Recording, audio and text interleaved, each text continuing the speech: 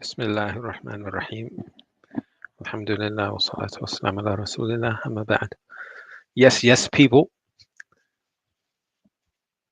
Yeah, a lot of people keep asking me to go live, so I had to do it. I know I keep saying I'm going to, and then I don't. So here we are. What's new? What's going on? I guess as usual, people like me to go through Twitter, the news, and do some reactions. If you got something you'd like me to react to, just tell me in the chat or jump on to give your view, whatever you like. All right, so with that being the case, let me see what we can do. Bear with me. Present. Share screen. I'm going to share this Twitter page. How's that? Okay, there we go.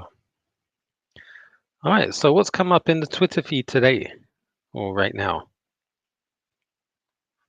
Bear with me a second. Let me just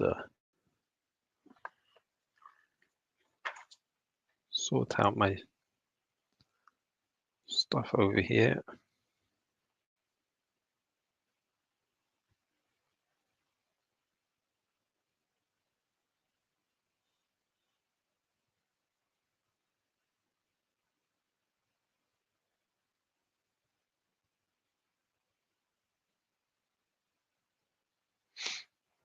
Bear with me.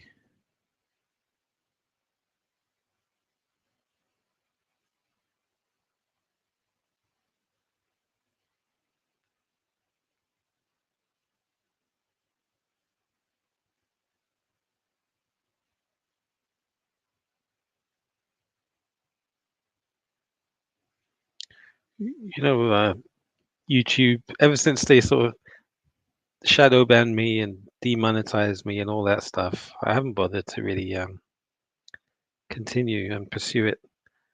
So not like I was chasing it in the first place anyway, but here we are. Sorts type.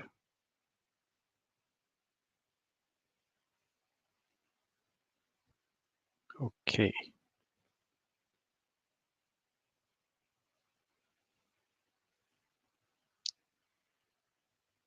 Khalid ibn al-Walid. Yes, how you doing, brother? Long time no see. You're watching the Dilly Jada interview, are you? Yeah? Good. What's up with him anyway? Why do you think he's doing so many interviews with the uh, as people like to classify them, the far right, or shall we say with ethnats? Why is he pursuing ethnats so much on his channel?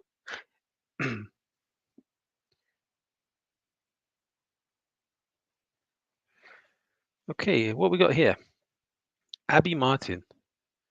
Oh yeah, she went on Piers Morgan, didn't she?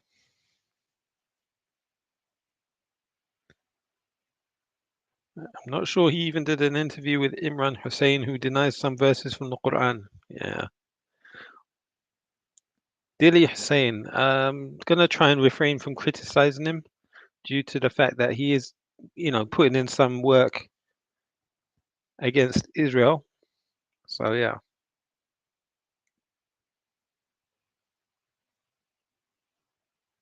He'll get the Nobel Peace Prize for Nobeling the notification. Yeah,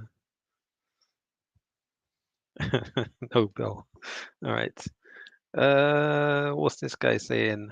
وليد مساعد الطبطبائي أعوذ بالله من الشيطان الرجيم وأوفوا بعهد الله إذا عاهدتم ولا تنقضوا الأيمان بعد توكيدها وقد جعلتم الله عليكم كفيلا إن الله يعلم ما تفعلون ولا تكونوا كالتي نقضت غزلها من بعد قوة أنكاثا تتخذون أيمانكم دخلا بينكم. أوكي، سندافع عن حريات الشعب وحقوقه ومكتسباته الدستورية والتي لا I don't know what he's talking about here. Some sort of constitution. All right. So Dilly, a 3-hour interview, bro. Like, is that something you're all gonna watch?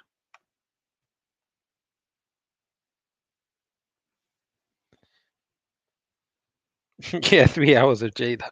You may disagree with me, but I see many people forget about Palestine already.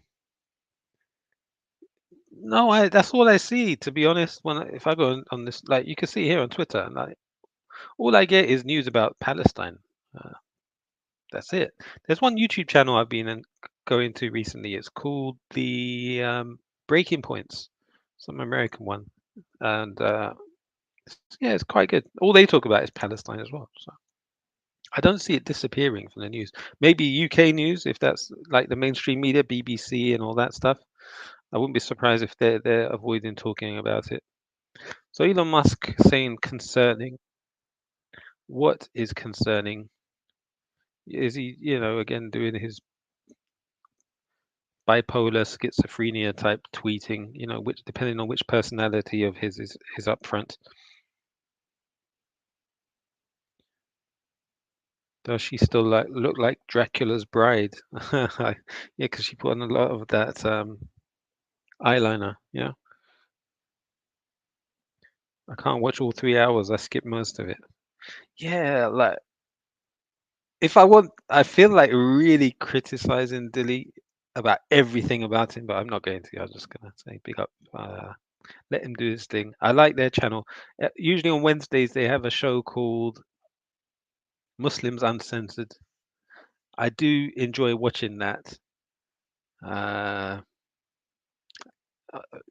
occasionally I find them a bit annoying. I get a bit fed up of them. They're repetitive to a great extent, but compared to other channels out there, they're quite interesting.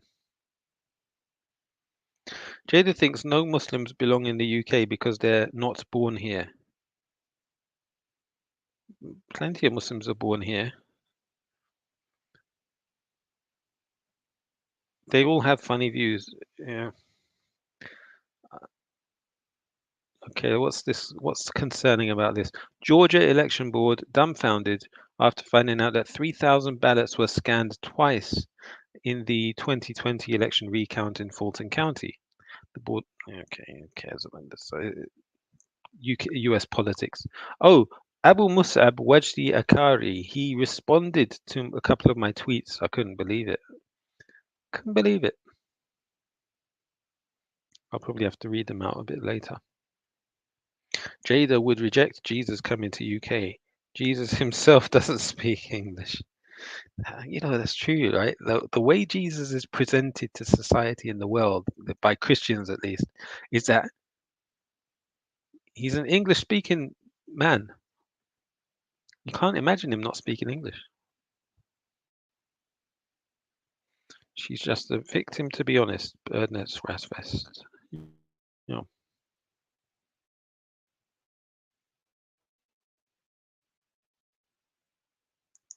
Yeah, this brother, Wedgedy. I asked him why he's become a Zionist. He kind of denies being a Zionist. Oh, did you read what's going on? This guy from Pure Gym, the guy who apparently he's the owner of Pure Gym. He went on that BBC politics discussion show called, I forgot the name of it, the Dimbleby one.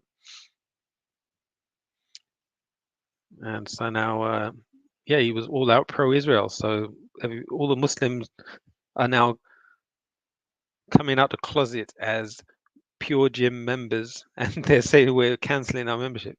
There's not so many Muslims are members of Pure Gym. Like, wow. Okay, estimated. Oh, look, see alive, sister, see alive. Estimated 1.5 million people are stuck in Rafah, Gaza. More than half are children, orphans mostly, and they're being taken care of by charity workers and volunteers. The world needs to stop the bloodthirsty monsters from going inside Rafah. Like, it's one thing after another. Why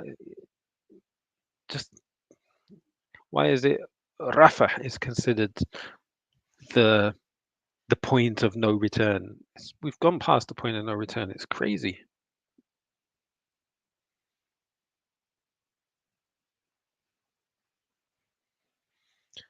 If a teacher or public sector worker tells you we have to remain neutral on Israel or Palestine, I just realized my screen is not sharing, is it? So let me share it so you can see. There we go. If a teacher or public sector worker tells you we have to remain neutral on Israel or Palestine, make sure to push back. Exactly. It's not something that's neutral. Like this James O'Brien on LBC tries to maintain some sort of neutral point of view. No, one side is clearly doing an injustice, and the other side is clearly oppressed. There's no middle ground to sort of, or fence to sit on. Ask them where their humanity is. Ask them, are we supposed to remain neutral when it comes to genocide? Should we remain neutral on the Holocaust too? Nick Griffin, cancel the evening and watch this instead. Jada Franson and Dilly Hussein. Can real traditionalist Christians and serious Muslims work together to defeat Zionism and atheism, globalism? At the very least, this is a fascinating discussion. A 3 hour, like, at least split it into 3 parts, give people a chance to. Anyhow, here's Sir Kid Starver, Keir Starmer. Assalamu alaikum, rebuilt. No, I thought it said Assalamu alaikum. It says an asylum system rebuilt. The criminal. This guy needs to be put in jail. I won't be voting for you. Non-Zionist Jews meeting with Hamas leader Ismail Haniyeh. They have a great rapport. Okay.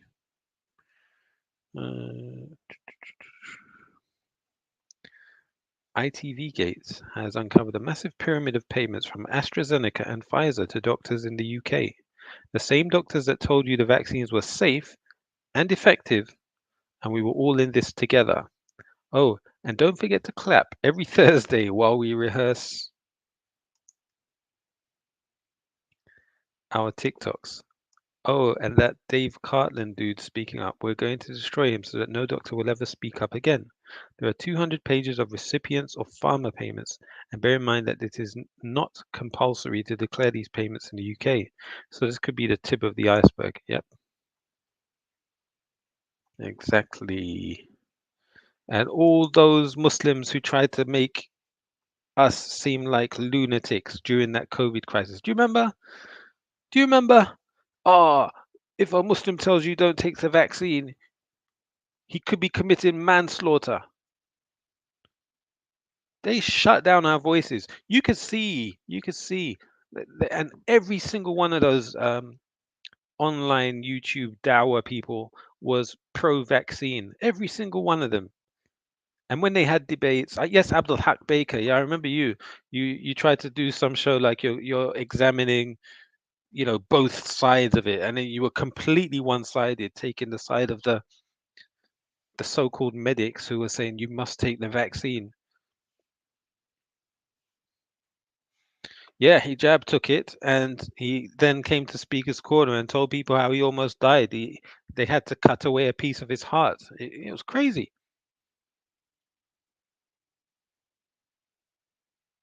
A reactionary. You're a conspiracy theorist. You're a lunatic. You're an extremist. How can you not want to take the vaccine? I told you. Why do you trust these people? Why do you trust them? What makes you think that they care about your well-being? Like, oh, believe the shaitan. The shaitan wants good for you. Dilly took it as well, yeah? Mm. Yes, Khalid ibn Walid. They all told us to take it. All of them told us to take it. Have you seen Ali Dawah? Wa alaikum salam, Nikki Travis. Have you seen Ali Dawah drama these days? No. What's going on with Ali Dawah? Tell me, and tell me if you want me to react to something.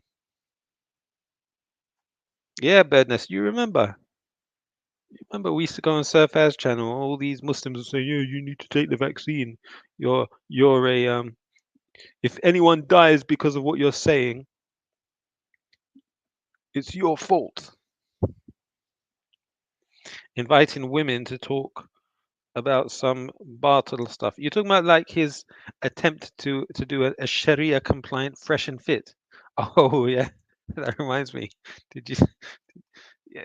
Why do I know about fresh and fit anyway? Why am I even talking about it? Because all these Dawa people have been promoting Sneeko, right? Sneeko, and Sneeko goes on fresh and fit. So then that comes in my feed. Like he goes on fresh and fit, sitting next to prostitutes. But there was a clip where there was a fight. I don't know if you saw it. Maybe I can find it here somewhere. We shall see. I will find it and play it for you. 60 Cent, nice name, says Drake or Kendrick. Ha!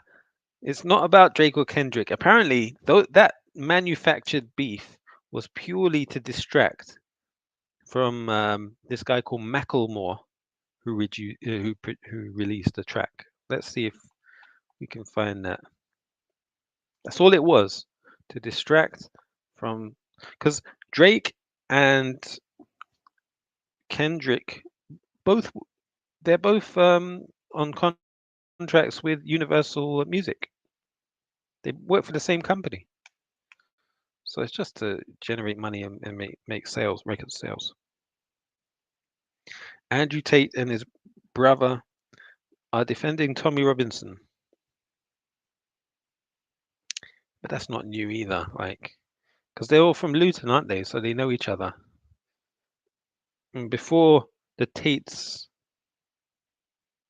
alleged shahada, or before Andrew Tate's alleged shahada, if you see some clips of him back in the day, he was very like on the tip of Tommy Robinson, the same sort of message. But the thing we know about Tommy is that he is an employee of the government. That's well known.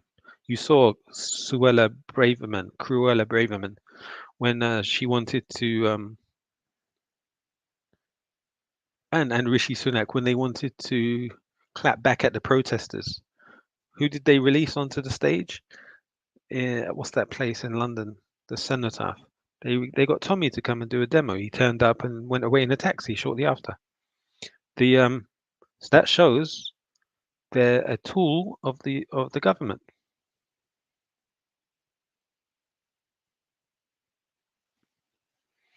F says they're all grifters, mate.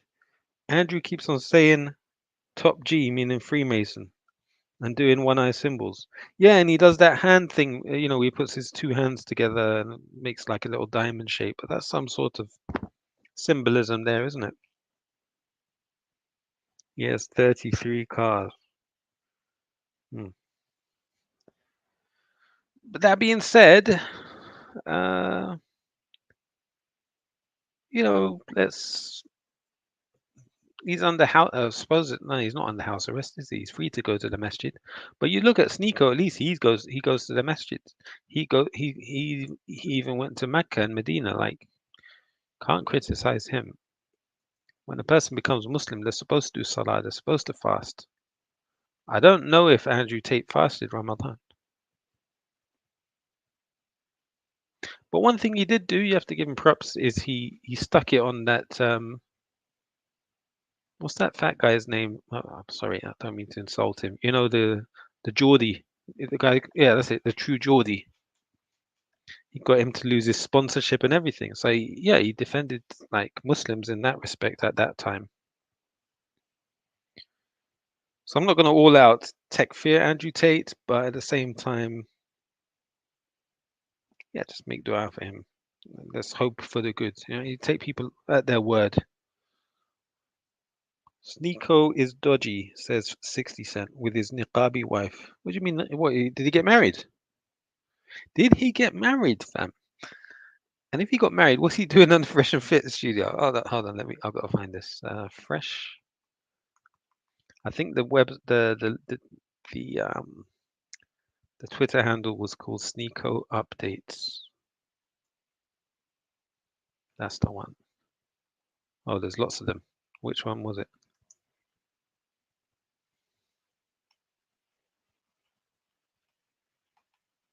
Don't think it was this one.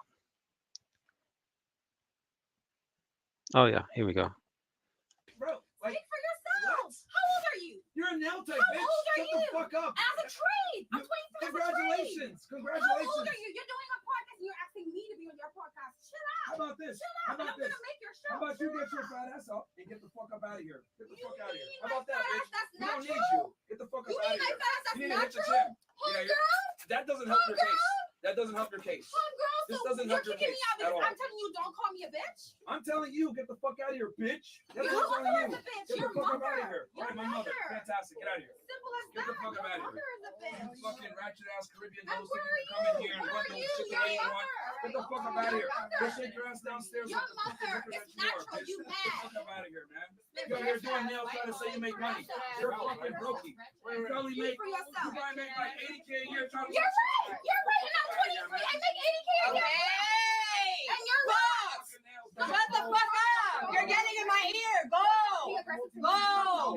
Okay, but I told you if we kicked you the fuck out, you gotta go. You gotta go. You got to go. Chill out. Shut up! I don't give a fucking cock, bitch! You don't fucking know me, hoe! Don't try fucking me, bitch! I'll fuck you up, hoe! Don't fucking...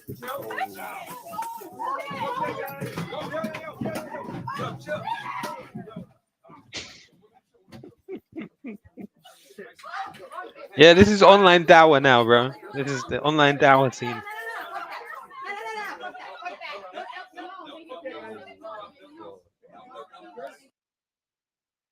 Yep. The online dawah scene now is this. Yeah, crazy. And like all these Muslim dawah people, treat these people so lovely, invite them on their channels. Here's my brother talking to this one. What's that lady's name again next to Sneeko? Pearly.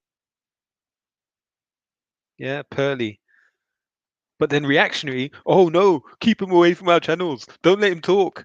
Ban him. You know, like, but Sneeko, oh yeah, welcome, brother. Welcome, my brother. We love you so much. Anyway, this is the online dawah today, yeah. But one thing I did enjoy was well, not enjoy, but the co-host, this guy here, filming what's going on, like as if they don't have enough cameras. That doesn't help your case. That doesn't help your case. This doesn't help your case at all. I'm telling you, don't call me a bitch. I'm telling you, get the fuck out of here, bitch. That's what I'm telling you. Get the fuck up out of here. Right, my mother. Fantastic. Get out of here. Simple as that. Get the fuck up out of here. Fucking ratchet ass Caribbean nose thing to come in here and run those. He called her a ratchet ass Caribbean hoe. All right. Well, yeah, there you go. That's the latest in the dawah scene. How can any Muslim even go on these shows? Well, it's I don't know, man. Yeah, Jordan M. You watch this stuff reactionary. Well, you know, it comes in my feed. What am I doing? You guys are the ones that are promoting Sneeko to me, right? You dawah people. So down the list, the whole gutter, as Hadith says. Exactly, yeah.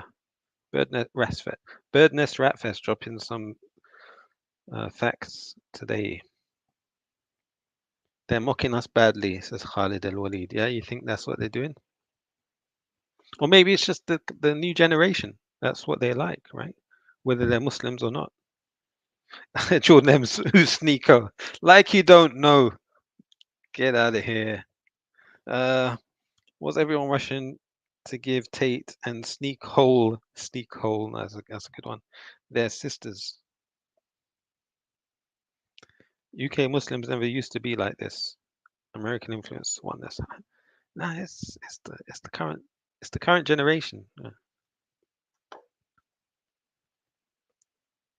They lied and sold people on a poison for profit.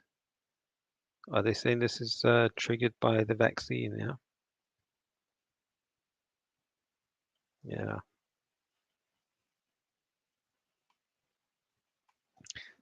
So it's all coming out now. The vaccine was a big disaster, wasn't it?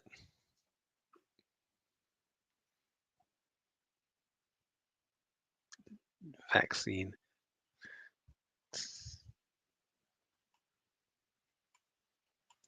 Oh yeah, well, I don't know why this page is coming up. Let's go. Here we go.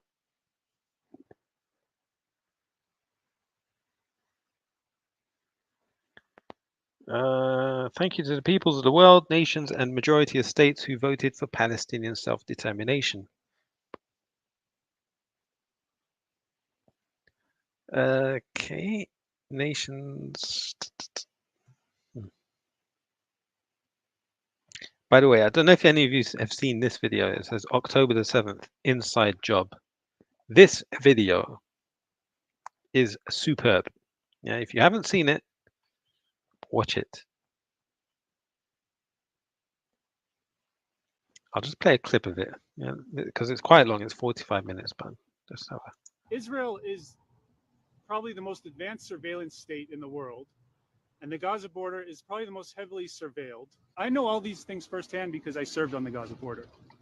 Do you know how long it takes an attack helicopter to get activated and blow up any one of those tractors or pickup trucks? Less than 5 minutes. It could have been a matter of 5 minutes before the whole thing was upended. I'm sorry, that's an inside job. I am an Israeli. I live in Jerusalem. I was serving in the army. I was in intelligence unit. Defense is guarded 24/7, not only by patrolling cars, not only by cameras, not only by a fence that is an electric fence, also by a laser that is activating an alarms. Nobody can cross that fence. You cannot enter unless you have help from inside. There was help from inside. This operation was not made by Hamas. The plan is to flatten Gaza. Let's talk the truth. These two Israeli army veterans are mad, and they say Israel's defenses should have stopped the invaders. Let's look at these supposedly impenetrable border defenses that they are talking about, shall we? The wall is steel reinforced concrete, 20 feet high and 22 miles long. In front of it is a minor fence, and behind it is a $2 billion electrified steel fence. Every few hundred yards, there are machine gun turrets, patrolled 24/7 by soldiers, all of it backed up with an array of devices for detecting anyone approaching the fence. These devices include radar systems with cameras that cover the entire territory of the Gaza Strip, night vision cameras, of course, a system of lasers for detecting movement, super high-def cameras that can see faces close up from 6 miles away. The cameras are located atop surveillance towers. Many of these cameras are mounted in balloons, allowing the spotters to see deep into Hamas's backyard. A small army of spotters monitor these cameras intensely, 24/7. And the spotters reported that they could see training camps, which are as far from the border as you can get. Before you're out of range of these cameras, you're in the sea. The cameras send a picture of any intruder to the spotters, who then send the information to the soldiers who operate the machine gun towers by remote control with devastating effect. These machine gun turrets should have exterminated the Hamas invaders when they first approached the fence. But the soldiers manning them had been evacuated before the attack on the morning of October 7th, all except the soldiers manning this one. Accidents happen, I guess. The whole perimeter is patrolled 24 hours a day on the ground, including tanks, and from the air, of course. And backing this whole system is a battery of 28 Apache helicopters, capable of flying 200 miles an hour, firing 600 explosive 30-millimeter machine gun rounds per minute, plus Hellfire missiles, and less than 5 minutes away from Gaza. Paratroopers on call and ready to be flown in anywhere in minutes. The military base near the Gaza border is capable of responding within minutes with 200 soldiers armed to the teeth. And of course, the bombers currently murdering children in Gaza would arrive in seconds after takeoff. If one of these multiple standard defense measures had been in operation, active on the morning of October 7th, the attacks would have had zero chance of breaching the wall alive, much less hurting anyone on the other side of the wall. As we are about to see, Hamas had been on the warpath for 40 minutes before the sun came up. So, yeah, this video is fascinating, and it really removes the, exposes the lies, shall we say, about October the 7th. Do you condemn what Hamas did on October? No, it was an inside job. Watch this video. Yes, you're all gonna say again, "Oh, reactionary, you're a conspiracy theorist." Just like you were wrong about the vaccine, you're wrong about this. Watch this video, learn the truth. Okay? All right. Chris Williamson, if you're horrified by the UK's complicity in the genocide being perpetrated by Israel, by the way, I don't know where you can find this video. I just see it on this one Twitter account on Twitter.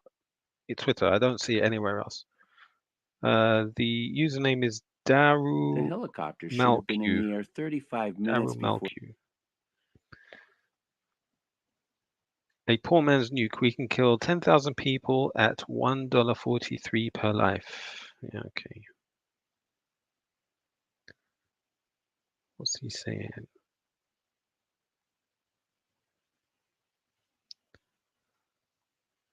Okay, can we copy that app to block Arab celebs? What is this one? Blocked.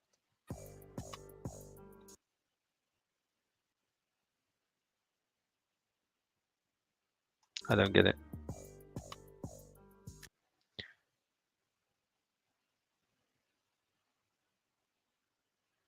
We've got the Hebrew Israelites. Yo, people, man, Hitler knew who the real Jews was, right? Hitler wasn't oppressing my people. He was coming for your nuts, right? And let me give you a wake-up call, man. You're not a Jew. You're not Jew, right? You're the seed of the devil, man. Right? These brothers also on these platforms, Kanye, Kyrie, shaking things up. It's because it's a great awakening happening, right? The real Jews are back on the streets, and you so-called fake Jews who stole our identity are going to go into slavery, right? Because you're not a Jew, right? Did the Holocaust happen? It did. The Holocaust. So everything is about the Holocaust when it comes to Jews, it seems. So before the Holocaust, what was Judaism about? Former vice president at Pfizer, Dr. Mike Yeadon, on the sequence of events which led him to conclude that the so-called pandemic was planned and coordinated in advance. Okay, who's this guy? Let's hear. Some knowledge of. And when I started noticing... Thank you for joining us. And you are a former vice president of Pfizer. Could you just tell us very briefly about your position there? So I was, until 2011, for many years, I was responsible for worldwide research and early developments in their field of respiratory and allergy new medicines. That was it. 200 people indirectly across a couple of sites. So that gave you a real insight into what was happening in early 2020. There's not very many corners of this industry I've not had some knowledge of. And when I started noticing former colleagues of mine, including Sir Patrick Vallance, saying things on the television I knew weren't true and that I knew he knew weren't true, that's when the penny dropped for me, probably February 2020. I remember saying to my wife, this is not what they're saying it is, something's going on. And then when I saw not only my country locking down, but dozens of countries locking down at the same time, I would say to your listeners, that was proof, and it's still proof, of a supranational operation. There's no way it could have happened at the local level, at the country level. Therefore, it must have occurred at the level above. Whether it was the WHO or the World Economic Forum or other, I don't know. But I'm convinced that action alone absolutely proves unequivocally that we didn't just get some virus drifting in and then, oh, we all panicked.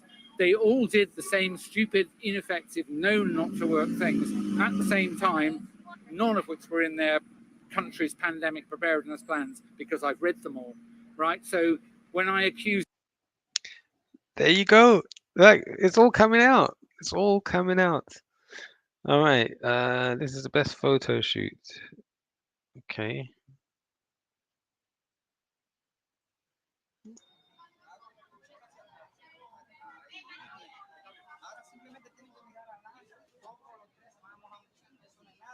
Mire la cámara aquí. Mire la cámara aquí. Aquí. A ver, Smile. La cámara. Cámara, a ver. ¿Cómo se llama? Milan. Caramba, Milan no quiere nada. Mira la cámara. Mira la cámara. Milan. Okay, what's going to happen? Let's guess. I'll give you a prize if you can guess what's going to happen. I don't know. I'm guessing he's going to grab maybe he's going to grab the woman and pull her into the water, maybe? Or it won't just be taking their hats. Let's see.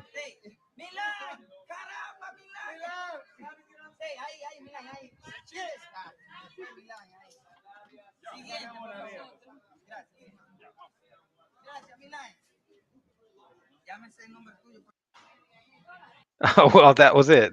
Nothing special. Okay. What's going on here?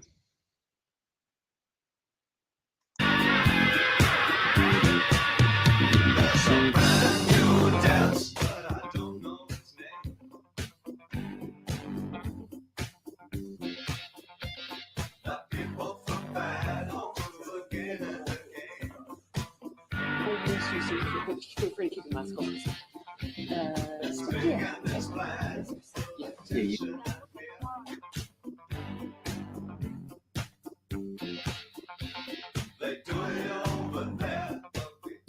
Put your masks on.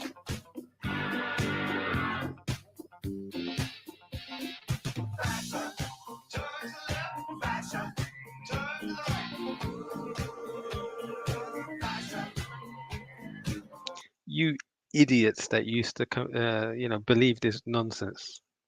Crazy. Nothing gonna happen. It's a photo shoot. Well behaved still. Walaikum salam, Gain. How you doing, brother? Catholic priest exposes false inflated Holocaust numbers propaganda by the Soviet Union. Okay.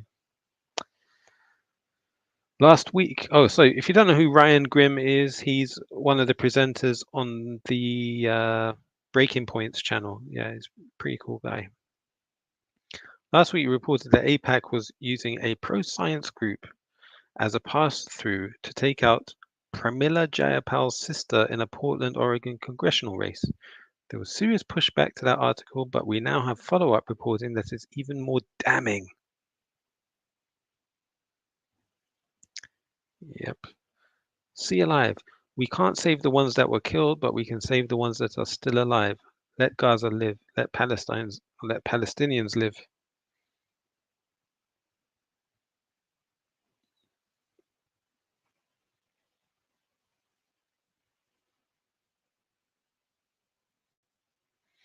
This is an Israeli naval officer who participated in the atrocities in Gaza and who later went on Fox News and said he was truly afraid to walk on campus due to the protesting students. This time he walks into the middle of the MIT encampment and starts screaming for police to save him because he feels unsafe. While the let's see. Can you come and help me, please? That's it. I feel unsafe. Can you come and help me? Could you please come and help me, Recep? I feel unsafe and afraid. Can you come and help me, Recep? Yeah, you look very unsafe.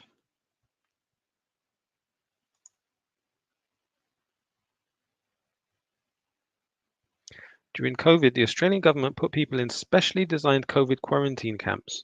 These camps were also being constructed in other Western countries, but ended up not being used. Yeah, do you remember they made these new hospitals in the UK? I don't remember that there was. Well, I know they made one. I don't remember the name of it though.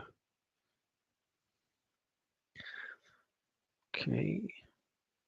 They're not numbers, they're human beings. Just like, okay, right, fine.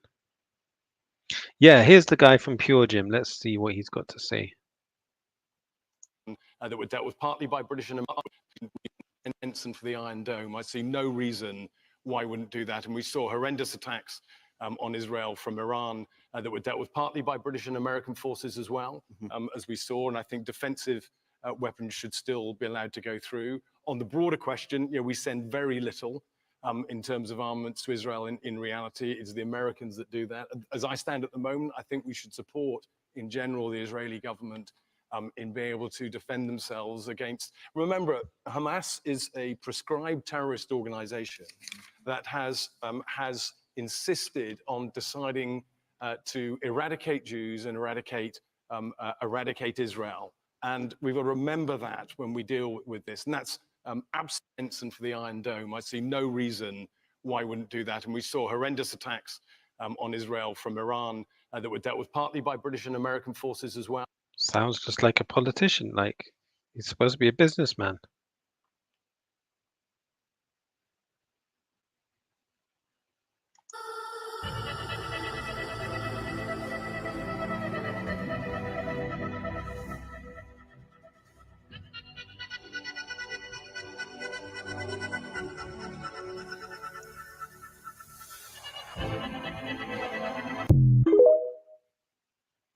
Okay, great.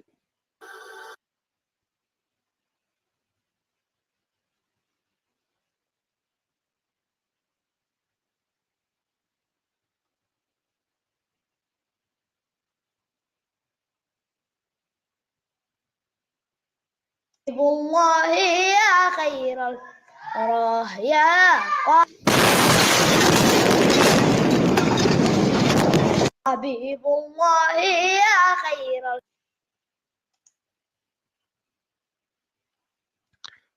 لا إله إلا الله.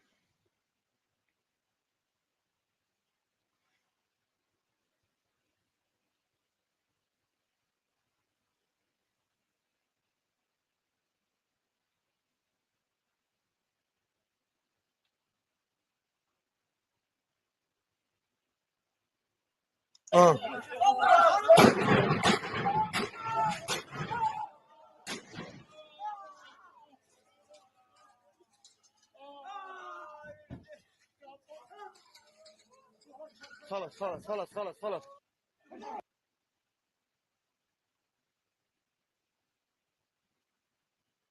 Six casualties, including 1,223 dead on page 7.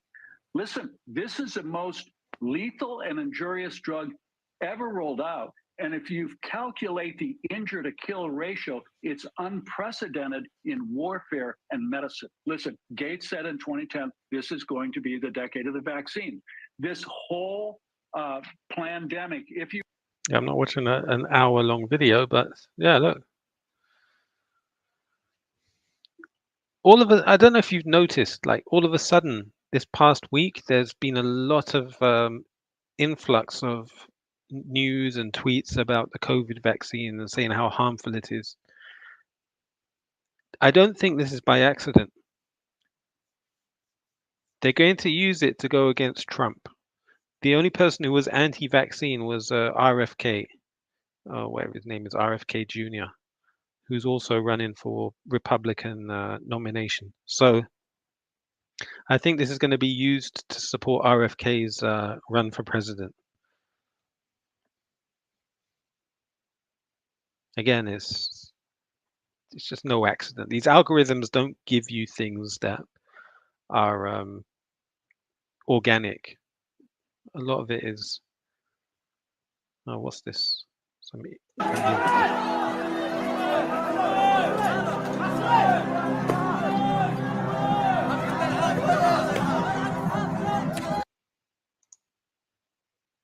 I don't get it. Israeli settlers have blocked humanitarian aid trucks trying to enter Gaza. Okay, I've got notifications. What's this about? Did you know that Jews have grown up living in fear of attack because bomb threats were regularly called into synagogues? Guess where the bomb threats came from? Right, let's see. News article. as evidence. I'm going to put up news articles so you can see that this is not information. This is multiple news sources. I grew up going to synagogue in Toronto, Canada, where every single high holiday, we would have bomb threats called into our synagogue, and multiple times. Walaikum salam. Again. Yeah, how you doing, man? Long time. Ah, yes, brother. How you doing, Akh? Not too bad, not too bad. Can you hear me or? I hear you. Yeah, I hear you fine. Yeah, how you doing, Akh? Alhamdulillah, alhamdulillah. It's been a while. Yeah, where's everyone? What's going on? I've got no idea, man. I've got no idea. Seems like everyone left the scene, innit? Yeah, no one's really about, are they?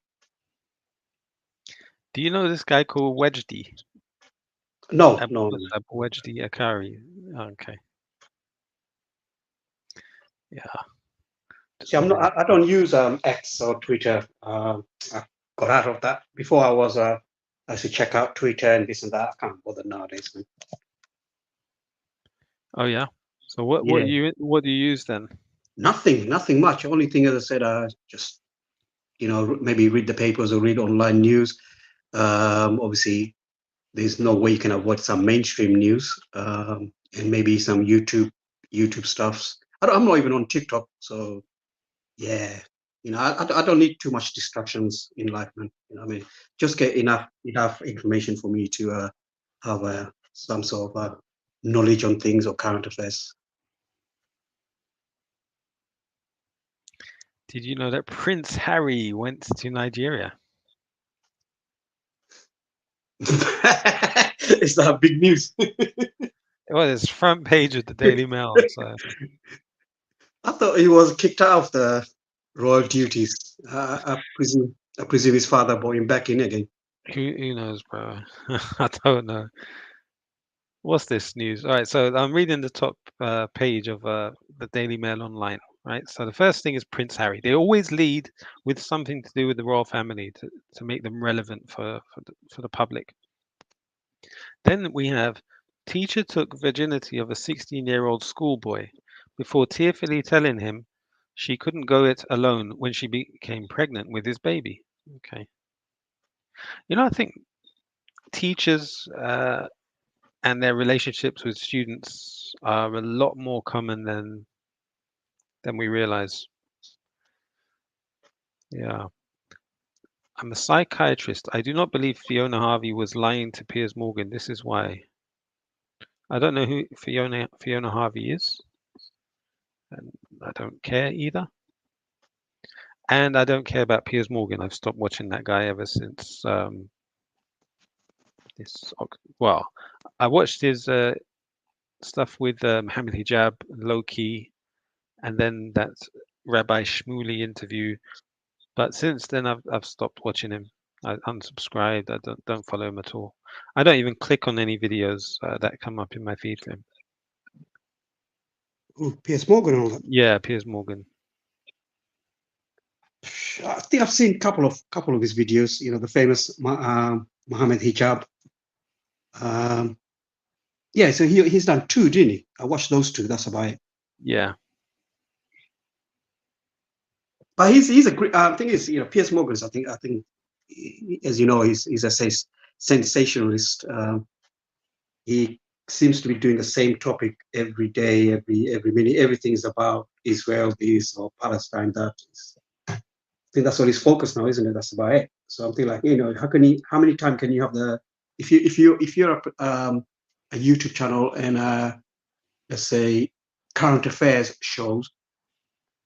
Does every show and every guest has to revolve around what condemning do you condemn Palestine, Hamas, or would you think of Israel? I mean, surely you've done it for a month, that's cool, but do you have to continue to do this for 6 months? I mean, I don't know. I mean, if I need the information or news, surely I can get that information from normal news channels or read the papers.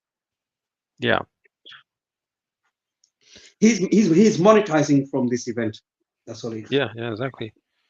I don't know if Jordan M is still here. If you are Jordan M, but you'll probably be interested in this. Novak Djokovic falls to the floor and requires medical treatment after being struck in the head by a bottle dropped by a fan in the crowd. after signing autographs at the Italian Open in Rome. Is there footage? Are you a football fan again? I used to be, yeah. I stopped watching 2014, I think. I was a fairly big Liverpool fan. Yeah.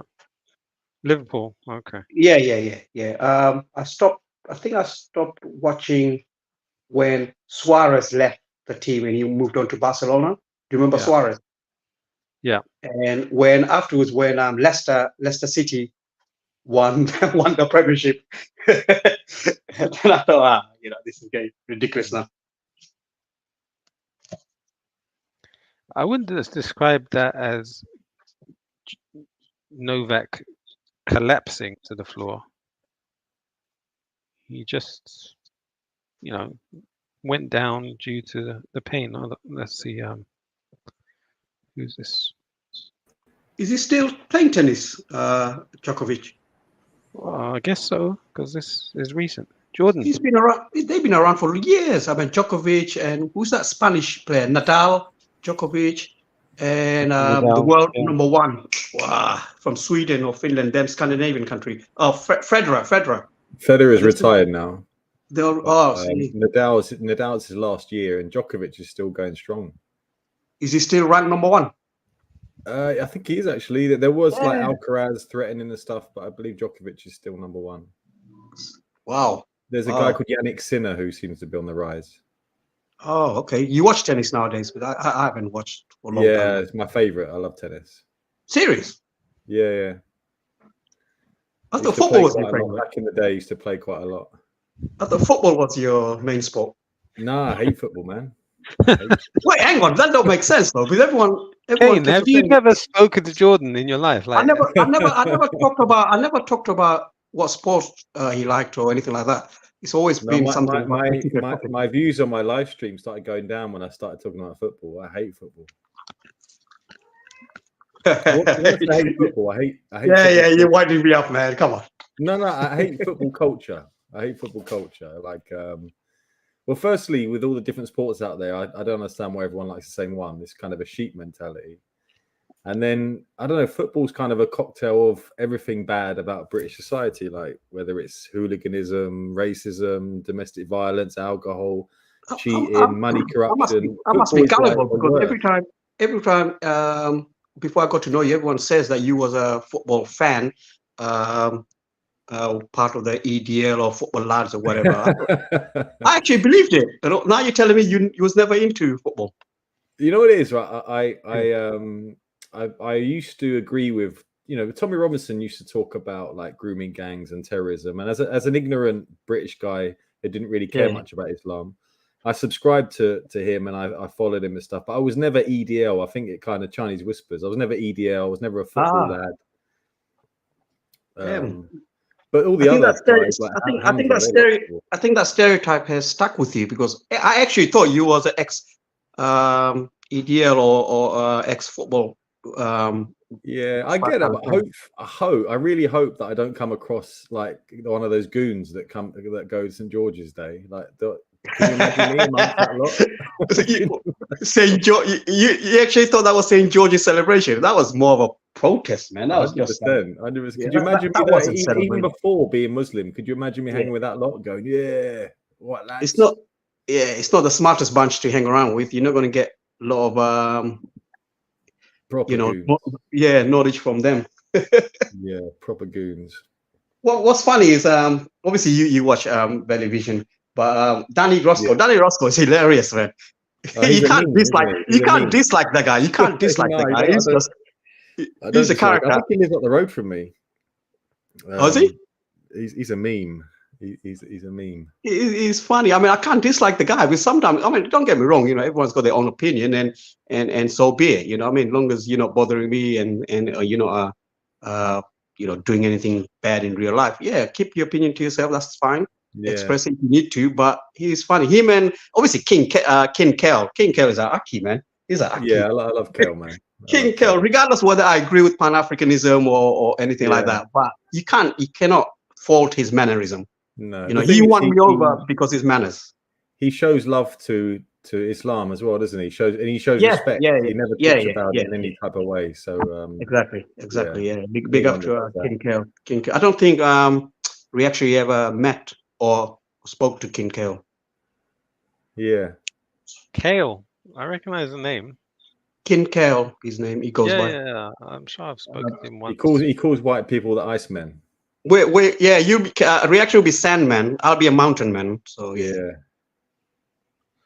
Reaction is not keen on white people either, so they might get on. Yeah, man. Reaction is pan Arab and he's Pan African. So you know. I love all colors, mate. I have no. I'm colorblind. So does Kim Kale. He loves all colors as well. So how you been, Jordan? Yeah, alhamdulillah, not too You know, bad. times are bad when I'm watching G Block. There's nothing else on really, and it's turning into crap, man. Before Ramadan, it wasn't so bad. You know, when you was jumping on I sometimes jumped on before. It was actually topic, but now it's turned into like proper. Yeah, I noticed that. Cheese fest and you know, I mean, all this madness. I noticed that because before Ramadan, there definitely were some topics, and I didn't go on it for the whole month. And then when I came back, it got even worse. Like I don't know, it's kind of like Real McGee, the Real McGee clan, have mixed in. Because the reason why I think like got me, you, and a lot of us. This is what I feel anyway. Is that Speaker's Corner and even Reactionary. Speaker's Corner was alive about 5 or 6 years ago. Yeah, and there's still like a little community of us left where we still keep in touch and stuff. And Veli's channel is the only thing sort of left that connects us all. Thing is with Veli, I mean, you know, just because I'm a Muslim, it doesn't mean I have to talk about Islam everywhere I go to. You know what I mean? Yeah. But there's other stuff that we can talk about. I like talking about anything else really, other than just Islam every day, every second, every minute. Yeah. And Veli does have some topics that sometimes I'm interested in, but it's just spoiled by few people that jumps on, hogs the mic, and start cussing and dissing. I'm like, come on, man. There's got to be some other channel where you can have a mature adult discussion. You know what I mean? Without having to be, you know. I mean, it seems like every channel I go to, it's not about your intellect. It's about how well you can cuss. They respect people that can cuss and mock people. I'm like, man, come on, you got the 40s. In your 40s, you're still acting like childish. And some certain particular people just love being on it for 7 hours, 10 hours, 12 hours, just talking 100%. Crap.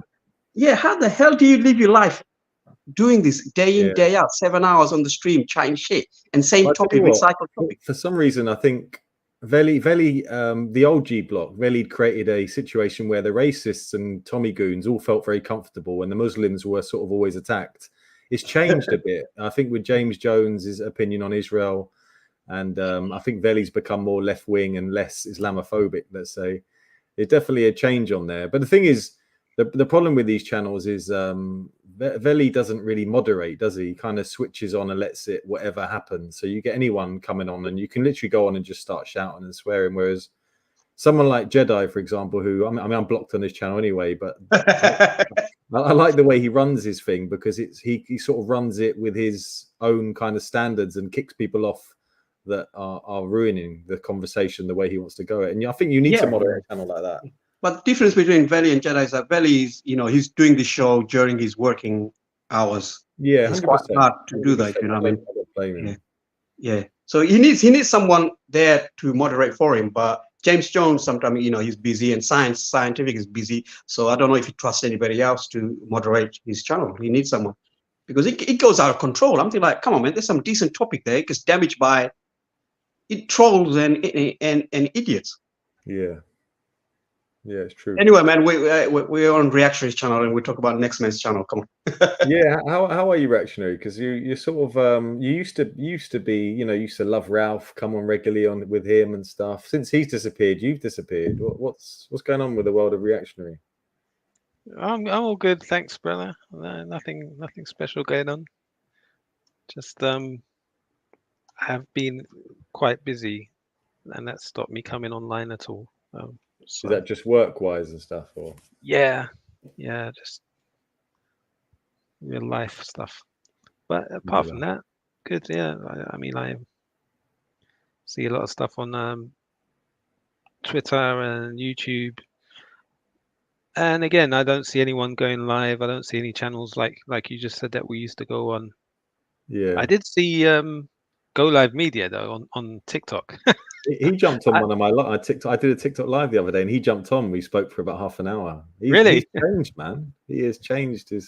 He's like he was talking about what he, you know, how the sort of the bad roads he did go down once upon a time, which we all witnessed, and now he's kind of like turned it all around.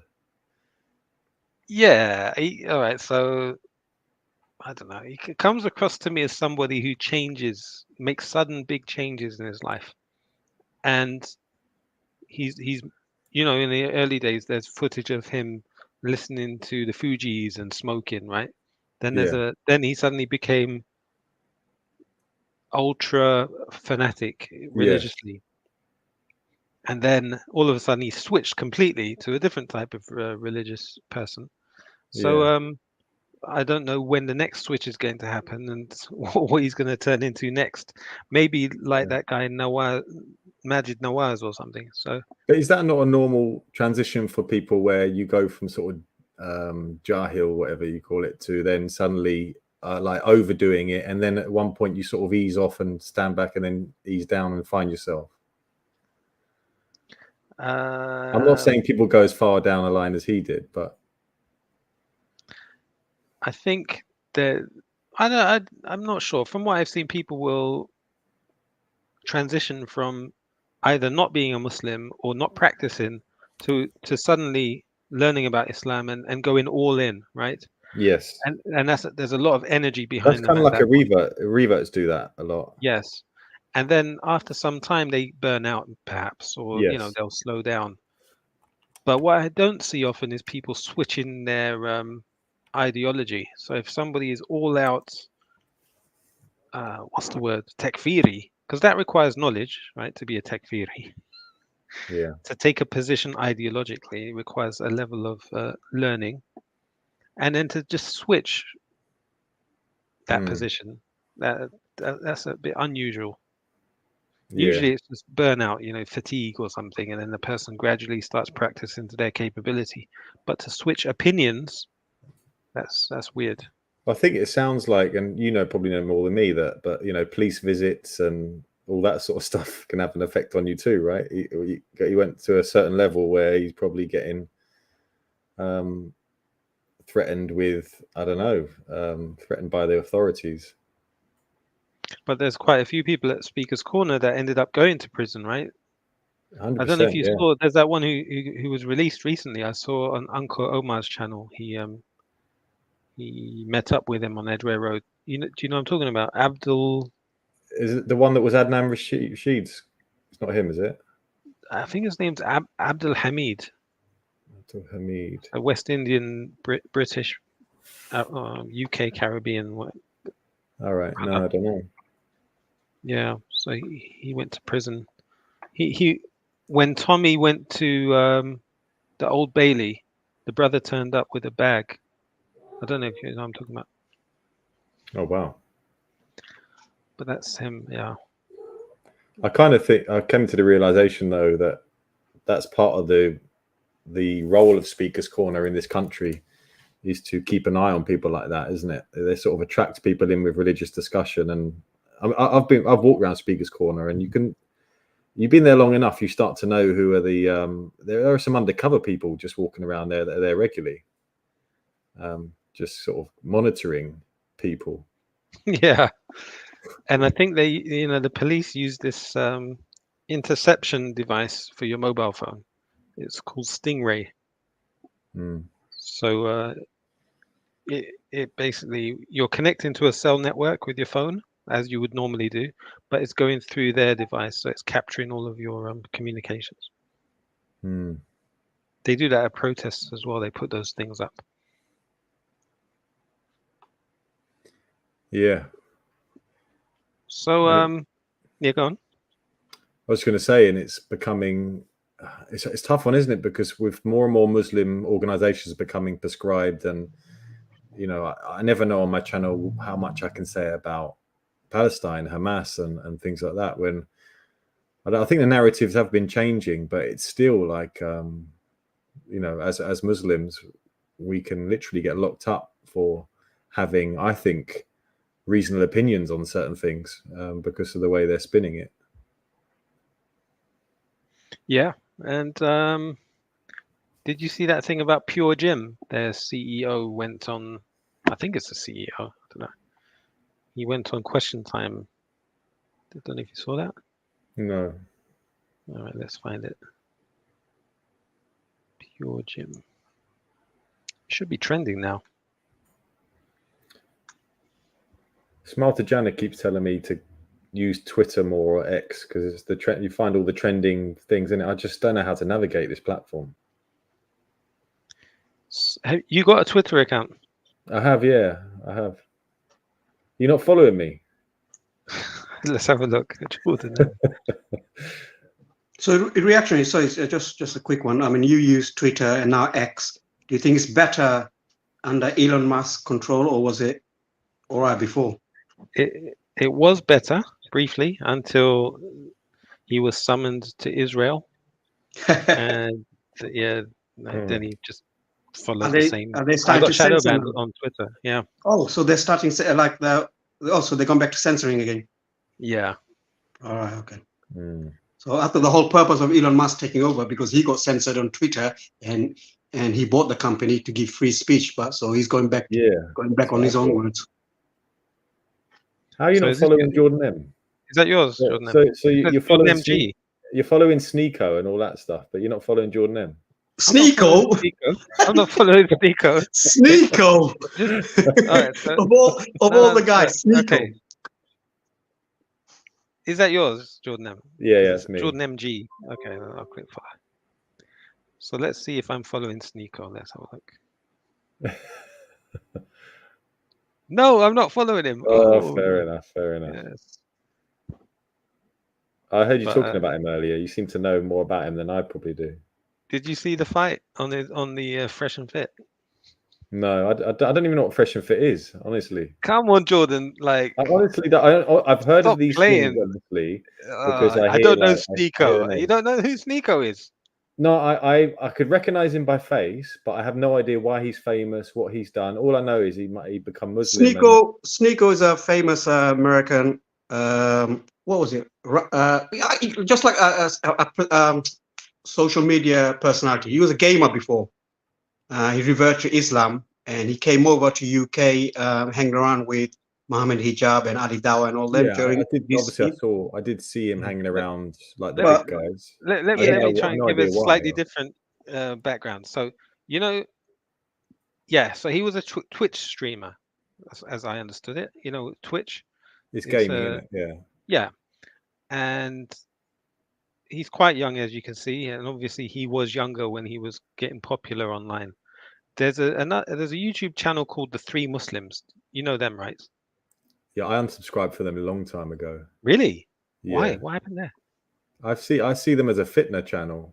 Like they were Muslims. spreading when they first came out. They really grew by spreading. I remember, someone wanted their thumbnail off, and they didn't. They were basically reporting on arguments between Muslims, weren't they? And these guys, I got an email from them to go on, and I was just like, no way. Interesting. Oh wow. Are they still going? I thought you're all. I thought all the Dawah people are sort of like in the same sort of group. You do, actually. There is Dawah wars, man. There's competition with Dawas. Yeah, but would you call this podcast Dawah? Well, they think it is, isn't it? Because I feel like Dawah's been like hijacked, doesn't it? Like anyone can call themselves. Like I see some of these guys, and these guys included, individually they're selling like online courses and calling it Dawah, and they're like charging you for like marital advice or it's another grifting. It's another grifting I'll get you rich, and they're not even rich. Do you know what I mean? Yeah. All right. So what happened was these guys. They were interacting with Sneeko, right? I think the reason they were interacting with Sneeko is because Sneeko was a follower of Andrew Tate. Andrew Tate was getting really popular, and Sneeko was doing a lot of his marketing for, trying to say, oh, this Andrew Tate's the best thing since sliced bread. Yeah. And on one of his live streams, he must have been criticizing Muslims, because a lot of Muslims, they follow these kind of people, and they'll say stuff. So he was critical of Islam, and then the 3 Muslims challenged him, and they started doing videos, say, oh, we need to go at Sneeko and this and that. And they tried to give him da'wah, and then Sneeko responded, and it kind of escalated, sort of thing. Then Andrew Tate became Muslim with, well, we're told he took his shahada with Muhammad Hijab. Do you remember there was that video where he came out as a Muslim? And then Andrew Tate or Sneeko? Andrew Tate. No, Andrew Tate was Muslim before hijab. Yeah. No, he was Muslim. Well, he said he's a Muslim before hijab. He made hijab. Okay, yeah. So he said he's Muslim, and Muhammad Hijab went and interviewed him. Yeah. Then a few months later, I'm told that when Andrew Tate declared his Islam, a lot of his followers became Muslim as well. And Sneeko grew an interest in Islam, and at the same time, these 3 Muslims were sort of combating him intellectually. Then Sneeko appeared on Muhammad Hijab's channel, right, asking about Islam. It seemed as though he wanted to take his shahada, but Muhammad Hijab didn't tell him to take. He said, we'll talk offline or something. And then shortly after, Sneeko became Muslim, we're told, right? So then that's...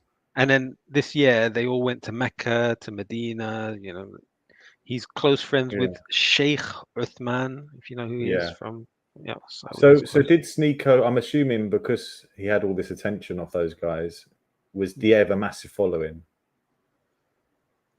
Yeah, he already had a massive following. Yeah. To the point where let's say he didn't have that following, would he have had the same attention?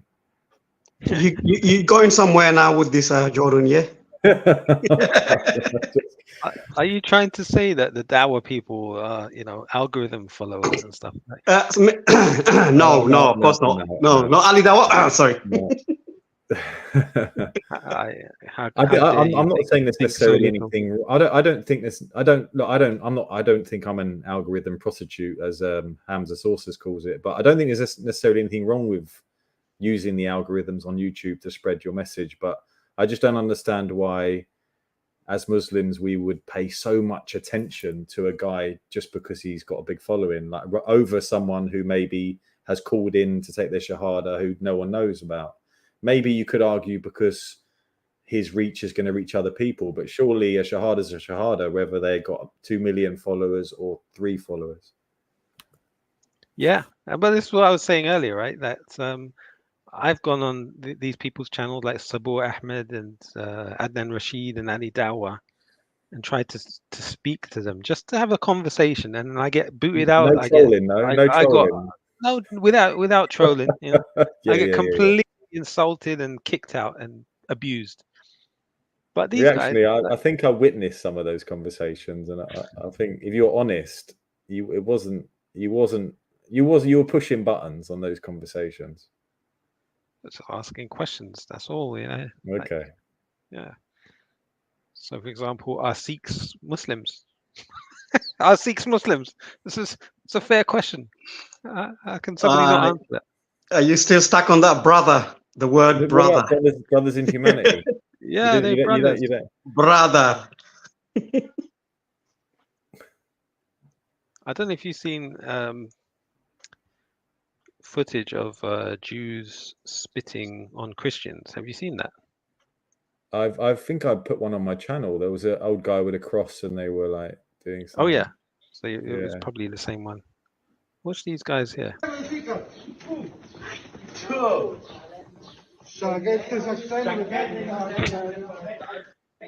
See that one more time.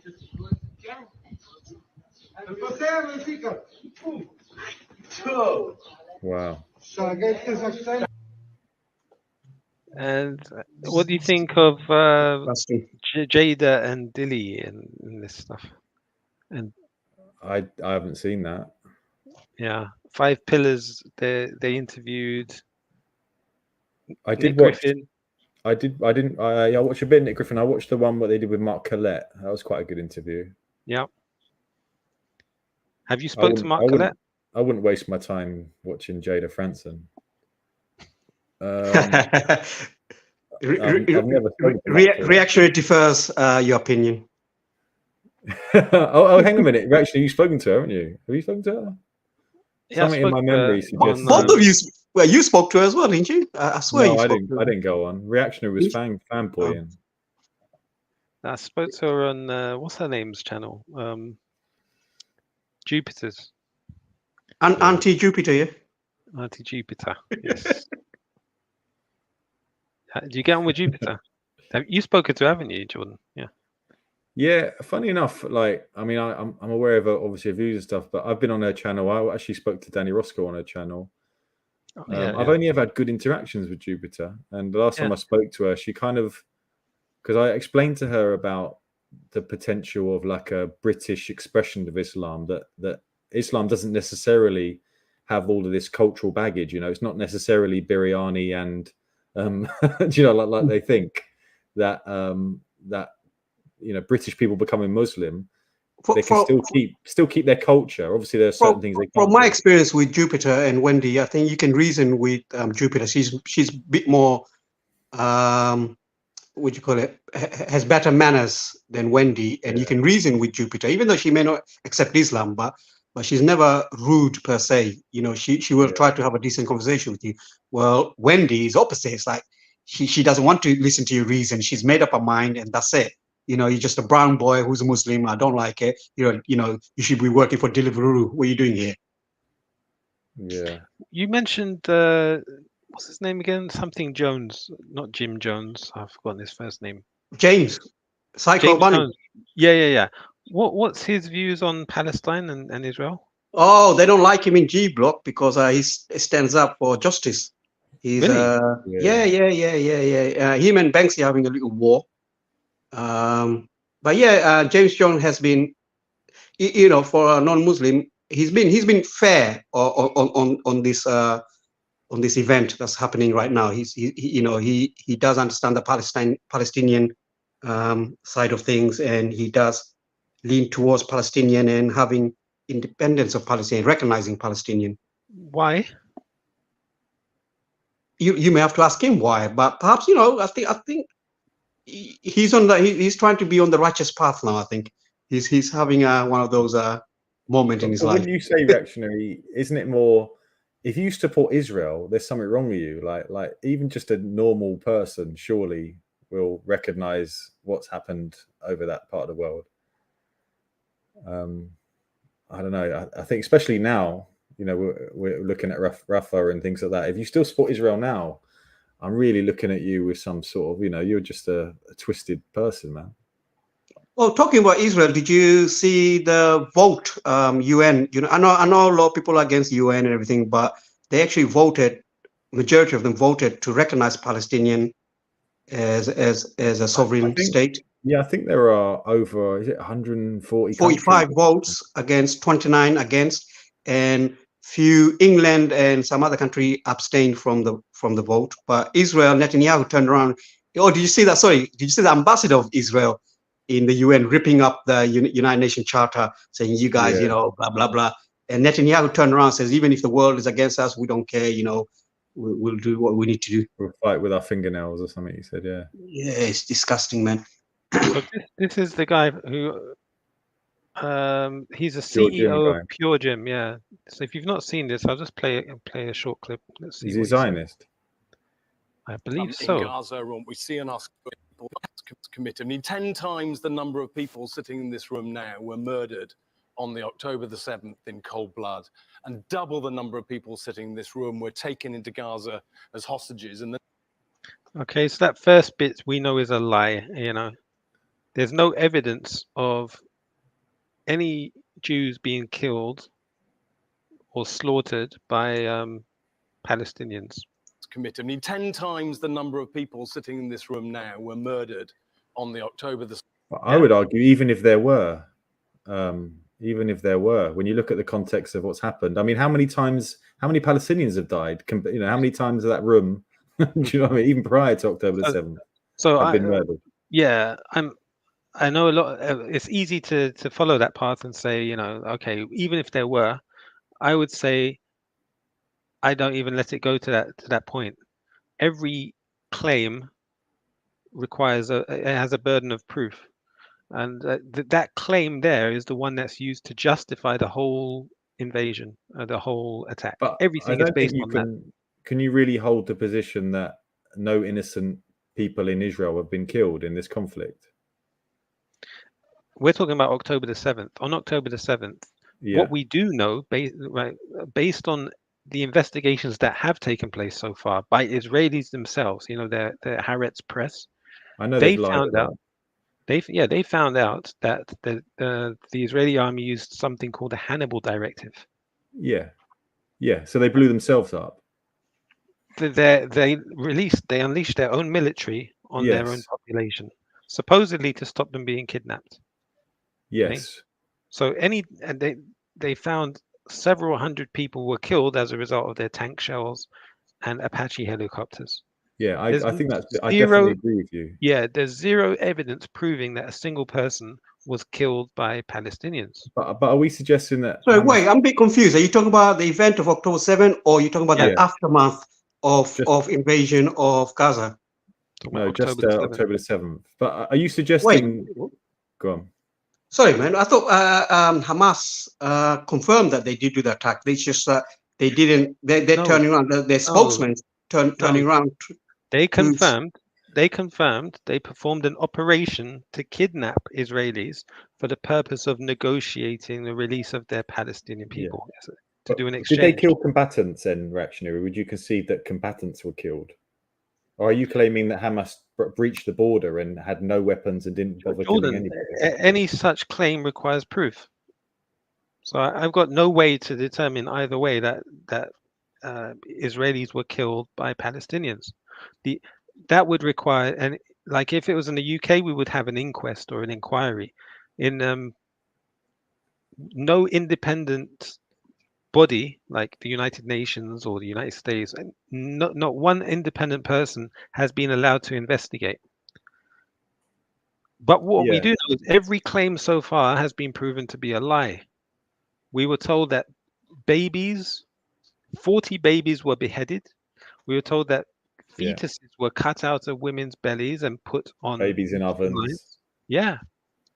But They I used just feel artificial like intelligence to generate fake images. I Of understand what you're charred- saying. I just feel like it's unreasonable to think that Hamas breached the border, went across to kidnap people, and had no military action against people, and didn't. I just think that just seems a bit unreasonable to even suggest to me. But I understand what you're saying.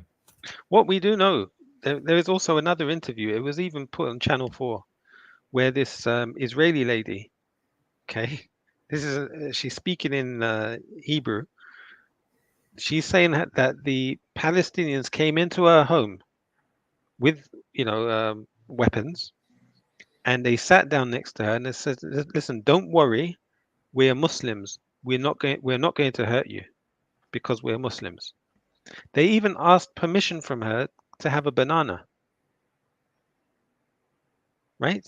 I can find the clip and I can play it for you. But they asked her permission. Do you mind if we take a banana? She said, "Of course, take a banana. You don't have to ask me." And then they finished and then they left. That's the only evidence of Hamas and thingybob and I don't know what you call it. Do you accept that Israelis Hamas have been firing rockets over to Israel and things like that? Do you accept things like that? I don't know. Wow. All right. Depends what you define as a rocket. Well, so wait, if you're talking about so fireworks, maybe I don't know. So wait, let's get back to the October 7th. So the footage that's released from the GoPro, allegedly Hamas, and even the speaker of the Hamas said yes, that incident did happen. And you're right, they did say they didn't order them to start killing civilians. Their mission was to take hostages, right? And they admit that some of them disobeyed the order and start killing hostages. Not hostages, the civilians. Where's the proof? So the footage you think is fake, even though it's where's Hamas. the proof? There's no footage The of them GoPro killing footages. Israelis. The GoPro footages where The they're only- chasing the and shooting at people. Is there footage of them killing someone? I've seen a couple of footage where one man was running, so one man or one lady was running away far away, captured her and she was on the floor and executed her. Yeah, I don't know. I don't know if I believe. Are you being impartial to this, or are you just because you're dubious about Israel and everything Israel does? So this must be another plan from Israel, or are you being fair? Like, come on, You want let's weigh up the me to evidence. believe liars? Everything they've said so far has been a lie. If So- there was truth, they wouldn't need to lie. So you don't believe this incident happened? What do you believe? Do you believe them? I think there's too much evidence to say it did happen. What evidence? There's no evidence so far. Well, the spokesman, the Hamas spokesman said it. Hamas leaders have said it. No, they've not and said that. They've not said that. They've They admitted said the to doing operation operations to kidnap people. right, the operation happened, right? So that incident did happen. Whether they What was disobeyed the the operation? command No, what was the operation? to take hostages, but Thank you. right, but the operation happened and they went in there, and now the personnel of the Hamas personnel, if they disobeyed the order and start killing civilians, it happened. Well, okay. Here's evidence from Israelis themselves. Yeah, check out what she said. Yeah, sure. Gaza faces dire conditions. Famine grip. Yeah, excuse me while this advert goes. All right, here we go. ואני אומרת להם, יש לי פה 2 ילדים. הדבר הראשון שאני אומרת להם, לא, באנגלית. הם מסתכלים, ואז אחד אומר לי באנגלית, אל תדאגי, אני מוסלמית. Yeah, you see that? One of them said to her, "Don't worry, I'm a Muslim. We will not hurt you." I've seen that one. אנחנו לא נפגע בכם. Oh, you played? Okay. זה תפס אותי She said it caught me on one side by surprise. מצד אחד בהפתעה, מצד שני זה הוריד לי הרבה On the other hand, it took a lot of pressure off me. לחץ, וישבתי עם הילדים שלי. I sat down with my kids and the fighters brought a chair. המחבלים הביאו כיסא מהפינת אוכל, היה מחבל חמוש כל הזמן איתנו במעמד, והשאר מסתובב. There was an armed fighter with us in the room all the time, and the rest were walking around the house. בבית. אחד מהם רואה על השיש בננות, אומר לי, אפשר לאכול אחת? One of them sees a banana and says, "May I eat one?" I said, "Yes, you can." אתה לא כן, אתה יכול לאכול אחת. מה הילדים? Yeah, so there you go. No, So that's not evidence itself, because if you looked at the hang on, if you looked at the if you looked at the operation, there's about 6 or 7 different locations. She was one location where she did was treated fairly, but that doesn't mean the rest of the location were being treated like her. Yeah. Okay, so show me the interview of somebody who. Well, I can't show you the interview. I'm showing but you. You have to show. But you have to show all the other available video footages as well. No, otherwise you're being biased, because there's other video footages. There's other video footages and other locations as well. This is why I have to question Muslims, right? The Quran tells you, if a person comes to you, especially a fasiq, if a fasiq comes to you with information, then verify it. And even in law, you have something called the burden of proof is on the claimant. So if you verified, I have to prove their argument. Sorry. No, but reactionary. Here's the bias thing: is that you say you can't trust what Israelis are saying, yet you're believing everything this woman says. Why? Because you want to agree with it. Exactly. Where's her evidence? Let me come back again. Let me come back. I'll come back in 10 minutes. We're talking about the stories you're claiming that I should believe in, right, from Israelis, are from Annette Schwartz. Do you know who she is? Yes. Annette Schwartz was a reporter who was given special privileges for the New York Times. The New York Times. This is a lady who was not a journalist, but they gave her the most prestigious job in journalism to work for the New York Times. I'm just asking, why do you believe this Israeli woman when you're so hyper-skeptical of all Israelis? She's not a spokesman for the Israeli government, for Netanyahu. She was interviewed like immediately after October so we 7th. can trust civilians. Well, she's got no incentive. What incentive does she have to lie here? I don't know. I don't She's know. a witness, right? But can you not see it's sort of you're hyper skeptic selectively? No. You don't see that?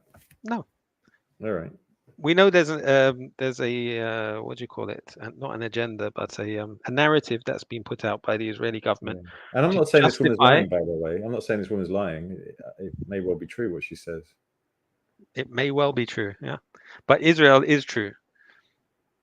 No. I'm not saying either, to be honest. I'm not saying either. But I'm just. No, you're trying to sound balanced, but what you're saying is actually an imbalance. No. I think for me, it's just I've seen some of the footage that Gaines said, and I know that look, these are the facts that Hamas had weapons and they crossed over the border to kidnap people.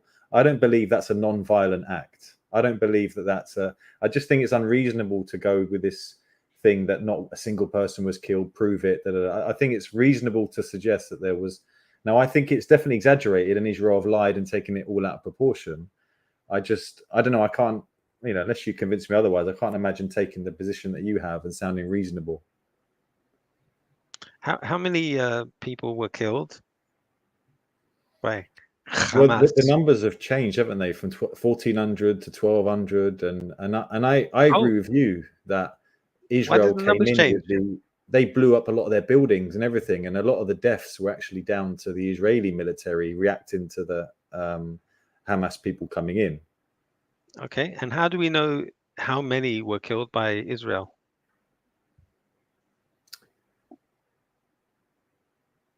How do we know out of that proportion on October the 7th how many Israel killed? Yeah, so we're told a certain number of people died, right? Where do we get the numbers from, first of all? We wouldn't know, would we? Yeah, exactly. So it's the Israeli spokespeople who've told us how many people have died, number one. Number two, they claimed all of those people were killed by Hamas. Number three, it was the Israeli journalists who uncovered a certain amount of the ones that they investigated had all been killed by friendly fire, or whatever you want to call it, their own people. The rest haven't been investigated. We don't know about how the rest died. So what I would argue is I cannot take a position on the remaining number unless there's an independent investigation, an inquiry, or so it was. I agree with you on that. An inquest. I agree with you on that. Yeah, just like if there's a train crash in the UK, we can't make a judgment as to what happened, no matter what. I don't trust a single thing that the IDF say, because they've been clear, like whether it's the tunnels, whether it's the amount of deaths, whether it's the white phosphorus, they've lied on everything. So I agree with you on these points. I just feel it seems unreasonable to think that Hamas didn't go in with intent to actually cause a little bit of damage there. But you could be right. Like, I don't know. What sounds reasonable to me is that they had weapons on them potentially if they did go in, right? Yeah. If they did do operations, which they've admitted to doing the operations. I'm told they've admitted to doing the operations. I don't know even if that's true. But if they did, and they had weapons on them, it's likely they would have been attacked by people defending themselves. Yes, 100%. And in such a that's situation, reasonable, right? They would have, So if they defended themselves and killed, so you're not denying that they didn't kill people defending themselves. No, I'm not saying that they did. I'm saying it's possible, or plausible that it's likely that they would have got into a situation where they have to fight. Yes, but I'm not saying they did, because I don't know. I have no idea. Now, should I believe what Israel says? No, absolutely not, because everything they've said has been a lie. Everything. Yeah. Even the New York Times had to retract. You got Jewish journalists coming out. There's a guy called Dan Cohen. You got someone else called Max Blumenthal. Yeah. They've done their research and they found everything has been lies. Yeah. They're the ones who uncovered the New York Times. The New York Times is considered the most trustworthy, respectable newspaper in the United States, and they just trashed it now. Their reputation is ruined because of these people's research.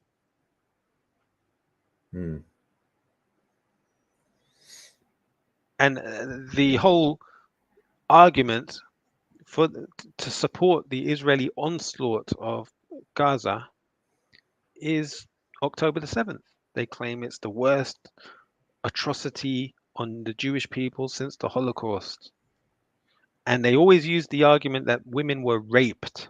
They use the term systematically raped. Yeah.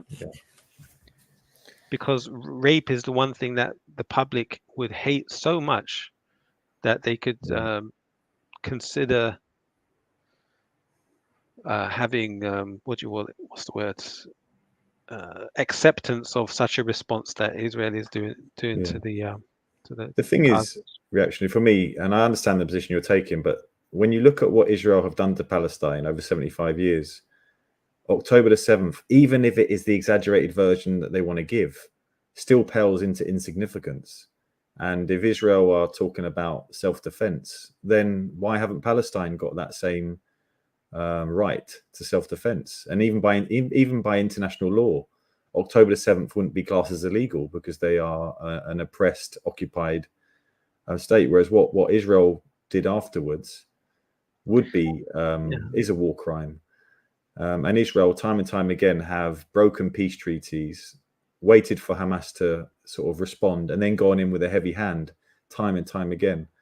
So that's why I guess on the bigger picture, October the 7th is irrelevant to me, because I don't think October the 7th, even if you took October the 7th away, I think the fate of the Palestinians would still be what it is now. It may just take a bit longer.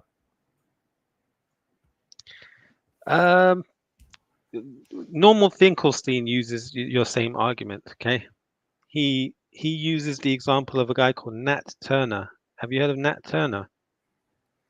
No.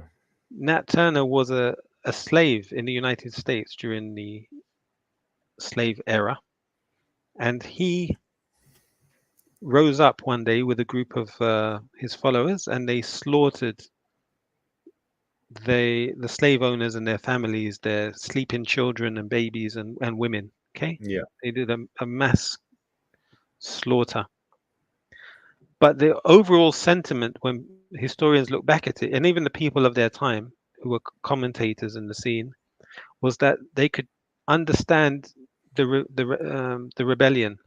They could understand Nat Turner and what they did because of what they were put through by their slave masters. Yes. Okay. So it's like, if you treat a person a certain way over a number of years, eventually they'll react, and you're to blame because you mistreated them. But this, sadly, I cannot take that point of view. I think it's unfair on the Muslims of Gaza in particular, because if they're not guilty of doing such a thing, why are we even accepting the possibility of it? The same standard of proof. Like if somebody makes a claim that Israel did something wrong. Do you remember when they bombed a hospital? There was a hospital that was bombed by Israel, and the Israelis denied it. They said, well, it was possibly a Dud missiles fired by the Gazans. Yeah, it struck their own hospital by mistake. They don't concede to any claim, even when it's true. This is an information war as well. I mean, and I'm not even trying to say deny something that did take place. I'm just saying follow procedure. If you have a claim, prove it. I do hear what you're saying. Yeah. The moment you concede to one claim, you have to concede to, okay, where do you draw the line on what you're going to concede to? Yeah. I think I've always taken the position that, the average age of a Hamas fighter is 21. And these are people that have been, lost their homes, had people killed. I've always assumed that Hamas are these people that are in a desperate situation, trying, in desperate measures. But you're right, it may well be. I can't verify that they are not reasonable people that went over literally just to, like I say, do a kidnapping. And look, I think to back up what you said, the hostages that came from Hamas actually said they were all treated beautifully, didn't they? There's actually interviews of people that have been taken by these so-called savages. Yeah. And they've actually said how well they've been treated by Hamas. So there's no doubt that they're not these savages that Israel made them out to be. But I guess maybe it's just my assumption. I don't see how they wouldn't be these angry people desperate in a desperate situation when you look at Palestine. Yeah, they're made to appear inhuman. Yes. Right. So that the public, it's an information war. It's to make the public accept what Israel's doing. Say, oh, okay, well, I can see it all started on October the 7th. No, it didn't. October the 6th, October the 5th, Israel was shooting with a policy of targeting women's vaginas when they shoot.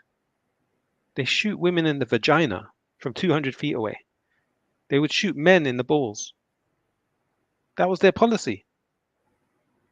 It's not me making that up. Abby Martin went there and she spoke to these people herself. Dan Cohen, another journalist. They exposed all this. It's been going on day after day after day. And then a few years ago, you had the Israelis, because they got boats offshore in Gaza, and they just fired on children, killed them all. Yeah. Who were playing on the beach. I don't believe anything they say. Especially when everything they've said so far is a damn lie. Like everything.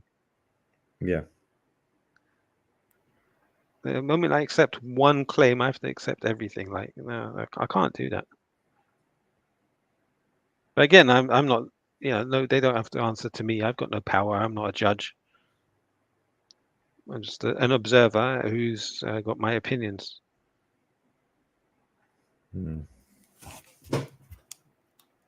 And also, you know that U.S. serviceman, he was an Air Force officer who self-immolated.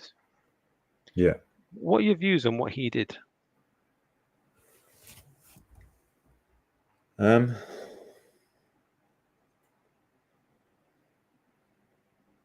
What do you mean? What are my views on it? Because I've seen a couple of these celebrity online Muslims commenting. I just wanted to know what your thoughts are. Who's commented on it so far? Like Faris, the guy from the UAE, the TikTok CrossFit Sheikh. And what did he say? I wanted to get your views first, bro. Go on, let me hear what he said first. No, it was an interview with Sneeko, I think. Yeah, so I'd have to go back and find it, but yeah, he was quite dismissive of the guy and a bit disrespectful about him, to be honest. Why? Don't you have an opinion on it, Jordan? I want to hear his opinion first. I can tell you his opinion, but like, go on. I can tell you after. You don't have any view? Did you hear about it, first of all? I'll tell you, but then it's very vague, very vague. But go on, remind me what you've heard about it, because it may. I don't want to comment on something that may be something different to this. Okay, so this U.S. Air Force officer, like, to be in the U.S. Air Force, it's not just a regular soldier, and to be an officer in the Air Force is usually the brightest of the bright, the really intelligent people in America. Right? So this guy, he goes up to I think it was the Israeli embassy, and he pours petrol over himself, and he was live streaming, and he said, "I'm going to now perform an extreme act of protest." Yeah, and he died. Yeah, an extreme act of protest is how he described it. Yeah. Now, what do you think about that? I think I saw some people first talking, almost gave the Islamic view that he shouldn't be taking his life. I also saw some Dawa people say that we could have helped him because he clearly had a sincere heart. What do I think about it? So we've got a non-Muslim guy he's burnt himself so he basically feels guilty for what he's done, and he burns himself as an act of protest because of the guilt. What has he done though? He probably feels guilty because what his the army, the Yeah, military. he sees his country himself. is doing. Yeah, I think from what I remember of his comments, he did hold himself accountable, didn't he? yeah. As part of the kind of thing. Mm. So what's my opinion on that? Because I remember I was going to do a video about it on the time, but I just thought, you know what, the guy's passed away. Like, I'm always scared of like people's family watching things. I remember being confused why he did it. I remember thinking, if you're not a Muslim, because I don't think he even had a religion. I was wondering whether he was a bit mentally unhinged or something, if I'm honest. Okay, so you looked at it from the perspective of what's his. I didn't see it as a heroic. I didn't see that as a heroic act. Really? Okay. Did you? Yeah. I have an interesting take on it. Well, when I say interesting, as in it's maybe a controversial take. It's a non-normative take. Because I've thought about it and I tried to look at it from a number of Islamically, it would be wrong, right? But he's not a Muslim. Well, what is wrong Islamically about it? To take your own life. Yep. To self-harm, to cause harm to anyone, even yourself, is haram. As in the words of Respect, harm is haram. Yeah. Really good words. So harm is haram, whether it's to yourself or to others. Okay. Yeah. Good. Anything else? All right. So right now we're talking about what's wrong with what he did, right? What's wrong with what he did is he caused harm. He also took his own life, which we know there's a punishment for people who commit suicide. Yeah. So if we look at the act without the intention, then his action is, it fits the bill. Like in law, we have two even in Islam, we have two requirements. You have an intention for every act. It's not just the act by itself. Okay, we know that, I think it was John F. Kennedy, the President of the United States, who said something to the effect of, if you take away people's right to protest or to demonstrate peacefully, then they will have no choice but to rebel violently. Okay, so in other words, when groups perform terrorism, there's always a driver behind it. When I say a driver, I hear you. I agree. Yeah, some form of human beings just don't do that for no reason, do they? Exactly. Yeah. So they're pushed into a corner where they feel they have no choice, but that's the only thing left for them to do. Yeah. So when people do perform terrorist acts, it's usually because of something like that. And if you see, in his case, he went to the Israeli embassy. If he wanted to express a form of real disgruntlement and protest, and he was not being listened to in his organization, he could have gone to the embassy and shot somebody, right? He has access to weapons. He could have killed people. We're not saying that would have been a good thing or that we justify it, but what we're saying is that could have been an outcome of what John F. Kennedy said. That could have been his form of protest. He could have turned to terrorist acts. He didn't. Instead, he directed violence upon himself. Now, if he committed violence on other people.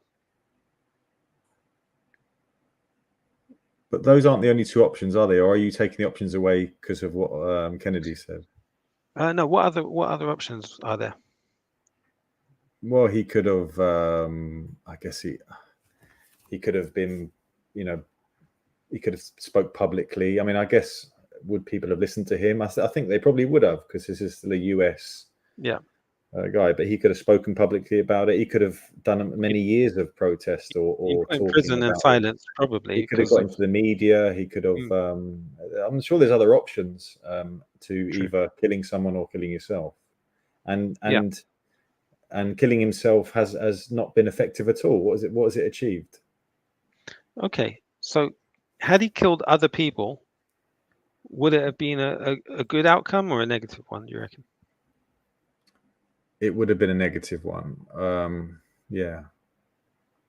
Well, okay.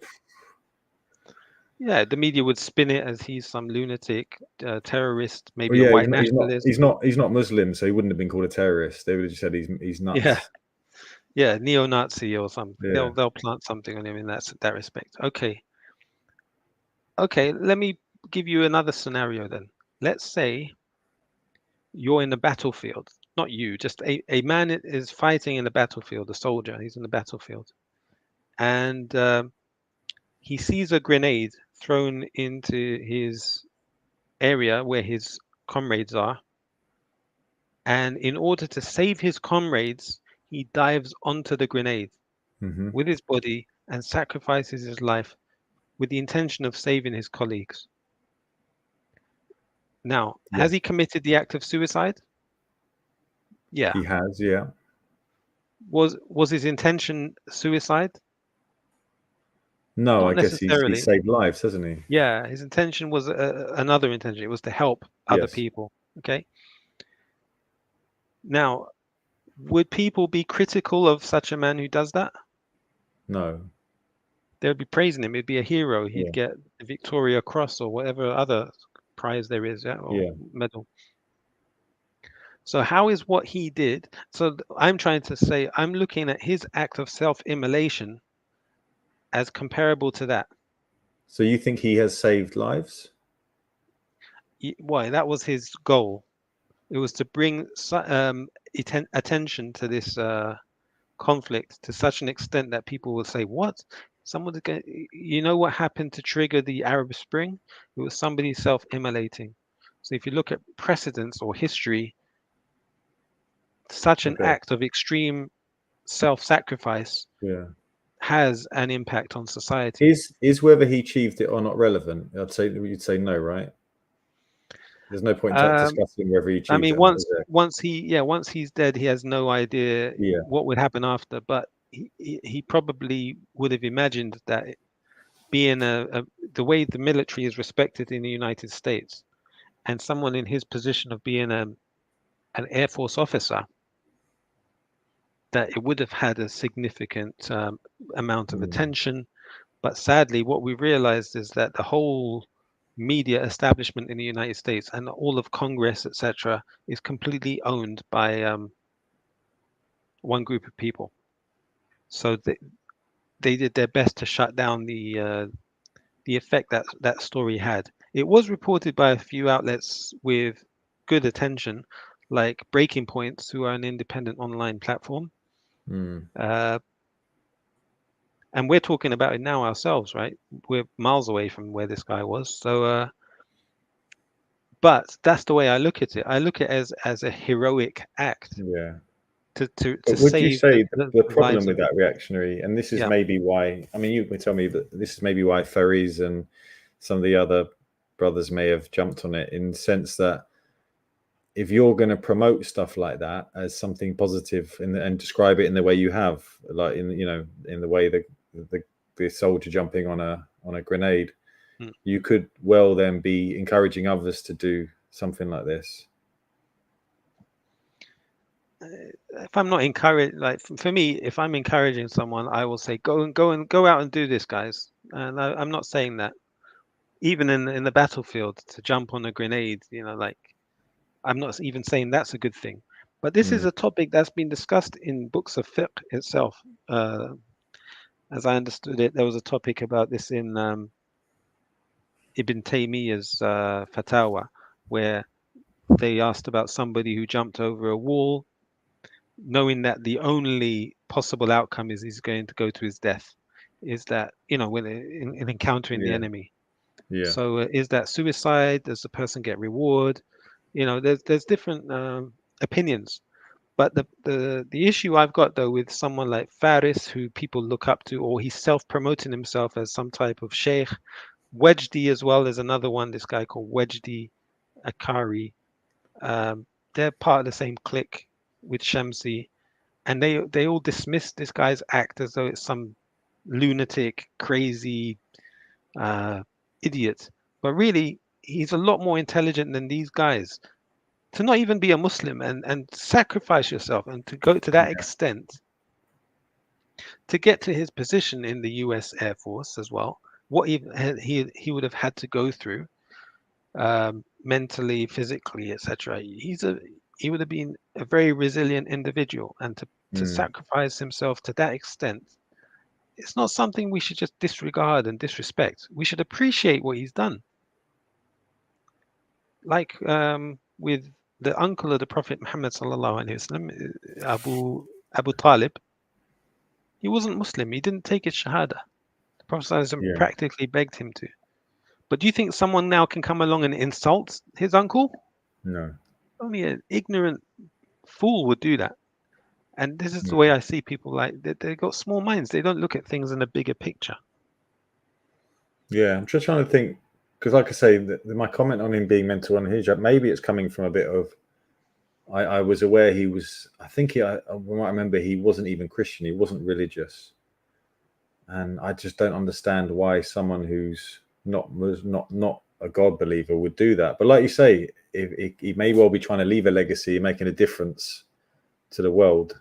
And do you know he was the second person to do it? There was somebody who preceded them a little bit earlier, but it wasn't reported. They hushed it up in the media, and he was the second one.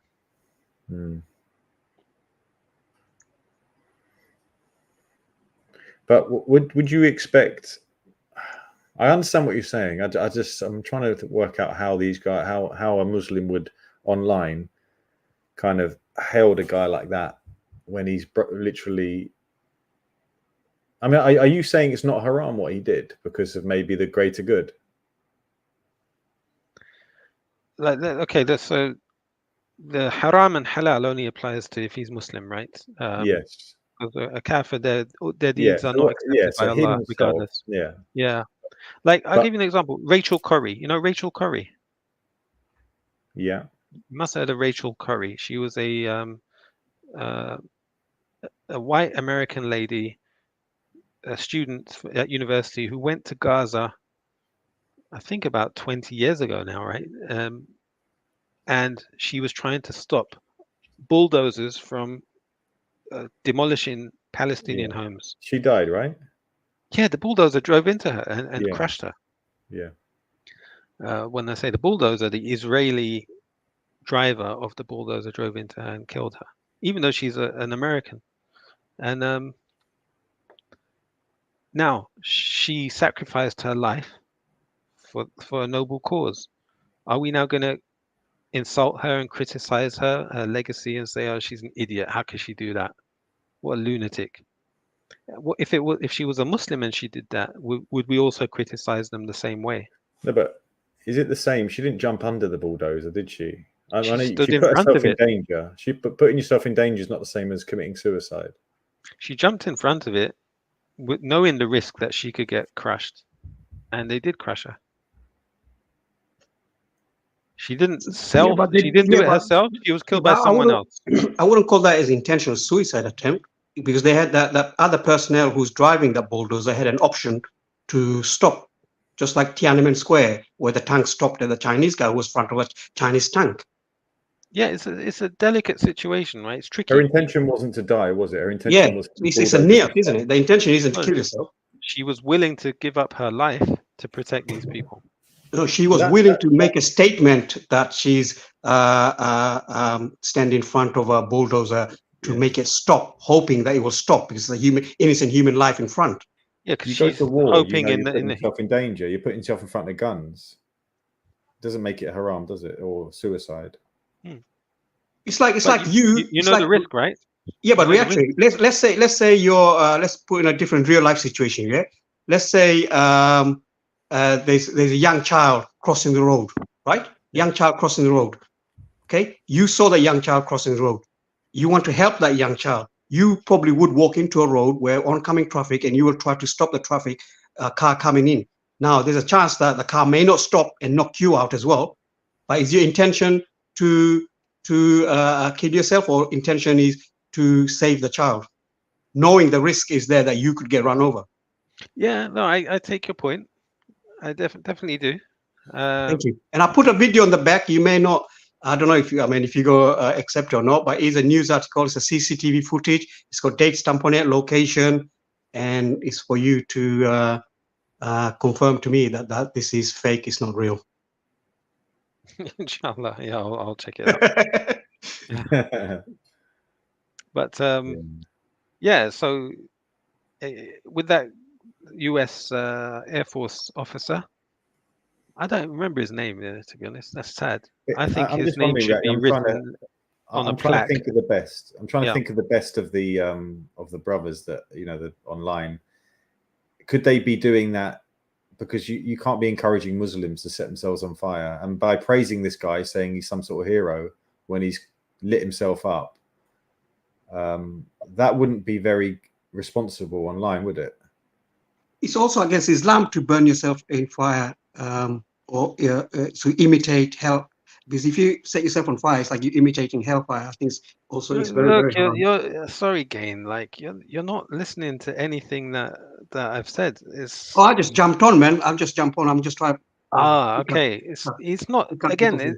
I'm trying to say that if you just look at it as somebody who committed suicide by burning, okay, that's so small-minded to look at it from that perspective. That's not why I'm arguing. I'm trying to say no. His goals were lofty. I don't know how to say. I can say it in Arabic, but in English it's a little bit more complicated. He had.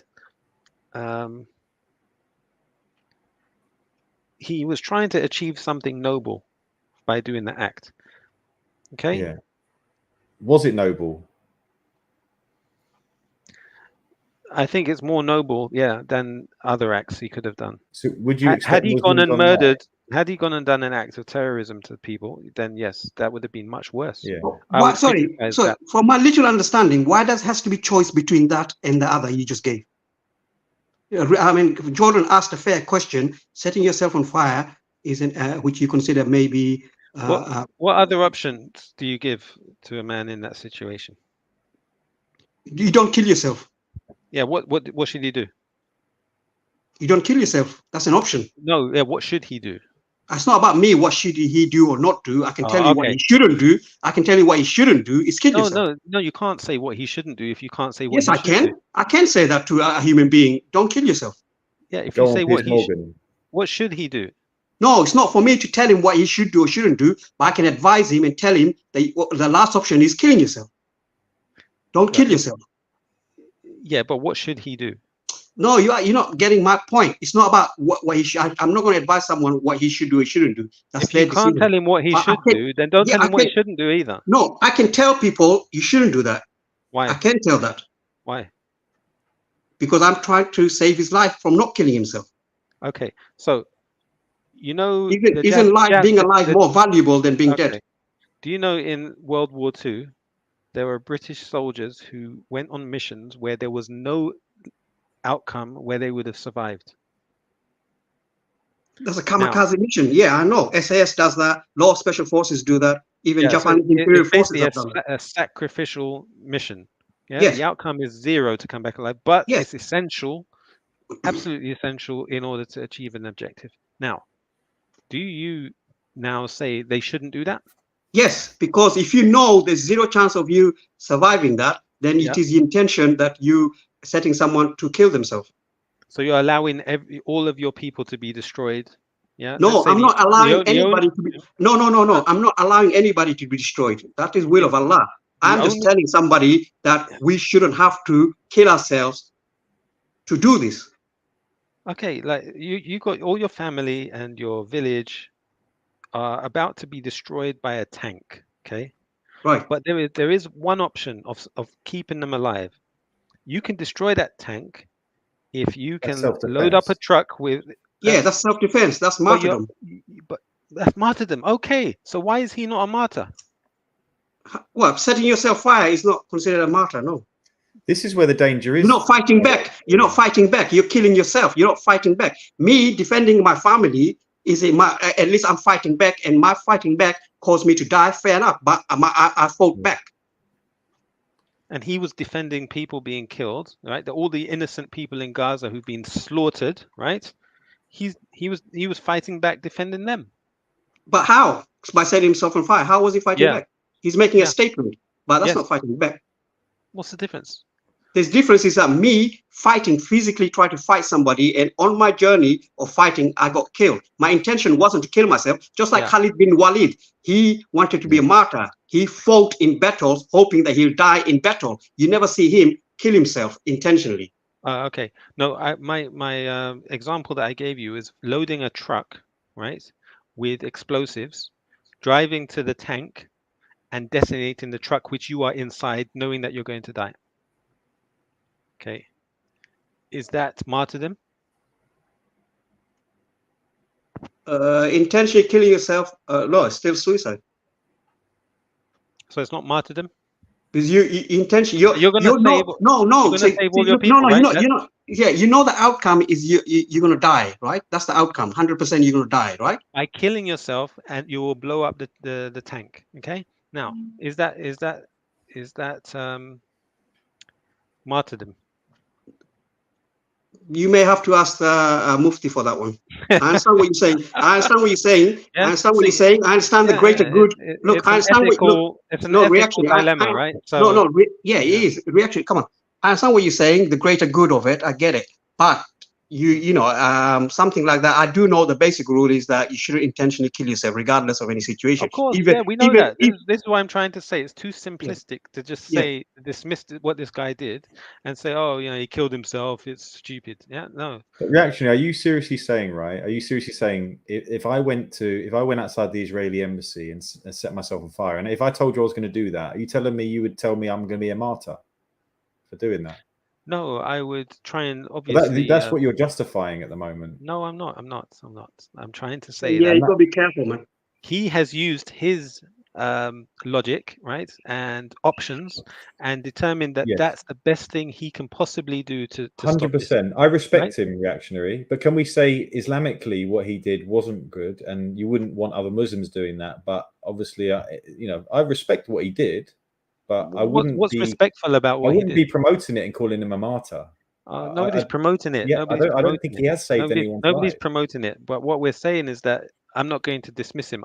If anything, I'll keep quiet about him. I'll be silent. I'm not going to. If you're referring to him as a martyr, I think that's a promote. That is promoting what he did. No. That was Gain who referred to the act as martyrdom. No, that wasn't me. No, I use the act of martyrdom when you use the example of me defending my family. Yeah.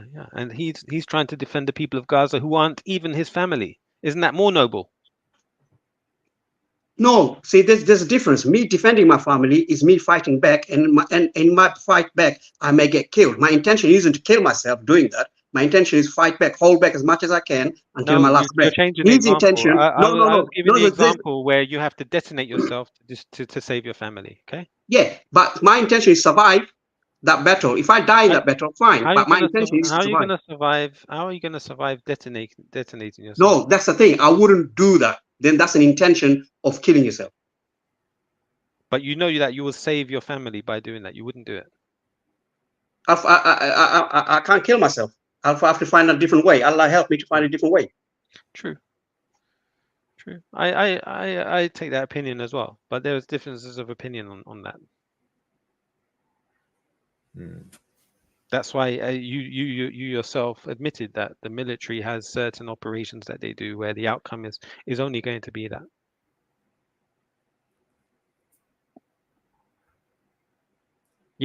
Israel has done lots of these types of acts where people kill themselves for the greater good of Israel. When I say kill themselves, I mean they sacrifice themselves in an operation. They've done that lots of times. This happens everywhere.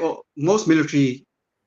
But I don't see Rabbi Faris criticizing Israeli soldiers doing that. He's only criticizing someone who's pro-Palestine. I think that like I say, something as a motive as what that guy did, I think it would be responsible for, I don't know if there's even sheikhs online, the people you're talking about, but to at least call it out as wrong, even if you respect it. I in a way I do respect what the guy did, because I feel like he's obviously done it his intentions are right, but Right. I would He never. gave I his wouldn't life dream- for people that he doesn't even know. I wouldn't dream of comparing that to martyrdom or even suggesting anything that is like good to do. Yeah. But it shows a level of emotion and I think we can empathy agree that on he that. has. Me, you and Gain. We can agree on that. Yeah, but it shows a deficiency in my level of empathy for the people of Palestine. Like, we will watch videos that people will send on TikTok or Twitter, and of children being slaughtered. We saw one. I saw one earlier on Twitter tonight. And what are we doing? What have we done? We just scroll on to the next article. This guy, he went and took an act where he actually sacrificed himself for a cause of other people. How am I now going to just criticize him and insult him and say, oh, what he did was just simply suicide?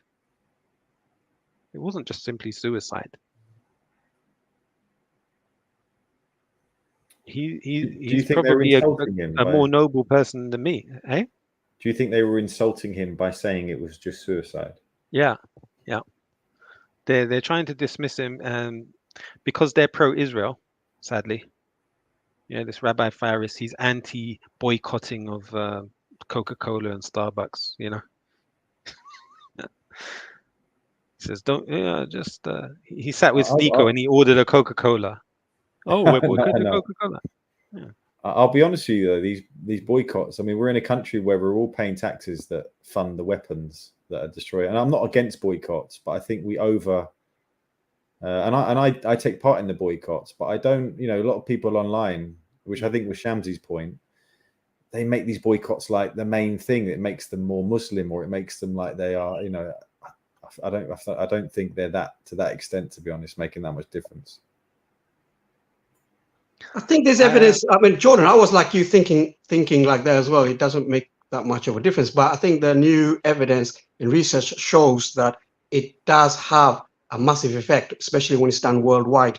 McDonald's has complained about the boycott recently. Starbucks going bankrupt because of the boycott. So, and they're taking action. And I think this protest is having an effect, especially when it's done around the world in a uniform manner. And when you have non-Muslims also joining in, such as the university students happening right now in America, the government sometimes are forced to listen, especially continuous protesting this happening right now. And I think it has helped towards Palestinian cause. Now a lot of countries are backing away from Israel.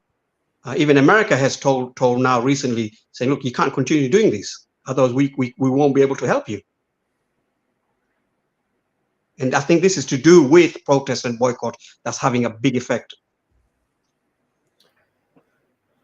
Yeah, you got a point, Jordan, that look, if you're living in the West, you're paying taxes, and the Israeli lobby is stealing all your tax money, right? They're getting all of their the people that they bribe in government to send them all their money. Like the US recently sent $90 billion apparently to Ukraine and to Israel, but we know it's all going to end up in Israel. However, what Gain said is also correct, that it is having an impact. I'm just looking now on the BDS movement website, and they're saying, look, the Kuwait government boycotts 50 companies linked to occupation. Israeli ships prevented from docking at ports across the world. I mean, every little bit you can do. I agree with that. Yeah, do what you can. Not do it. Yeah. But I think that, like you say, there's way too much emphasis on it, to the point where if some Muslim is found drinking a coffee, it's like they're takfired. Do you know what I mean? That's the point, I think that's a good thing, sadly. I know. Do you? Peer pressure sort of thing. Yeah, I think it's good. Like if you see a Muslim smoking, shouldn't they be receive the same type of looks?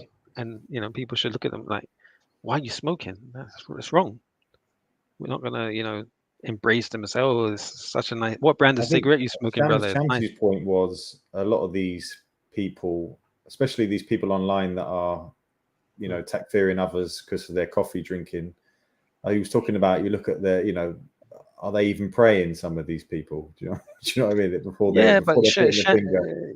Shamsi, he does the same thing towards people who do pray, right? Just because they don't follow his Sheikh Rabi', he'll take tabdi' of them and takfir of them, to that extent. So he's worse. Yeah, I don't. I've never seen Shamsi's evidence of that. I've never seen evidence of that. Of doing tabdi'. Yeah, and I know I'm not saying he hasn't, but I've never seen it. Can you point to me where, like for instance, to brother Isa, rahimahullah, he did it to him. Would he takfir me? He done it to Isa. Oh, Isa, the brother who died a few years ago. That yes, Isa. Yes. Oh. Yes. No. And Jordan, you done a response video about it as well. Yeah, so no, but he didn't takfir him, did he? He said he was misguided. Did tabdi'. Yeah, what's the difference? Oh, I see. Sorry, I didn't hear you. All right. That's okay. But do you know the difference between tabdi' and takfir? I don't. Okay. It's basically the same thing. And I'll explain how it differs. A person who misinterprets the Quran, okay, let's say somebody says the Quran is created and someone else says no, the Quran is not created, it's the speech of Allah. So one person is committing kufr and another person is not. Now, why is it we don't necessarily make takfir of the person who said it's created? Because there are excuses you make for people when misguided, or yeah, it could be their understanding of the Arabic, it could be the level of logic. There's different ways or reasons why they may have come to that conclusion. Therefore, due to the excuse, we don't make takfir. We call them mudil, like deviant. But this was to do with music, right? Really, and stuff like that. So music being halal, for example, which Isa thought, which I disagree with. And so by saying that, let's say he believes Isa's misguided because he believes music is halal. That's not what you're describing, is it? That's not somebody saying that the Quran is created. It's not to that level. Okay, someone saying that music is halal, that's kufr, because they're legislating. Only Allah can legislate. So if somebody makes halal that which is haram, even if a scholar says that even if a scholar agrees with that opinion. But you see now you've I won't say fallen into my trap, but you've now proven the point that I was explaining before, which is that if a scholar comes to that conclusion, what's his reasons for falling into that conclusion? He may have justifiable reasons for falling into that conclusion. He may be wrong, but because he's been sincere and tried to follow his mechanism of finding the truth, he'll get one reward, even though he's mistaken. And the one who's correct will get 2 rewards. But still, you would say that he is deviant. Well, you'd say he's deviant. Okay, so say you wouldn't say he's a kafir. You wouldn't say he's a kafir. Say you got a Muslim like Sheikh Uthman, who I think he rejects the Aisha hadith of 6 and 9. I believe he believes she was older because he talks about the other hadith that we all know. Who's that? Are you saying that would make him? Is that not an opinion that maybe he's taken from scholarship? It depends on his reason for taking that opinion, right? If it's because he feels inferior to modern day norms, okay. But if I said don't follow Sheikh Uthman because on some topics he's misguided, because I believe I follow the hadith of 6 and 9. Does that mean I have takfired him or takdir him, as you said? Yeah, tabdi'. You're saying he's fallen into bid'ah, or he's misguided. But that's not bid'ah, is it? That's just he's got a disagreement on a fiqh issue, or yeah. But what's his reason for disagreeing on it? If all of Ahl Sunnah, right? If the way of Ahl Sunnah is to accept a hadith which is authentic, yeah, then what reason does a person have to reject the hadith? If they've interpreted it differently, then what's their reason for Well, it sounds like now you're doing Takdir on Isa. No, I'm explaining. I was trying to explain about Shamsi. You're saying you've not seen him do tabdir of anyone. I told you he did tabdir of Isa. Yeah. Rahimahullah.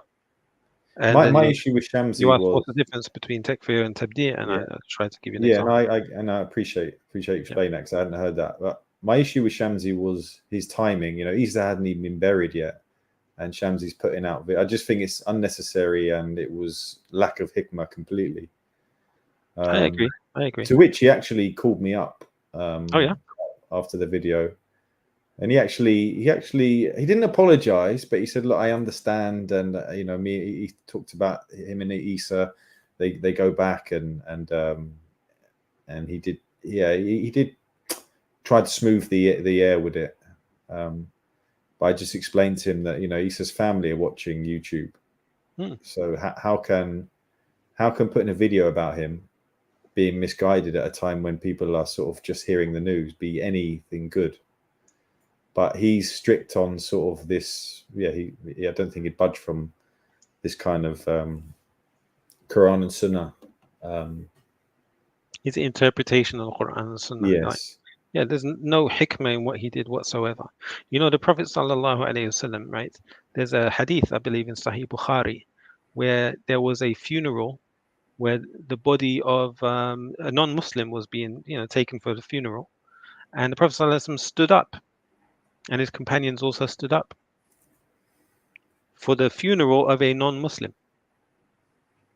Okay. Yes. Now, what does that show? It shows that you respect people when they're grieving, even if they're not Muslims. Yes. But for him to come out, and he's supposed to be a person of knowledge, how can you have no wisdom whatsoever? It makes no sense. Your knowledge is supposed to give you wisdom. It shows no understanding of fiqh, ignorance. I think that was my point as well to him, is like, you didn't even have to mention his name. Like, you could have done a video about music or some subject topics and clarified it yourself. You didn't need to bring the brother's name into it and drag it through at this time when everyone's kind of just heard the news. It shows there's a lack of care for the brother at all. Like, if you care about someone, why would you do that? His book is closed. His deeds are complete, right? Why do you even have to comment? Just, if you got anything to say, make dua. That's all, right? Say something good. The Prophet ﷺ himself said, but obviously Shamsi's going to argue this is defending the deen. It's not personal. It's about the religion. Okay. But who actually knew about Isa's opinions on music? Yeah, good point. Good point. And if anything, he probably promoted it rather than. Yeah. I mean, we knew because we used to discuss it on late night on Jaffa's channel, right? But no, still, he brought it into a level which. And Isa clearly had studied it. I mean, I didn't understand his opinions because he would admit that 99% of scholarship disagrees with him, but he'd still kind of and I also used to say to him about, because we had this discussion about madhabs, and he was like, and I was like, look, I really want to find the madhab because I don't want to be cherry picking. And Isa would be like, well, what's wrong with that? What's wrong with cherry picking? And I thought, so he had this opinion that as long as they're valid opinions from people, you can kind of take, and I felt that a lot of it was to fit his lifestyle or fit his sort of, he obviously liked music. Whereas for me, that wasn't a reason to kind of look further into it. Yeah, Isa, he explained there's a kind of a madhab of its own, right? It's called Zahiri, the Zahiri madhab. I don't know if you heard of this. No. It's where people take the Quran and the Sunnah and that's it, and interpret it on their own. Yeah. Okay. Whereas everyone else will say we'll take the Quran and the Sunnah with the understanding of the first three generations. Yeah. This is what you call the Salafi madhab. Yeah. You take the understanding of the Salaf. Yeah. Now, So Isa's view is the Zahiri way, which is you just take the Quran and the Hadith and you interpret it as you know it. Yeah, but he was willing to put the time in, wasn't he, to study it? Yeah, and he'll use his understanding. You have to know some Arabic. He'll use his understanding of Arabic. I don't want to be critical of his, level of Arabic, so I won't say anything. He is very good at Arabic, mashallah, compared to anyone else that I know in England anyway. But I mean, he practiced Islam to the best of his ability. And if you get into a discussion on any topic in Islam, if he argues the point, it means he studied it, and he will quote the Quran and the Sunnah, and he'll recite it properly. Like anyone else you're talking to isn't going to do that. So he was very.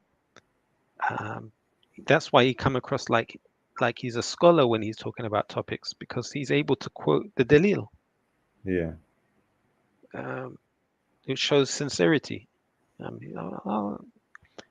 Practice the deen to your ability at the end of the day. You don't want to be a hypocrite. And it shows he's not just following people to fit in. He's being sincere. He's doing what he believes. Yeah. So, what a brother, man. What an amazing person. And that's the thing, when you look at the good he did compared to, let's say, because like I said, I disagreed with his views on music and a couple of other bits. But you look at Me too. The good he did at Speaker's Corner and the good he did with his dawah and the effect he had as a whole. Surely that, and I'm not saying that we don't take the other topics serious, but I think with Isa, his foundations were fine, and you can overlook the other stuff at a time when he's just passed away. Yeah. Like, he's.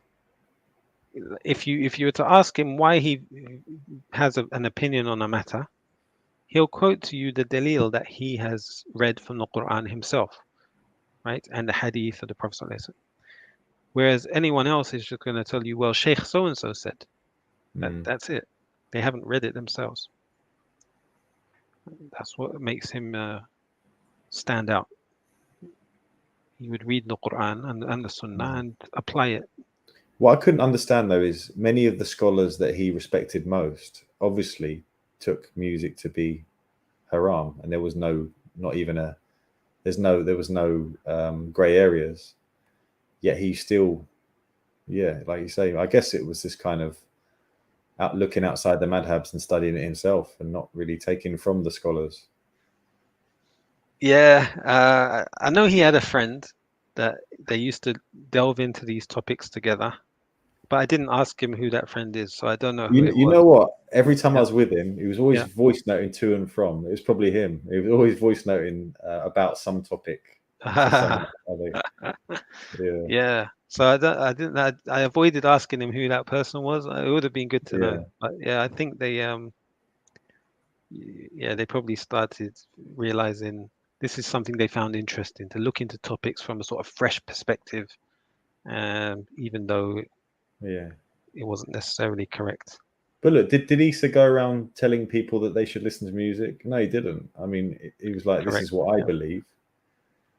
And they criticized him for talking to the Nation of Islam, Leo, right, at Speaker's Corner. Do you remember when he spoke to Leo? That was one of the best conversations I ever saw. That was because he literally refuted him with kindness, didn't he? Like literally. Yeah. And you never see Leo give time to people and speak to them like that, right? But he did with him. Yeah. Now, what's there to be critical of about that? I don't get it. That's just, I don't know, man. Everyone else is just there shouting these people. I'm not talking about you. I'm talking about the others. Getting shouted at. I remember that. Have you still got the video, or did you delete it? Yeah, I was thinking of re-uploading it because there's a good one in it with the. You got to re-upload that. That was a classic. Basically, I the week before I said to something like, "Why are you wearing a white man's suit?" or something. To which I remember Shakara was there and everyone, and it sort of caused a bit of friction. But when I went back the following week, man, they hated me. But it's funny because the guy didn't know I was Muslim, because I said, "Oh, I'm a devil, am I? How can I get rid of this devil?" And he went, "You can become a Muslim." I was like, "Well, I am a Muslim," and he was still like, "You're a white devil, get out of my face." And then he actually squared up to me, and I think Modine dived in to break it up. Oh my gosh! Do you remember Kilowatts? I don't even remember Kilowatts, but he was like Kilowatt was your. I always thought that was you. Yeah, it wasn't me. Yeah, but he was. We thought it was you. We actually Kilowatt part version 2 as well. To be honest, it wasn't me. But Kilowatt was all over that video. He says, "Look at Jordan. He's gone live with his camera, and all you got is beef." The thing is, I wasn't even disrespectful or anything. I literally just walked over, and I said, "Can I ask a question?" And then the guy was like, "What? Because you're white, you think you can ask a question?" And then it started from there. Yeah, maybe I'll re-upload it. I hope you do upload it. I'll share it and watch it as well. That was a classic. Yeah. Classic moment.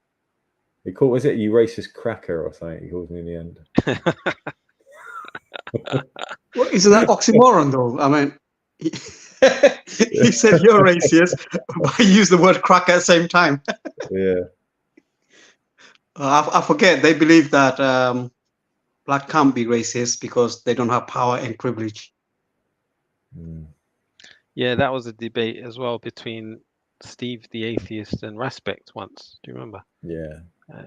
We were talking about power plus privilege. Well, I suppose, yeah, that's what. Like, what's the difference in, like, if you dislike a particular group of people, okay, is there a problem with that if you don't make it public? And even if you do make it public, is there a problem with that? No, I don't think so. Depends which group of people and why. Yeah. Interesting. Yeah, I'm not going to open up the race thing all over again because that's. You don't like the white. No, it doesn't have to be based on race. There's all type of people we have nowadays, isn't it? So it's not always just based on race that you don't like this particular group of people.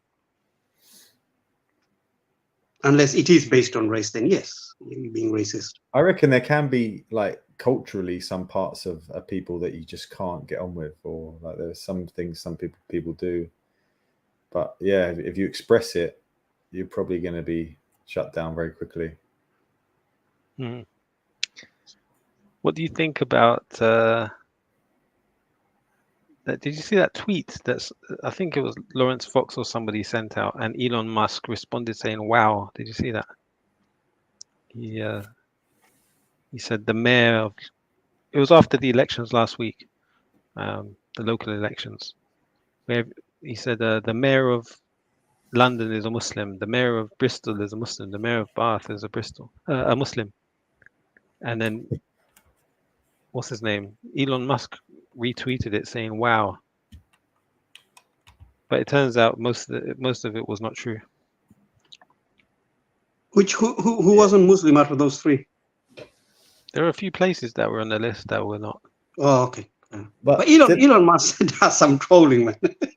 Do these people think that, like, I often think, because I hear it on all these right-wing channels, like, they think that Muslims are behind Sadiq Khan, and like he's trying to get Sharia law. Did you vote for him, Jordan? No. Reaction? Did you vote for him? For Sadiq Khan? Yeah. No. I didn't vote, so there you go. Majority of the Muslims didn't vote from this panel. Well, does he represent Islam or does he represent LGBT? No, he represents the mayor. He was at the Pride March going, "This is beautiful, you know, we need to help this community." Where's the Sharia law there? That's the bit that Wendy and other people do not understand, that he doesn't represent Islam. I mean, don't get me wrong, he may partake in Muslim festivals or Jummah now and then. You know, I'm not saying he's not a Muslim, so I'm not going to takfir him. But he's not there representing Islam. He's representing himself first and Mayor of London. 100%. He just happens to be a Pakistani Muslim, just like Hamza Youssef. He just happens to be Pakistani, Scottish, but I don't think he practices Islam when you see his lifestyle and how he lives. Did you lot see the George Galloway interview on ITV with Susanna Reid? No, Is that Good Morning one you're talking about? I think it's Good Morning, yeah. Yeah, I see a little bit of that. Yeah. George Galloway is a great orator. He's a bit nutty, but he's a great orator. What do you say, Jordan? Do you like him? Not a fan. No, not a fan. What's there to dislike about him? Well, firstly, he denies the Uyghur outright. He denies that, which I don't even understand why he was. He's not even been to that area of the world. So I know. Look, the thing is, I got to respect his work for Palestine because he's done it for so many years. But I can't help but think a lot of these Labour people or left-leaning people, they use Muslim plights to push to get in places and stuff. And I suspect he's one of them. He's a grifter, yeah. So yeah, you don't think he's a Muslim? No, I think he's a grifter. No, he said he's Catholic, so that's his own words. But maybe he's saying that so his kids could go to Catholic school. The thing is, Muslims are if he's a Muslim, he doesn't need to do taqiyya like that. I did a video about George Galloway, right, saying, be careful of this guy. This is what, and I show the evidence. This is what he says about China. And my whole comment section is Muslims telling me like, oh, how dare you? George Galloway is one of our brothers. How dare you? How dare you even say anything bad about him? I'm like, what? Like, they defend him more than they do the Muslims. I feel the same. There's a trend seems to be happening where, they rather support someone who is not necessarily a Muslim, but who may help towards cause of Islam, then support someone who is a Muslim and is trying to say that, hang on, man, this guy's putting wool over your eyes and you guys are not seeing it, just because he's famous. I remember I did videos about Andrew Tate, and again, I got the same reaction. Yeah, I was going to use the example. Yeah, but with George Galloway, yeah, go on. Go on, Jordan. My bad. No, I was just saying, Andrew Tate, like, he's become Muslim, and it's obviously, people are saying, wow, this guy's got all the money, all the girls, all the cars, and he's Muslim. But the guy, Muslims are defending like the fact that he had some, like, the way he accumulated his money was some dodgy thing in, Romania, where he got, virtually sex trafficking people, he even admits it. And Muslims are defending it. And I just find that so weird. Like, we kind of want to gravitate to these famous people, like they're amazing. And look, I know he's Muslim and his sins have been forgiven, but he became Muslim and still said the same stuff. Do you know what I mean? There was no difference in Andrew Tate's behavior when he became Muslim. You can only judge him what's apparent. Yeah, true. Yeah. Look, let's just, if you don't mind, I'm going to play a little clip of this guy talking, and I want to hear your thoughts. So. Jetzt neu, Knoppers Goodies. Weird adverts coming up. Here we go.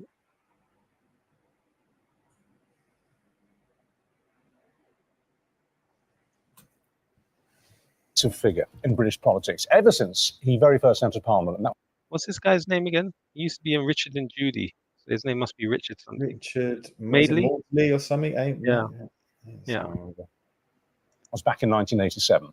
And now, I suppose you could call him party hopping, George Galloway, because he's been in three, is an MP for the third time after winning Rochdale last month in a landslide victory for his own Workers' Party. Mr. Galloway says his party will disrupt the upcoming general election with hundreds of candidates ready to stand. And as you can see, he joins us now. Good morning to you, Mr. Galloway. Shortly after your election in Rochdale, the Prime Minister felt so moved. What do you think of her, Jordan?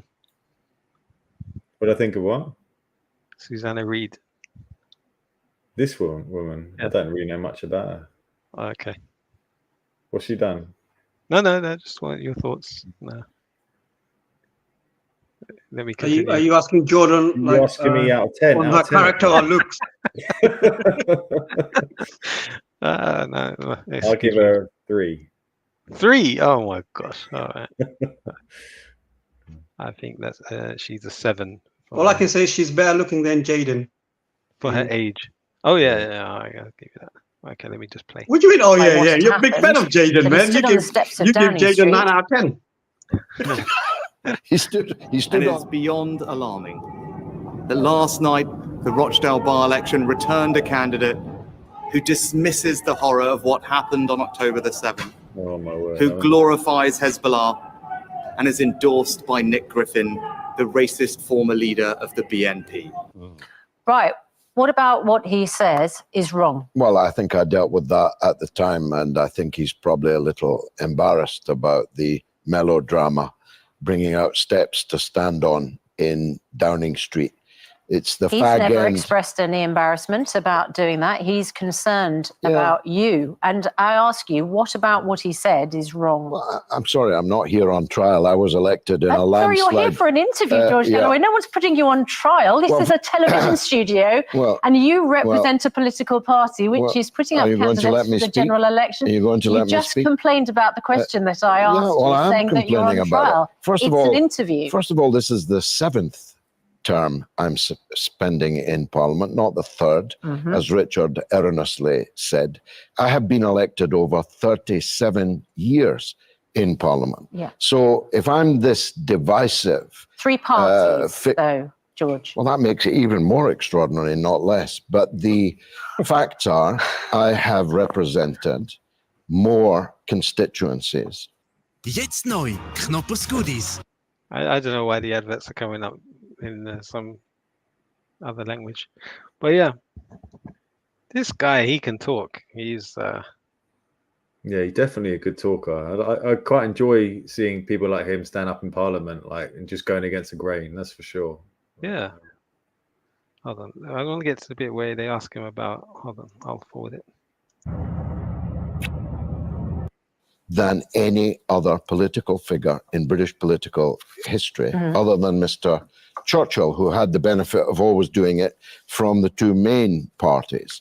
So I'm not here to talk about Rishi Sunak. I'm here to tell you that we have hundreds of parliamentary candidates turning up outside Parliament today Mhm. for a photo call, because we're going to be a significant factor in the upcoming general election. We'll play the same role vis-a-vis Labour that Mr. Farage and Reform will play vis-a-vis the Conservatives. So is your principal aim then in the coming election to basically screw things up for Keir Starmer? Yeah, we want to replace the Yeah. Labour Party. We think that today's Labour Party is a parody of what a Labour Party should be. And we think that Labour voters deserve better. So we'll be standing as, if you like, real Labour. I'm not a worshipper of dead Russians or Germans. I'm a follower of Mr. Tony Benn. We are the embodiment, if you like, of Mr. Benn's vision of Labour. But how There's much, a lot of takers how much for of it. what you said is down to what you, I suppose you could call the politics of the personal, because you were chucked out of Labour. You were thrown out of Labour. And I just wonder if that's instilled in you a harbouring resentment at the entire institution that Labour represents, because it dispensed with you. No, I mean, Tony Blair threw me out of the Labour Party over the Iraq war, and I've been proven absolutely right about that, and he absolutely wrong. And all the media chorus that sang his praises at the time are left with ash in their mouths. So I feel I've got nothing to prove to Labour. I've beaten them 3 times. Were you right about since I Saddam? We'll talk was. about Iraq. Were you right about Saddam Hussein when you said to his face in a meeting with him, this monster, this tyrant, that you respected him and that he was indefatigable? I mean, Can you say that word? Indefectible. In the what? In the what?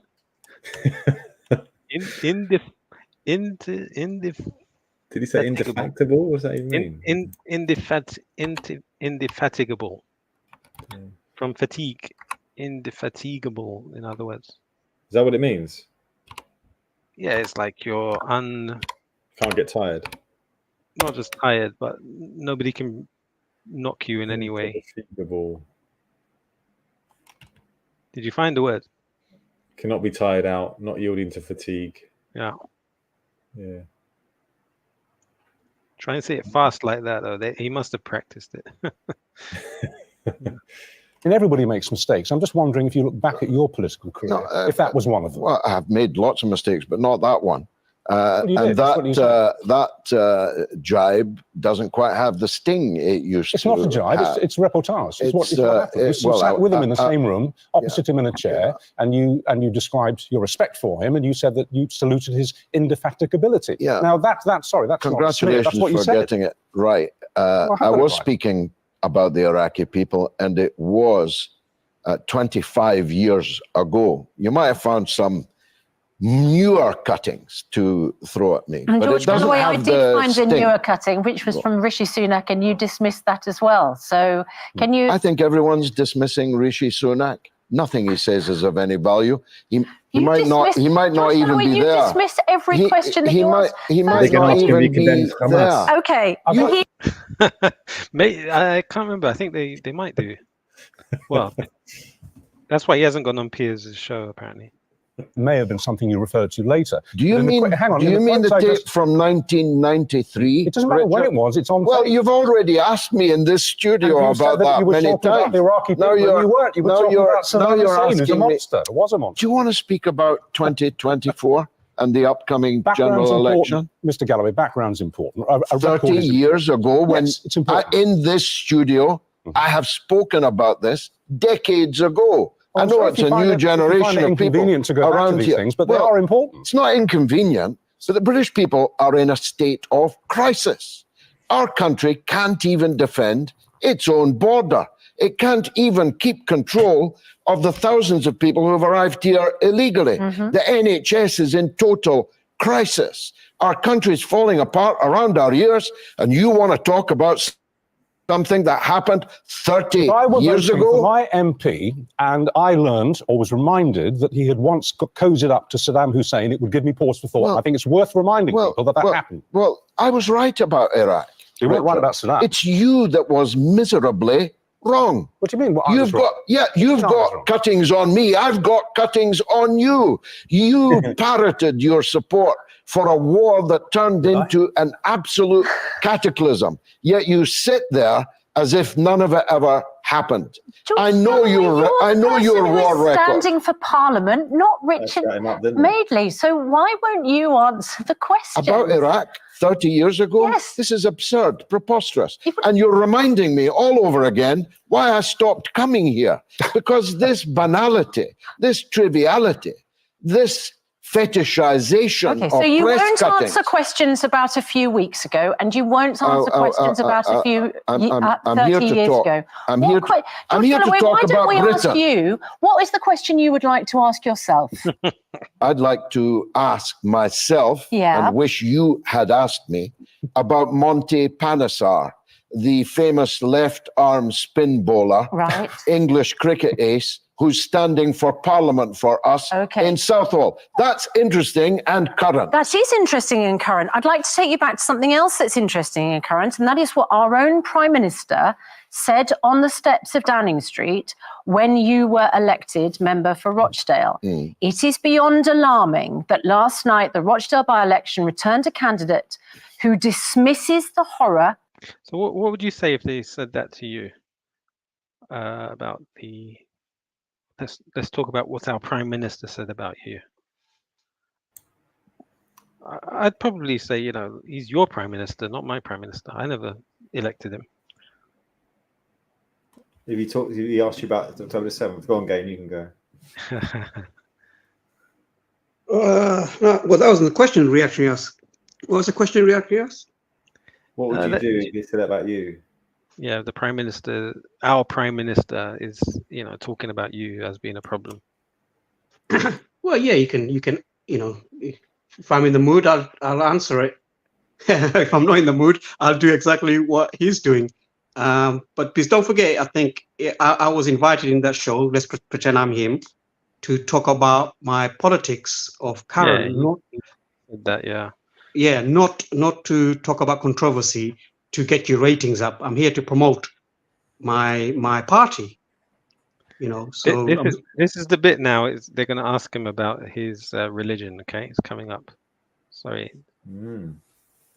That happened on October the 7th, who glories Hezbollah and was endorsed by Nick Griffin, the racist former leader of the British National Well, what Party. am I? And I asked you, am I the Muslim candidate? Richard asked me off camera if I was a practicing Muslim. Yes, basically. I'm a practicing Roman Catholic. That's how good his press I was cuttings I was, are. I was excuse me. I was referring you to your online profile, which talks about your conversion Yes, and to Islam a number of years ago. Well, I was simply asking if that was still a part of your life. False.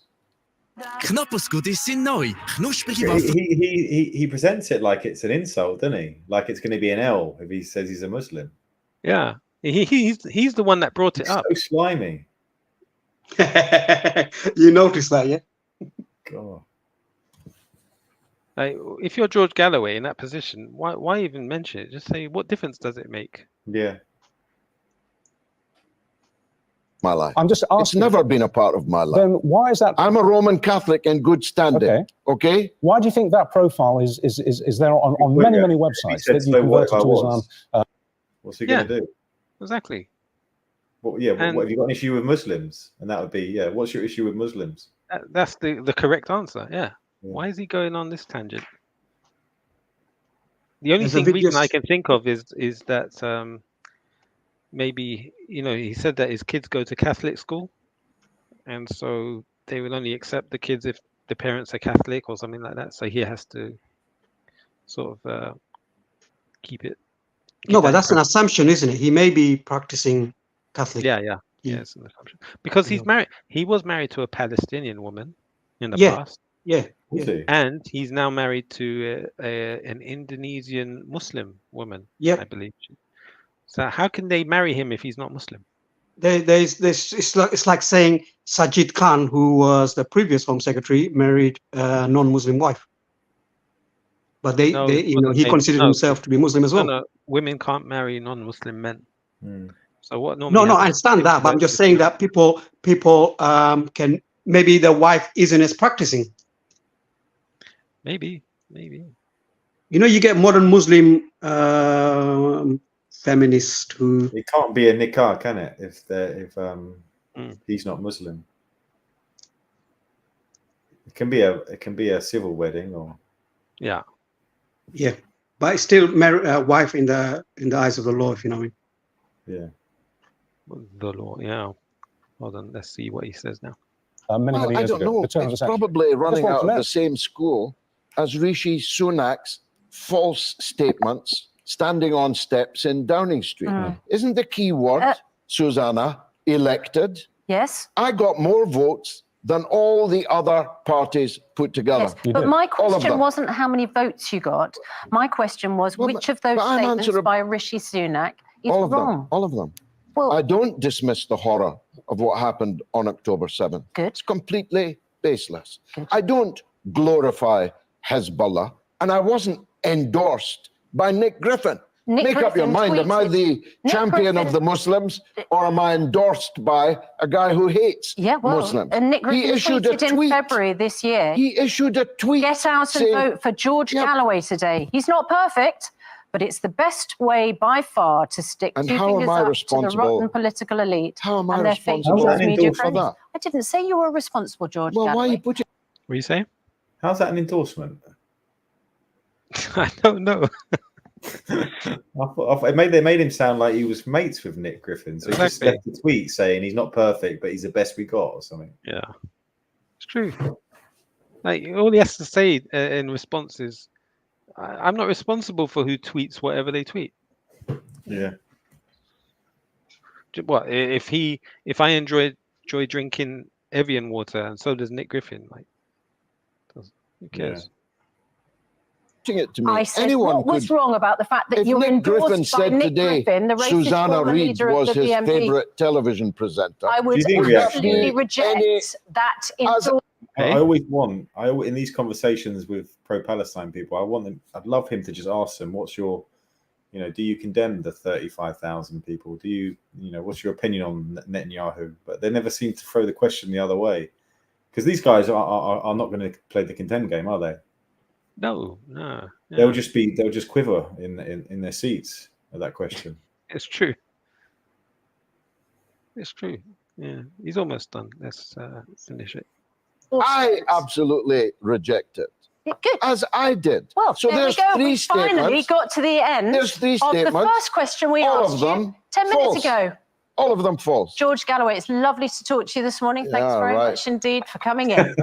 Incidentally, I was quoting an article in the New Statesman, which is a reasonably reliable source. But if you say that it's not true, then it's not true. Thank you, Mr. Galloway. Not that I say it's not true, Richard. Okay. It is not true. Okay, and I'm just telling you what the source was, the New Statesman. Check your facts before I just you did. come I on just checked it television. again. You're old online. enough to know better. It's 2012, an interview you gave to the New Statesman. There we are. Okay, it's well, we knew that would be interesting. Yeah. So apparently George Galloway said he was Muslim in the New Statesman. That's what he just said. It's tricky, man.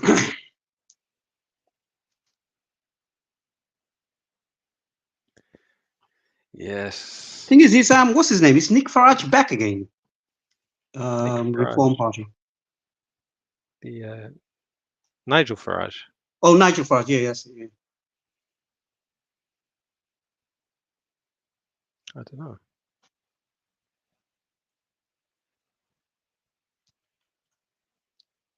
Because they think that the Reform Party, there is a chance, quite a good chance of them getting a lot of MPs in.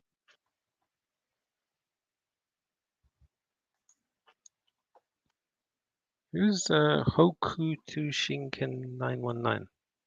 He's reacting versus the mainstream media establishment about Muslims having ghetto and political party power as if that would be somehow wrong.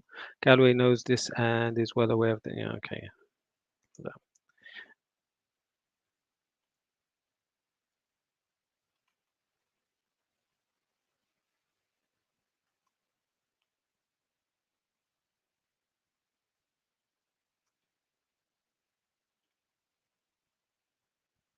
You gotta watch this video again. I don't know if you've seen this before. What video is this? It's called October 7th was an inside job.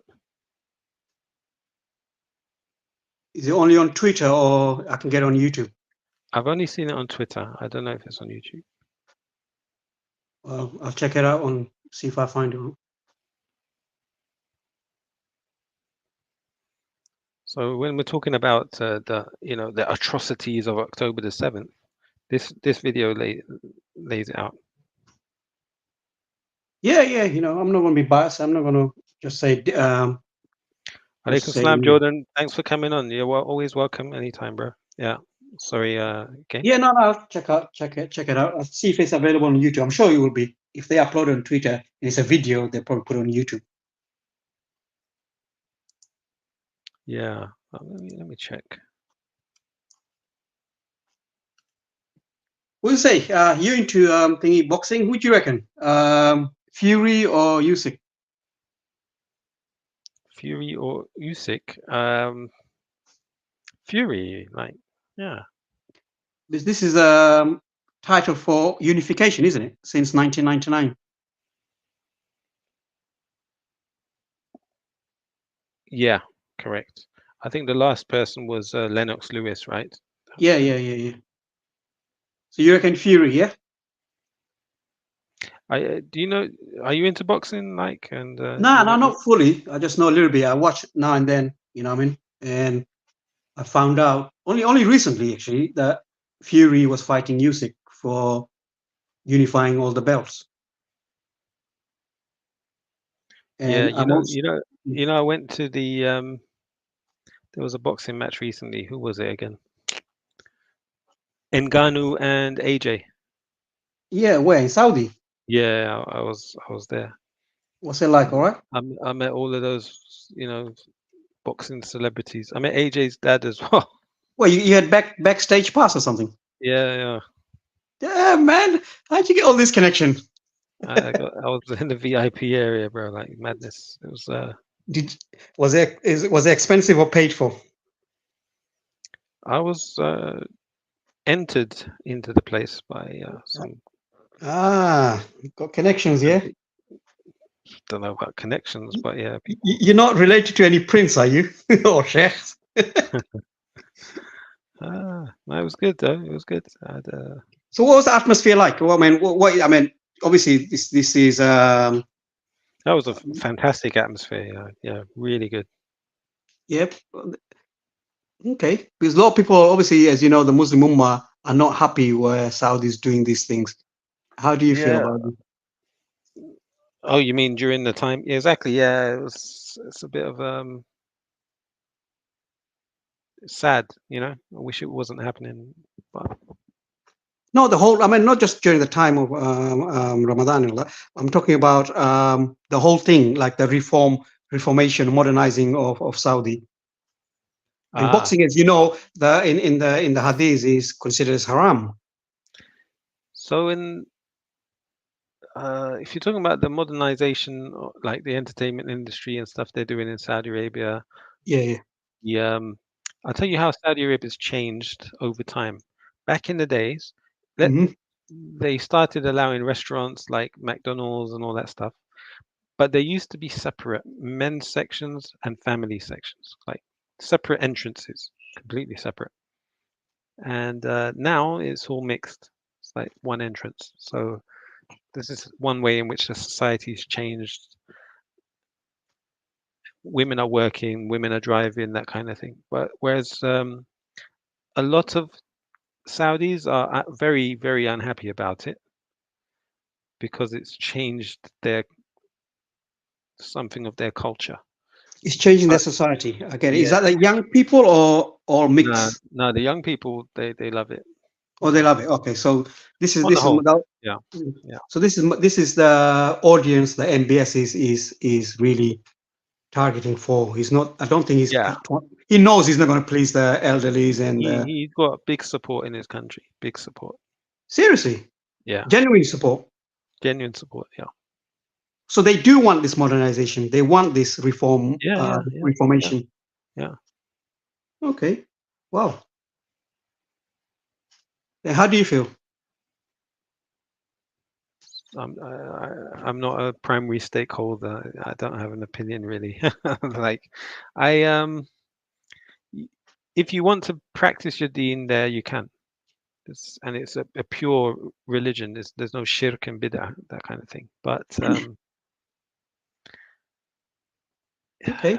I'm not a fan of this normalization thing they're trying to do, right? So in terms of foreign affairs, I'm not too convinced that they're making the right decision. Like with this NEOM project. NEOM City, yeah. We know the idea behind it is so that Israel will expand up to the Neon line. We know that. Yeah. I think sadly they're in the pocket of Donald Trump. Seriously, Donald Trump. He owns them, yeah. Because don't forget, that state visit he done. That state visit he done was really a business trip. So what happened was, if you remember, MBS came to the United States when Barack Obama was there, and nobody knew who he was, so he was kind of like ignored. But they didn't realize he'd managed to like do a coup and take over his country. Got rid of all of the other powerful people. His older brother, who was the rightful prince. His uncle, I think, or cousin, Mohammed bin Nayef. Well, I thought that was his half brother, older half brother. Yeah, no, it's Mohammed bin Nayef is his cousin. Yeah, cousin. All right. So what happened then is when Donald Trump became president, if you remember when he was running for president, he was saying, "Listen, Obama goes to Saudi Arabia and they just ignore him on the carpet when he comes." You think they could do that to me? So his ego was in the way now, getting in the way. When he went to Saudi, they gave not just a state visit; they emptied the whole treasury, all of the money in the country, just to give him a tremendous state visit. people were talking about his daughter. I think her name's Ivanka. Yeah. I saw that state visit on YouTube actually live. It was Yeah. very, very like flamboyant, lavish. Everything was out. They spared no expense on that thing. Yeah. The whole road was cleaned up, flags everywhere. It's And like then it's like a Queen of England going there. After visiting Saudi, he then went to Israel. That was his next visit. Yeah, where he made Israel, Jerusalem, the capital. And when he shook hands, he came off the plane and he was shaking hands with Netanyahu. And he was saying, "Oh, how was Saudi?" And he was like, "Unbelievable." He couldn't believe it. So that visit really did something for him. However, we know that he basically took ownership of them, because what happened was Prince Walid, he funded the Democrats, in their election campaign against him. You talk about Prince Walid bin Talib, who's like a investment firm, Kingdom investment firm. Yeah. So what happened was, shortly after that visit, Prince MBS put everybody in the Ritz Hotel and Carlton Hotel, 5-star. Yeah. Imprisonment, basically. Yeah, it basically did a shakedown. He made them give up all their money to give to, well, some say to give to Donald Trump, and because he has to protect. Now, if Donald Trump didn't protect MBS, his brothers were gonna, prevent his takeover, or his cousins or whatever, right? Because there's lots of other. He was taking away the power from all the other princes. They're not going to give up without a fight. So, but they can't do anything if they have got no money. So you had to take away their money. And backing of a superpower. Yeah, he needed Donald Trump's backing. Otherwise, he'll fall flat. Yeah, and that happened later on with that Khashoggi murder, right? Donald Trump said, "Listen, Saudi Arabia, we're protecting you, right? If we say we're not protecting you, you won't last 2 weeks without us." Yeah, that's true. So you better give us what we So ask. getting back to the point, so you think this modernization and rapid change and reformation is Donald Trump has got a stake in this? Yeah, he's a businessman. You know how much Yeah. money. I know. I hear that, because I'm sure he wants to open hotels and resorts and golfs and all that. I get it. But you think that's the main reason, or you think MBS is doing it because Saudi needs modernization and they need to have a different income revenue rather than rely on oil? Yeah, that's part of it. But if you look at what's happened, he's got a stake in it, though, right? If you look at what's happening in Gaza, yeah, it's Donald Trump's son-in-law, Kushner. Kushner, Yeah, he's saying that he's talking about the property investments on the, his prime real Gaza estate Strip near the seaside. Yeah, beachfront property. Yeah. And this is what this whole thing is about: is a joint venture between the Saudis and Israel and these American guys who are Israelis, basically, because Kushner's father is Israeli. They're all part of the same thing. So their goal is to make money through property investments. Cool. And, So having Biden in power for the last 4 years is pushed back MBS's plan a bit, yeah? But no, they've got a common enemy, right, which is Iran. So they Ah, want to, okay. they Yep. say my enemy's enemy is my friend, sort of thing. Yep, that's right. So that's what's brought them together. Their target, the whole conflict had two purposes. One, to take over the land, ethnic cleanse it, so that they can just rebuild it as some, when they did the Abraham Accords, I don't know if you Yep. remember. Yep. At the Abraham Accords, I remember watching it on Fox News and CNN. Fox News was saying that the UAE and Saudi and Israel, they're saying what they're going to do with Gaza, right? Yeah. This is way before October 7th. They said they're going to try and, instead of Hamas being in power, they're going to have like a joint Arab government, which comprises of UAE, Saudi, and don't know who else, Jordan, I think it was. And they're going to run the Gaza Strip, and they're going to build it up into a new Dubai. It's going to be like a new type of Dubai. Yeah, okay. That was the idea. How are they going to do that if Hamas is in charge in Gaza? So what they've done, they've laid out the groundwork. What have they done? They flattened the whole place because now they're going to reconstruct and they're going to do this new Dubai thing. That's the idea. Yeah. Okay. So you think that's a master plan from the beginning? Yeah.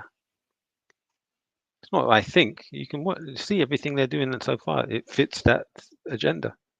Okay. Look, I'm not gonna, deny that your understanding. And the second thing they're trying to achieve is to initiate a conflict with Iran to destroy their competitor in the region.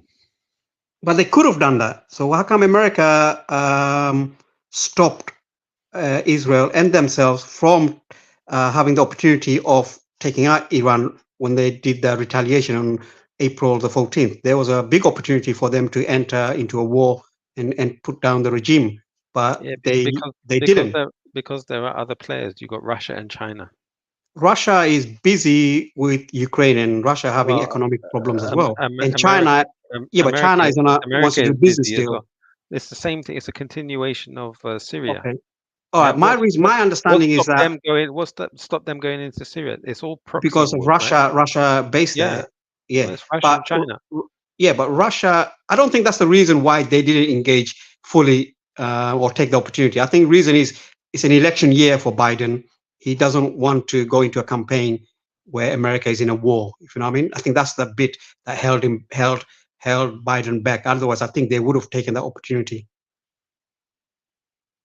But we'll find out after the election is done whether they will pursue this or not. But if Donald Trump gets in power, then yeah, nothing's going to happen. Obviously, but no, there is another side to it, and that is the U.S. armed forces are depleted of personnel, right? If you remember, after 9/11, they done a huge recruitment campaign, and just a few months ago, I remember watching the U.S. news. They're talking about struggling to recruit people for the U.S. Army. They don't have a replenished force. People are leaving, but people are not coming in. So then I noticed some of these YouTubers who are Republican, like this Cartier family, they do reactions. Yeah. They started saying, "Oh yeah, we love the army. My dad always wanted me to join the army." They started. Yeah, the Southerners love the army. Well, no, it's not that. It's that these a lot of these YouTubers are actually funded and paid for by Republicans or Democrats. So they push certain agendas. They don't tell you they're pushing the agenda, but they are. So that same day that news article was talked about in the news, they released a video as well, as many other YouTubers did, kind of constantly, subtly promoting joining the army. Mm-hmm. Because they're going to need an armed forces, as you said, to do any type of conflict. Well, technically, they don't. If you looked into the military complex and military defense of America, they got a million total, including reserve. They got about 1 million personnel, right? But if America was to go into, let's say, Iran war, they won't go by themselves. They'll have the NATO with them. So they know that they'll have the backing of all of the NATO. And nowadays, battles are not fought in a conventional manner where soldiers versus soldiers. They use other smart weapons. So America, I think there was a time where they didn't need that much, because I think British Army also did reduction in personnel because they don't need it, because they got smart weapons now. They do the air raid first and then maybe send in the ground soldiers, so they don't need a massive army. Because obviously I watch a lot of military strategic videos on YouTube. It's fascinating if you ever get a chance to watch them, and simulations. They do live simulations of outcomes and this and that. What's a good channel? Just put in American Army simulation or World Army simulations, and they use AI. Have you seen the film called War Games? Yeah, the old 80s. Yeah, it was a classic film. But nowadays, obviously, there is more supercomputers about, and they leave it to the AI to do the outcomes, and the AI will give you how it worked out, these strategic maneuvers, and how each personnel or each battle is won. Now, obviously, it's a simulation. They don't take into effect of human emotions and obviously natural changes, but it's just to give you an idea. And there's lots of they do hundreds of thousands of different simulations, and most of the time, at least 90% of the time, you'll see that NATO outmaneuvers the East, you can say. But yeah, just check it out. It's fascinating when you watch the nerds talk about these things. They're nerds, proper nerds.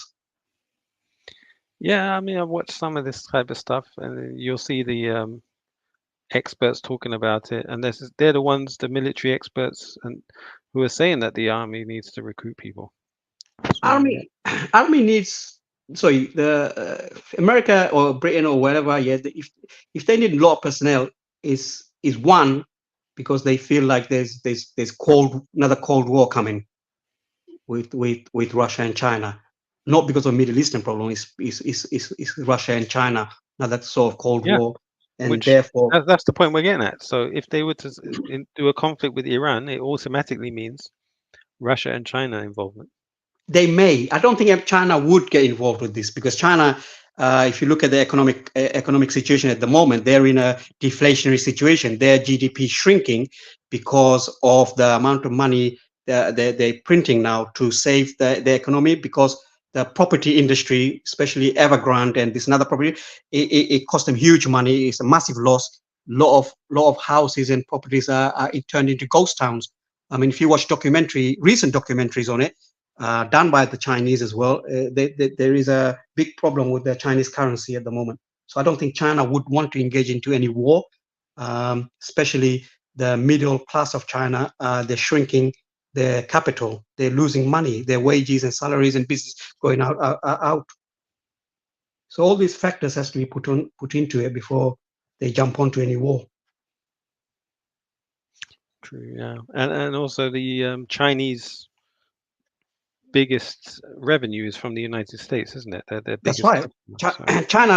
China's biggest trading partner and biggest business deals are from America. And also China owns the second largest American USA bond, right?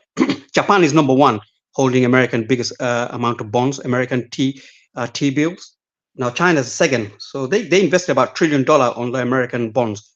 They don't want to damage the American currency and American economy because that $1 trillion will be worthless if they go into war with America, because the whole world will suffer. American dollar will just drop.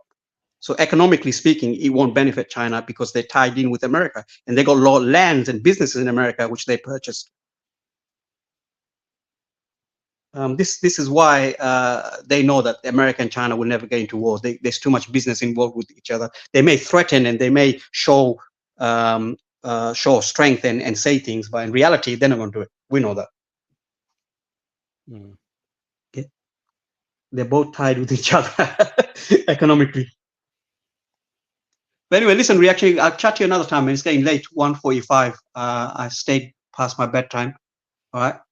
So big up. Brother, again. Yep. Nice one. Assalamu alaikum, man. Alaikum salam. Take care.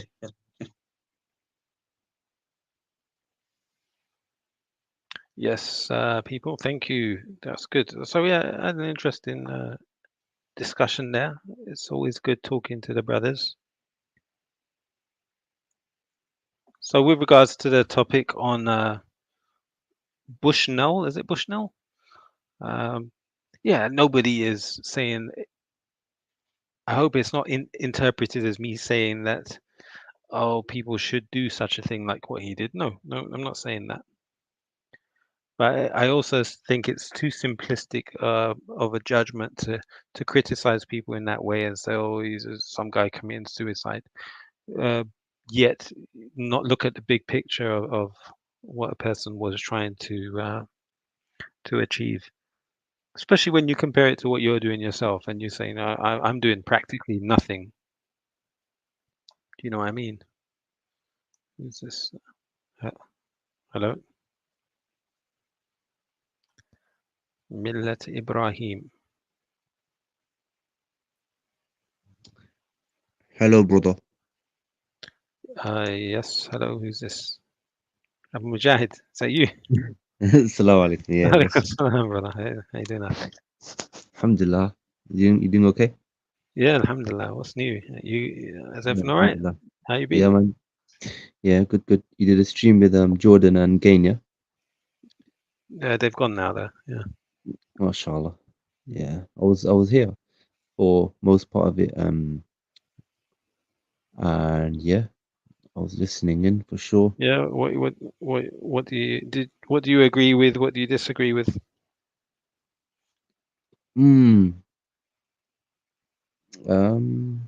Nothing comes to mind in particular that I like.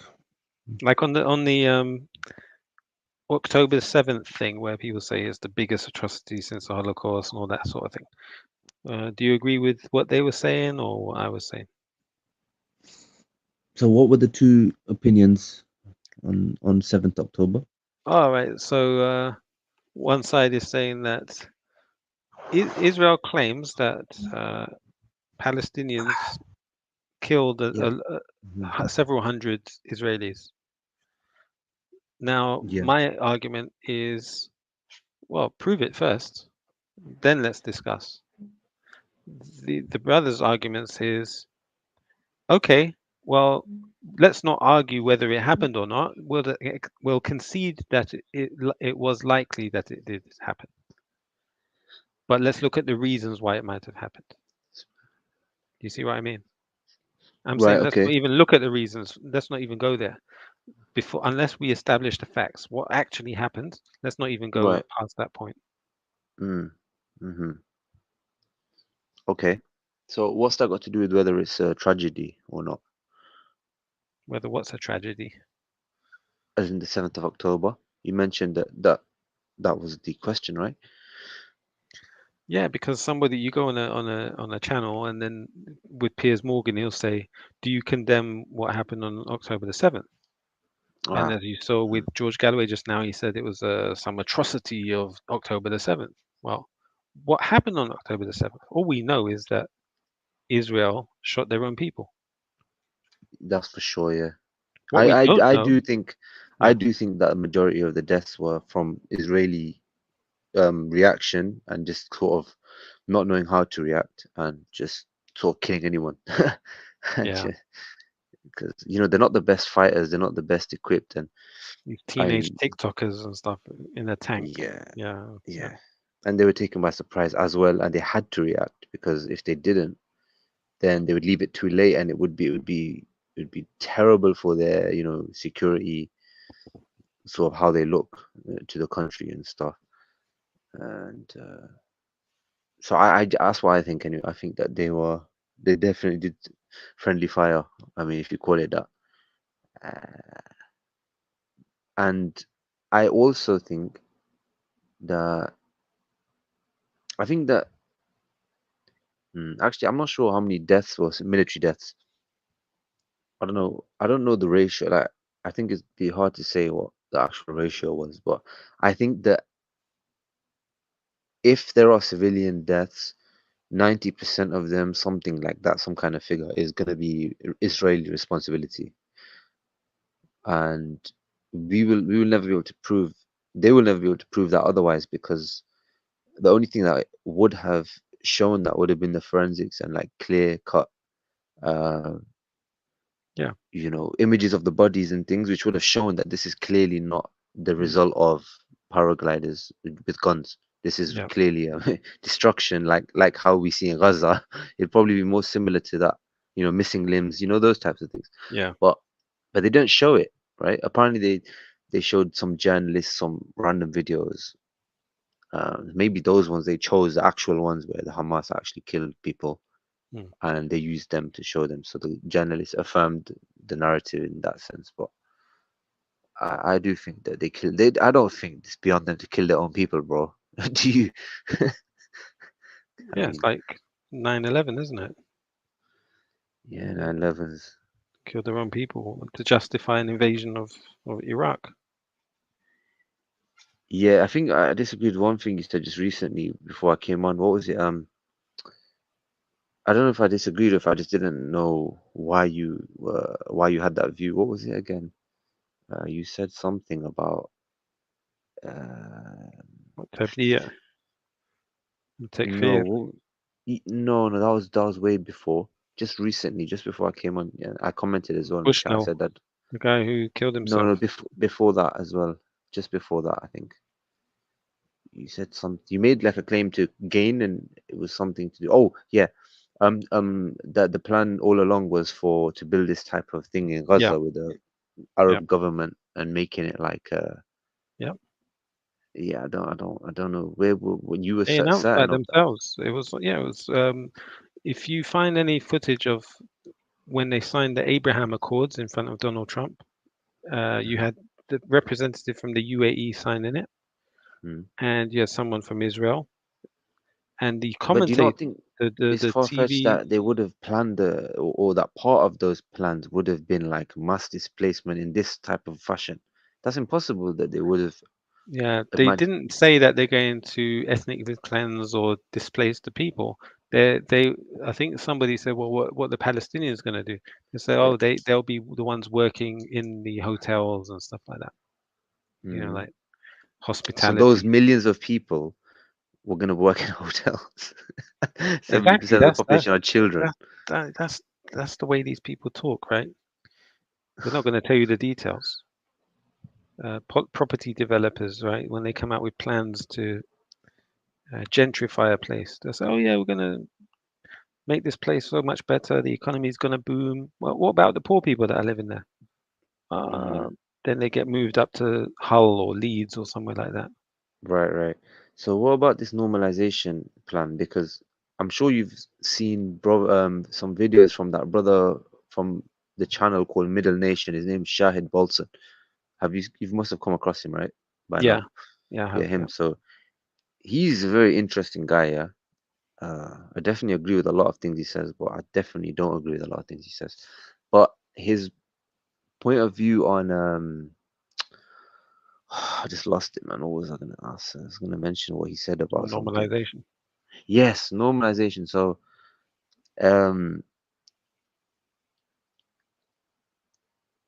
first of all, what's your view on normalization, like as a treaty format, or is it even something legislated? Like, is it even possible, or is it completely out of the question from an Islamic point of view, in the first place? And then, Oh, I don't see a problem with it. With doing, having agreements with people and doing trade and contracts. It's no issue. Right, but this issue of is what's it called? Tatbiq? Is it called not tatbiq? It's called. What's it called? Normalization in Arabic? It's called tatbiq. Okay. Yeah, it comes from the word. If something's natural, or nature. taba'iyya, The word, taba'iyya, yeah. Like the word taba'an as an example. Somebody asks you something, are you warm? Taba'an, like naturally. Yeah. So tatbiq is normalizing. And what's the issue with normalization? It's when you normalize with the people who are subjecting a group of your people to oppression, killing them, or to achieve tatbiq, you have to displace and kill people, which is what they're doing right now. Then that's an issue. The blood of a Muslim is haram. You can't just spill it or allow it to be spilled. Of course. But when it comes to money and property, especially in the property development sector, no one cares about people, especially poor people. And if you've got elitism, right? Elitism is crazy because they look at poor people as, that concept of Darwin's survival of the fittest, and there's another concept. Yeah. Natural selection. Yeah, that's the way they look at things. Okay. Yeah, I forgot. I was gonna say something a bit more specific about normalization. It's really bugging me. That's why. To do with Shahid Bolton, something that he said. Yeah. Something, but was he supportive of it, or? So he's got this view that like everything's monetary, economic based. Like success of the ummah is the way to go forward. So this whole thing about global South domination and like. I don't know if he lives in reality. He dreams like a very realistic person when it comes to everything else. But when it comes to the aspirations of the ummah, everything seems to be tied to the dunya and to monetary and economic like power. I don't understand how he misses certain things. I mean, some people literally just don't get it. Like they're just the same position as me. They just see so much logic coming from him in every other area of whatever and his analysis and stuff. Hmm. But then on this, it just seems like he really just misses some very big things. Like, but I don't know how you can see the Ummah being a power today. Like he see, that's his main thing. His main thing is that the Ummah is very strong right now, and the Ummah is heading in a very powerful direction because of economic influence in this, predominantly in the Gulf, and also when you're talking about Indonesia and Malaysia and all these places, like, and he almost has nothing negative to say about the policies of Muslim rulers, in the sense that, and not from the standpoint of like a type of Salafi, not from that angle, but from the angle of that they're doing very well in terms of, they're very smart in the way they're making deals economically, and they're setting themselves up basically to be superpowers. And I don't see how anyone can genuinely believe that. Because of the dynamic that is happening in our countries. I mean, where did you miss the military bases all over all over our lands? Hmm. I mean, are we going to ignore that part? Are we going to ignore that? Like, Yeah, when it comes down to it, you have to be able to defend yourself militarily or fight battles. Exactly. Otherwise, it's all just it's like a mirage, bro. Yeah, he doesn't but he doesn't get that. I don't get how someone like him can't get that. What type of military equipment are you manufacturing in any of these countries? Nothing, brother. You mean don't even have a car or motorcycle? Nothing. There's no. It's like what you mentioned just What do before they I came on. export? Yeah. About Donald Trump or somebody saying to Saudi that, look, you won't last 2 weeks without us. Yes. And this is sorry, but this is a fact. But I wish it wasn't a fact. But this is the reality. I mean, my belief is that if it wasn't the kuffar, or possibly way before the kuffar, if the Rafida had the opportunity, as in meaning that America are going to leave Saudi defenseless and leave the Gulf defenseless, that the Rafida would basically Iran and Iran's proxies would enter like within weeks. And I actually genuinely believe that. And let's be honest, brother, they seem like they got more what's the grit? What's the word? Like, they got more in them to be able to brother, I don't know about you, wallahi, but when I think about like Saudi military or UAE military, like I think of a situation like the Afghan military when the USA left. Just that parable for me, it On the makes roller skates. Have you seen them? literally finished in a day. Yeah. Like that's the picture I have. And it's weird because it's not even a dissimilar scenario, because if you think about it, USA was what was holding up the Afghan government the whole time, and as soon as the troops left, they were taken over within a day. A day, brother. I literally actually mean a day. They had entered the palace, the Taliban, yeah. Yeah. And the Rafida, obviously, the Iranians, yeah, like they would not miss an opportunity like that. So anyway, the point I'm making is that this brother, like, I just find it weird how that perspective is. He genuinely. Do you see believes Sami that. Hamidi's It's very videos? weird. Yeah, them two are like on the two opposite. They're on the opposite spectrum. Them two guys. What's opposite about them? Because they sound very similar things, I think. They're on the opposite end of the spectrum when it comes to the trajectory of the Muslim countries, and one of them believes they're going towards superpower, as in status, because of the economic influence they have. If you call it influence, I call it slavery. But the other side is Sami Hamdi. He believes that no, he actually understands that no, we are still colonized to some extent.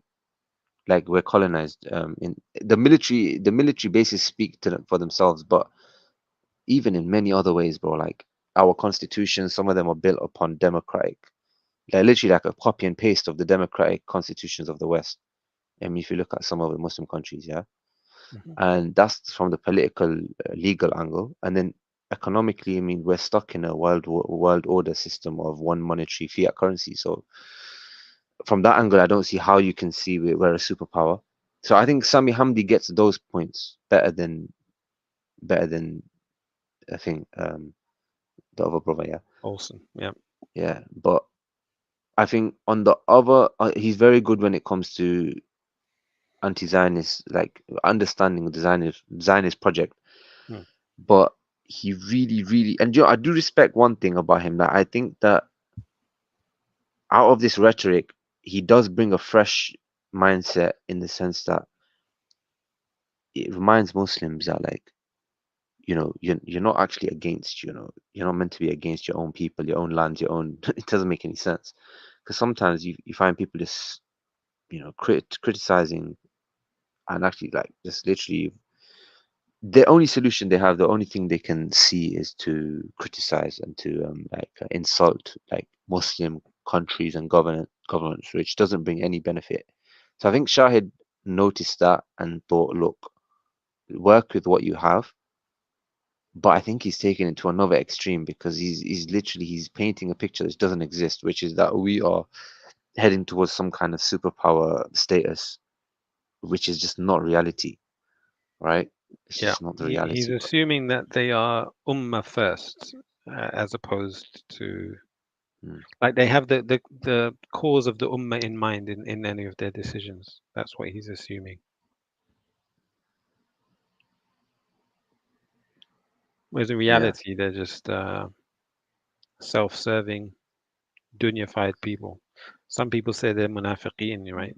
Like, and some say they're enemies of Islam. Like, Yeah, enemies of Islam. Some say like they are UAE, for Zionists. example, right? UAE keep pushing Europe to try and clamp down on Muslims. But look, if you think about this, just today, I don't know if you're aware, but the UN voted on the Palestinian membership. Yeah. And they passed it overwhelmingly, right? Do you know who submitted the proposal? No. UAE. Yeah. So that's one thing. And another thing is, sorry? Another thing is that the UAE, do you know who's given the most to Gaza since October 7th in terms of aid? Who? By far, apparently, is UAE. So I'm not gonna make anything of that, but that's just the facts, right? So these types of things, it makes What facts, bro? They're the ones who've been doing a special corridor to Israel. no. I'm saying without painting a picture or agenda or intention. Forget intentions. I'm saying these two things I told you of are What basically facts? Where are these the facts from? statistics. So if I'm not mistaken, the proposal today for the Palestinian membership, that's just true. That's just true, right? I don't know if you check No, that. Yeah. I'm talking about the biggest donors to Yeah. Gaza. First of all, apparently no donations are getting through because Israel puts them all in storage. They've blocked the roads from the trucks to the No, but I'm saying Palestinians. let's not be oversimplistic. Look, the They've point had I'm to trying to do make. airdrops, where they're dropping Yeah. bombs along with the supplies. So No, but what I'm saying is Shahid. The thing is, people end up supporting Shahid's Bolson's stances by coming with oversimplistic, like understanding of the situation. For example, he will outright quote these things that I'm saying to you. So wait a minute, UAE's clearly with Palestine, Israel's the problem. Saudi are doing well, Egypt are doing well. They're trying their best. This is his narrative, right? And then because people respond or their initial stances are so oversimplified, it boosts his understanding, even though he might be wrong, right? So let me give an example. So this idea of UAE being the top donor, yeah, let's say this turns out to be true, okay? Let's say they are the top aid donor, they've given the most aid, right? Now, I don't want to go into intentions, but it's not hard to understand that. That's just that is the minimum they have to do in order to keep the civil unrest and to keep their image up, right? No. You have to, Okay. Okay, they're giving aid. Where's the aid going? Is it reaching the people in Gaza? They may as well not give any aid because it's not getting to them, right? They're also giving aid to Israel. Do you know if they're giving more aid to Israel or more aid to Gaza? I mean, they're giving trade. They're doing trade with Israel. You mean, yeah? Not aid, yeah? No, they're aiding them. Okay, And so they're how doing would you? How a special Shahid routes would, through, for example, you know, imagine I'm Shahid or Shahid's here. He would say you're absolute. He would literally just call you absolutely ridiculous and crazy and stupid right now. okay. How He would you can, respond to him? okay, you Because can do he's not that. a stupid. He's not a stupid guy, right? He's quite a I smart would guy. simply just point him to the Mhm. material that I've read. It's not me Mhm. making things up. As long as I've got sources, it's fine. Now he can reject those sources or he can accept them. The issue though, right, is he's trying to present a picture that these Muslim nations are led by people who have Islam as a priority, and the Right. fact is they don't. They're not ummah Okay, focused. that's a good point. Let's stick on that point. Do you think that's They're one of Arab his points? nationalists. All they are is Arab nationalists. They're not Do Muslim you think that's nationalists. do you think that's one of his points though? What? You might be right actually, you know, because it's weird, like as in saying that these people are pushing Islam. Like, is that one of it? Do you think that's one of his points? I feel like it might be, right? Yeah, he's trying It to give the kind of is, isn't impression it? that the Muslim nations are, you know, Yeah. pushing. What's the As word? in their agenda is Islam, like they're trying Yeah, their hardest. Yeah. It's yeah. sort of like a Shamsi thing, but without the Islamic sort of thing or spin on it. Like, even Yeah. though he is also talking Islamically, as in he's giving his Muslim point of view, but the thing with that, He may argue that they're nation states, but what yeah, he's not pointing out is that their agenda is purely their individual nation, right? On top of that, they're Arab nationalists. That's what they are. They only care about, no first of doubt. all, they only care about Arab people. Secondly, they only care about their nation within the Arab world. And thirdly, the concept of brotherhood in Islam, as meaning one ummah, is based on brotherhood in Islam, or what we would call Islamic brotherhood. Yeah. But when you take the word Islamic brotherhood, that also is used to mean something else. Oh, that's a surprise. I wonder why that is. Is that just by chance? What does Islamic brotherhood mean? In the West, whenever you hear the term Islamic brotherhood, they're referring to a group of some sort of movement, yeah, in the Arab world. Secondly, if you ever hear the Arab world talk about Islamic brotherhood, that is public enemy number one. The greatest enemy on earth. Anytime they send a sheikh from one of these Gulf countries to the UK to give a talk, you know, these conferences and lectures, they always warn about one group. You know who they warn about? Muslim Ikhwan Brotherhood, yeah. Muslimin. Always. Why? Because the idea, and they've established this new thing called brotherhood with Jews. It's the Abrahamic brotherhood. Okay. Wow. Yeah, we're the sons of Abraham. So they use the word cousins. Okay, but now you're starting to hear more about brotherhood and Abrahamic brotherhood. But really, at the same time, they're outlawing brotherhood amongst Muslims. You see? It's a bit crazy. And there was that video that went viral of this Arab Bedouin guy with a moustache wearing a white ghutra. He was talking about Palestinians are not real Arabs. I don't know if you remember that video. He was saying these people, they're not real Arabs. Yeah, and you're talking about Masjid al-Aqsa, Masjid al-Adna. You don't have the real Masjid al-Aqsa. Do you remember? He said the reason no Saudis, no Arabs like you is because you're not real Arabs. And we're the real, So it's nationalism. If you look at the name of the country, Saudi Arabia, what is it? It's a nationalistic. It's not just the I kingdom. mean, it's based on a king. Yeah, the king, right? It's not just the kingdom of Al Saud. No, it's the Arabic kingdom of the Arabian kingdom of Al Saud, meaning only Arabs. True. So you can't become a Saudi because you're not Arab. Right. Yeah. Is that not racism or whatever the word is? Ignorance. You can say it that You way. go to England, you can become British, but you can't become a Saudi. How does that make sense, bro? Oh man, we're wearing a real Yeah. So it's subhanallah. nationalism. That's they're Arab Mhm. supremacists, and that's what happened after World War One or whatever it was. You know, with Mhm. Lawrence of Arabia and those tribes. Mhm. It was Arab supremacism.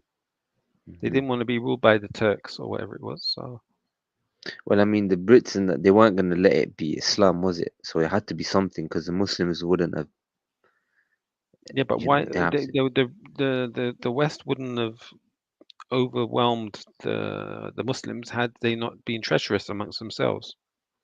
No doubt. We deserve what we have, bro. Yeah. Like, that's for Why sure. did they why were they treacherous to their to the Ottomans? Hmm. It's nationalism again. But also you have to remember the Turks were nationalists too.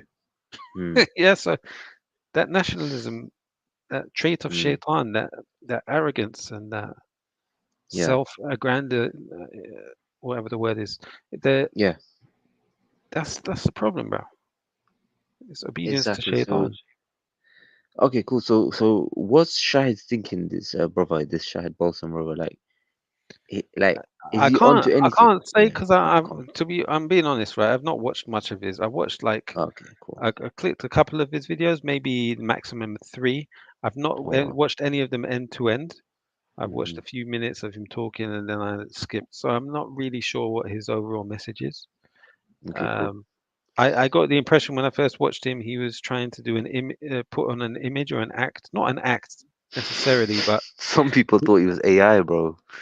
no, he's trying to do. You can see he's adopting traits and characteristics of Malcolm X. He's watched a Malcolm lot. X, yeah. Yeah, you can see that he'll put the finger on his cheek and talk in a Mm. certain cadence where he's mimicking Malcolm X.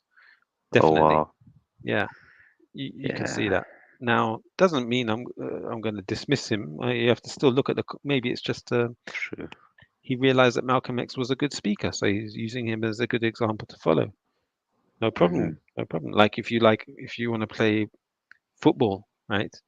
You're gonna watch Ronaldo or whoever it is in your position. You're gonna copy certain things they do, so you can adopt it in your game. Do you know what I mean? Yeah. Unless you think it's haram based on Abdurrahman Hassan, his What, fatwa. football? Yeah, but I'm just playing. But the playing and football, ignore me. The so I have listened to a couple of lectures of Sami Hamidi, and what I've Yeah. learned is that these two they don't like. Well, Shahid Bolson's not a fan of Sami Hamidi, and I don't get why No, because that's why I said like these two are on opposite spectrum, opposite ends, because they really don't like each other. Sami So, Hamidi also doesn't like him, or is it? no, you're right. Actually, to be honest, it seems a bit more one-sided. But I feel like Mm. they really did not on the same page at all, though. And Daniel Hakikatu doesn't like Shahid Bolson either. I know that because I heard him mention him on Twitter. So I don't Yeah, definitely. I They don't know what the wouldn't beef is. get on. These They three should wouldn't all get on. team up. There'll be a formidable force. I don't see why they don't have to be completely in agreement in everything they say, True. but at least team up. Like Hakikatu and Jake the Snake. Sorry, not Jake the Snake. Jake, what's his name? The metaphysician. Metaphysician. Yeah. Why'd you call him Jake the Snake? Because I've had interactions with him on Clubhouse, and I call him Jake the Snake. So, Oof, shouldn't say that about a brother, whenever bro. he knows I call him that. So, but the point I'm getting at is it's a term of endearment. Don't look at it as a diss. I'm not dissing him. So, Oh, right, okay. I do like him. So Yeah. him and Daniel both were on the PBD podcast, and they Yeah, they smashed. did good. They did Yeah. absolutely very well. Yeah. That's what we should get more of. Why they That imagine you was get very those three together. unapologetic. Do you know when Daniel said yes, a murtad like you in Islamic State will be that was killer. Do you know after that is like it's that isti'la, it's like that superiority has entered into the room, so you can't put it down now. Whereas if you'd compromise in that moment, you'd Yeah. feel the dampening of the spirit, and then that's when they would jump in. It's literally just like how you deflate the shaitan. You know, Yeah. it's The really best interesting. point I remember of the discussion was when Jake said to the guy, "Is it inherently immoral?" Right? Yeah, he smashed it with the inherent morality. Yeah. Yeah, And the guy was like, "I don't know what you mean. I can see you're setting a trap for me." I don't know what you mean by inherently immoral. Yeah. so clear. He It's smashed so it. clear as well. They did well. They did. Okay. Yeah, what do you think of the Muslim lantern? Do you know much about the Muslim lantern? I'm not a fan. No, a fan, seriously. Why is that? Yeah. Because I interacted with him and his fanboys on his channel, and as usual, they're typical. What I've experienced from all the Dawah YouTubers or the Dawah online celebrity people, they all want to treat you like you're nothing and nobody. If you're a kafir, they'll my brother, give you all the best treatment. But when you're a Muslim, same thing with the cowboy. And then when you respond back, then they all the fanboys come out and start attacking you. I don't like these people. You think online dawah has a problem? Has problems? Yeah. Definitely, bro. Yeah, I agree, man. It's like a little cult. There's definitely issues. There's a lot of good, but they're all in, but it's Bible Dawah basically. It's the Ahmadi bro, what is with this Ahmadi Bible cult. dawah, bro? What, bro? I'm sick of this issue. Like, how many ayat in the Quran? Like, why are we so fixated on refuting the Bible, bro? Like, bro, I don't see. I mean, look, bro, I don't see. I don't get it. I don't understand. Like, how many ayat in the Quran? I mean, anyone who has studied Surah Baqarah, anyone who understands Surah Baqarah and Ali Imran and knows the theme of these two surahs, these great, magnificent surahs, and you see the theme, like how Allah subhanahu wa ta'ala is very focused on Ahl Kitab in the way, and how many times have we been, how many ayat in reference to we believe in what was revealed to you, we believe in what was revealed to you. And I just think this, if you're going to use the Quran as da'wah to Ahl Kitab, a lot of it has to be based on how you believe in what was revealed to them. Whereas now there is so much fixation on just proving the Bible wrong and proving, and it's like, bro, is that really how you meant to bring a kitab?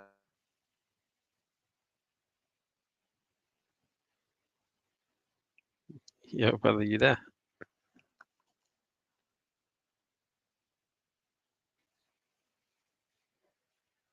Or is it my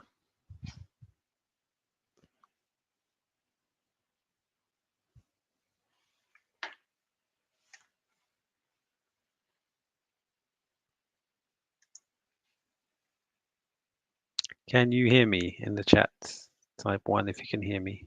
I'm not sure if it's my my internet connection or Abu Mujahid's.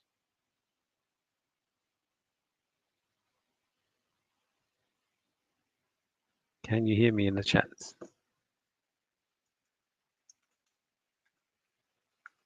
Can thou hearest me?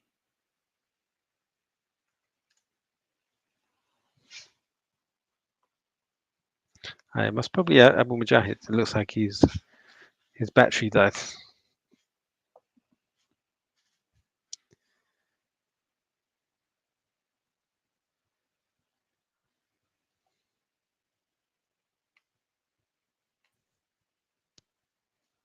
Yes, brother. Yeah, sorry, I just got Yeah, no problem. Yeah. So yeah, I don't know if you on the same page with that about the Bible, because with me, like, it's become one of the 100%. accents of the Dawah, the English Dawah scene. Yep. And this is not the way of any. This is not. I've never seen this before. This is like a recent phenomenon. Like this huge focus, and you know, it almost gives like them a bit of an ego boost. Yeah. Because they almost feel as if we have to entertain them when it comes to their scripture all the time. Like we have to go into it, talk about it. Where we have something better than them, like without even a shadow of a doubt. Like, I don't know why there's so much attention given to it. Allah knows best. What do you think? What do you think it is? You think it's some type of inferiority feeling or something? Like, what is it? I don't know. It's Yeah, I think definitely inferiority complex is part of it. It gives people a feeling that they can stand in the room with Christians and participate and maybe win something like a quick win, and they get it from the Ahmadidat debates. It all springs from his videos that people watch. All of these Dawah people, they're fans of Ahmadidat. So really, it's the Ahmadidat manhaj. Zakir No, but Naik as well. He's even the Zakir biggest Naik. fan of Ahmadidat. All they do is quote in the Bible in Genesis chapter 5 verse 10. You know, they'll quote all this stuff. Like, who cares, bro? I don't need to I know don't that. know, man. I feel like they did it in a good way though. Like I feel like they did it.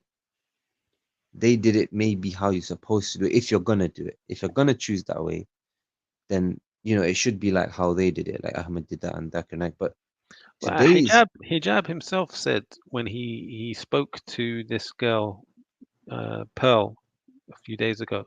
oh yeah, I heard And she asked him yeah. to describe what he does. He says he's a comparative, or sometimes something to do with comparative religion. That's what he does.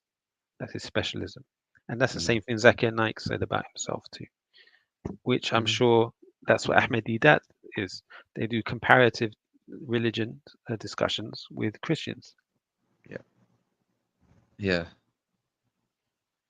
But if you go on Clubhouse or one of these places, open a room and talk about Islam, you might get one or two people jump in. If you do a room about the Bible versus the Quran or something like this, bro, the room will get full up with people. You get loads of people jumping in. So it's something that is quite a contentious topic that brings people in from both sides. Yeah. I'm not with it, bro. Is Like, it of value though? I don't know really to what extent. It's like you're trying to prove Islam with the Bible. Why not prove it with the Quran? yeah, the Quran is the best thing, bro. Like, there's nothing better than it. And it's almost disrespectful when someone like in the Dawah scene will say, no, I can't use the Quran because it's circular reasoning. Or something like I can't use the Quran because it's like I'm trying to prove myself. I'm like, bro, what are you saying? Like, that is the proof. Yeah, it is the proof. That is why Allah sent it to you. As in, what's gone wrong? إن Like, في where ذلك لآيات للمؤمنين. It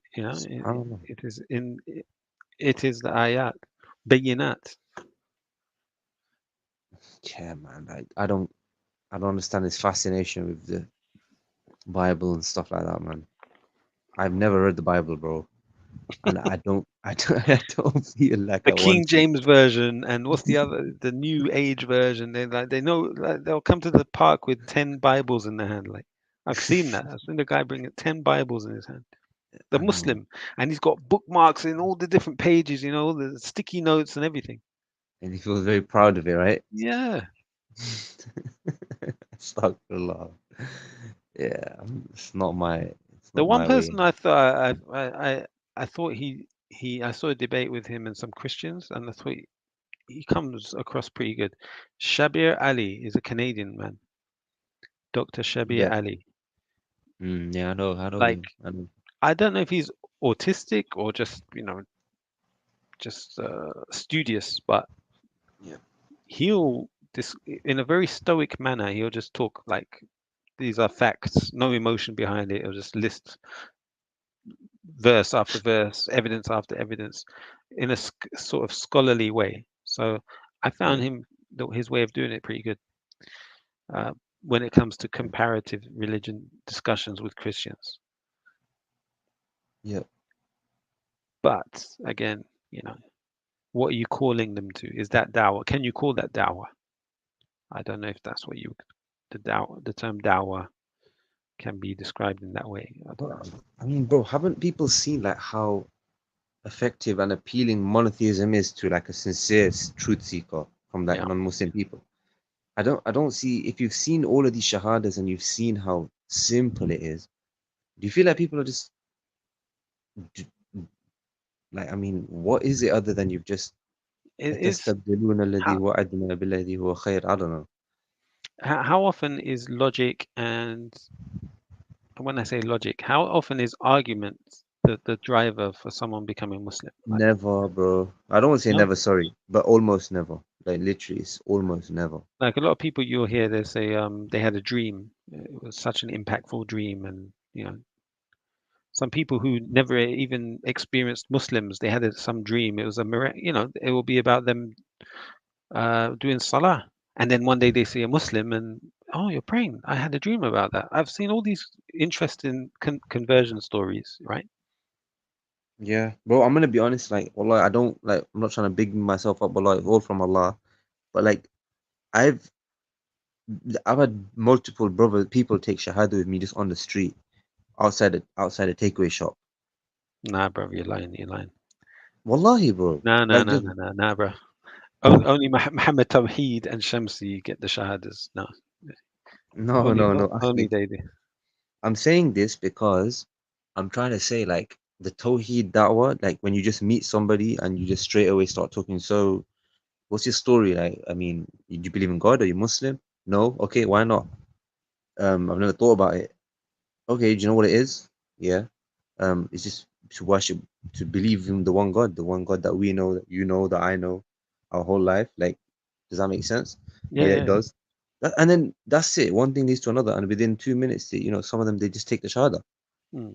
So, I mean, if that's the goal, which everyone agrees that is the goal in the end of the day, then where did all this other stuff come into it? Like, why is it so necessary? Unless that somewhere down the road, the agenda or the intention has changed, and it's actually not just about guiding people anymore. It's actually got something else to it. So, I don't know.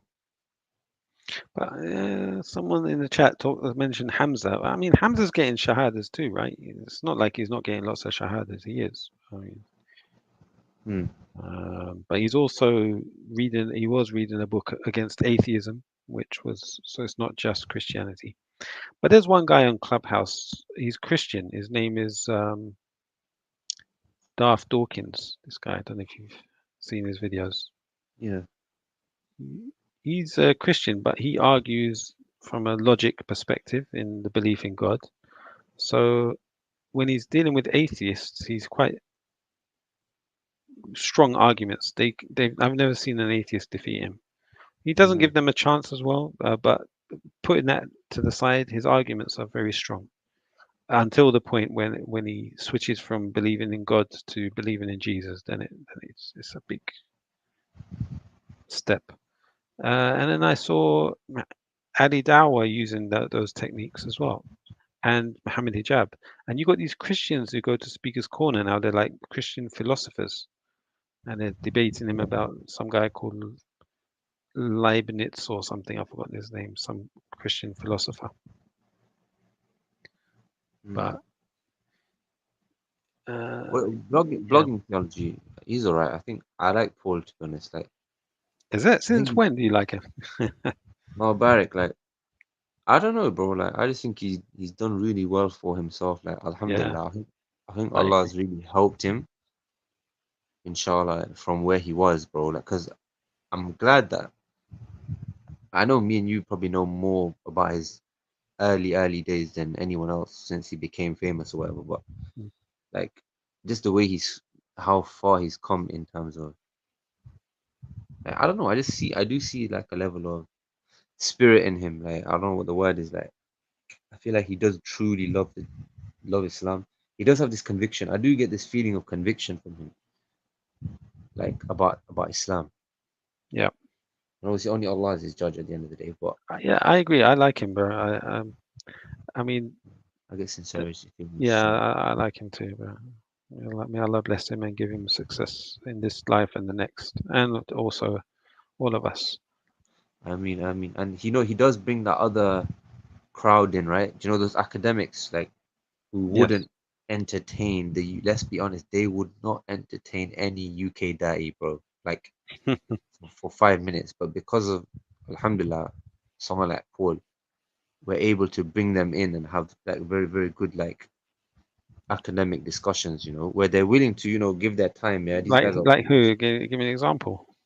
Like there's that guy, yeah, who's I'll be honest, I'm really impressed with him, yeah, and Allah is his judge, but he speaks Hebrew, he speaks Arabic, he speaks English, he's a professor of the Bible, but not of the Bible, so he's a professor in, I forgot his field exactly, but whatever, it's to do with Islam and language.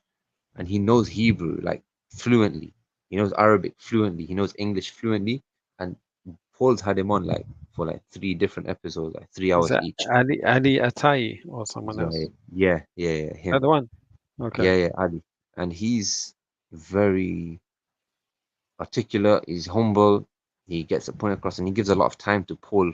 You get me? So this guy is obviously a busy person, and like I can't, like I said, he wouldn't give his time of day, bro, to like to the UK Dawah scene. But to be honest, if I'm not mistaken, I think he's from Zaytuna, you know. I think he's from Zaytuna. What's I that? think that? You know Zaytuna College?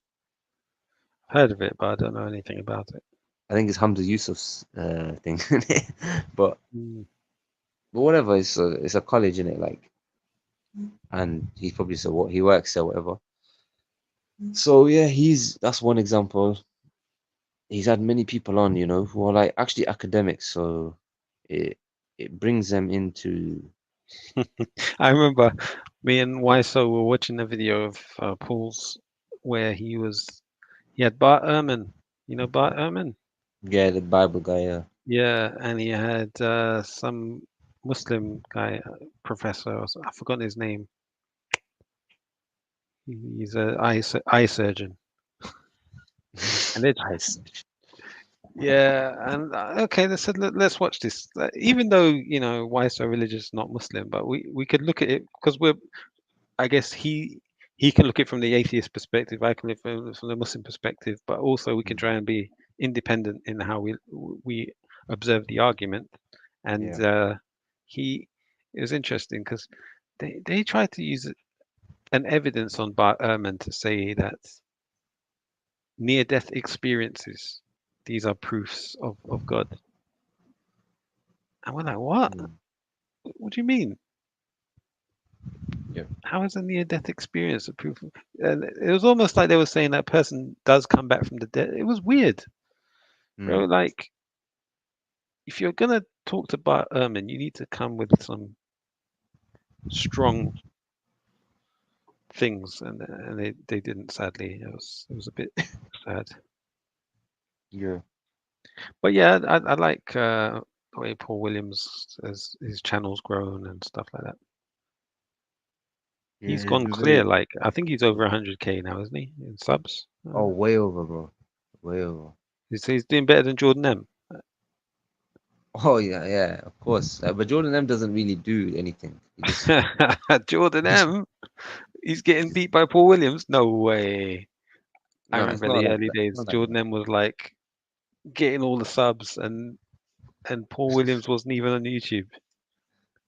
No, but Jordan's more of just like a revert Muslim that, like, just sort of just, I don't know. We just like people just like to listen to him talk about his day and stuff.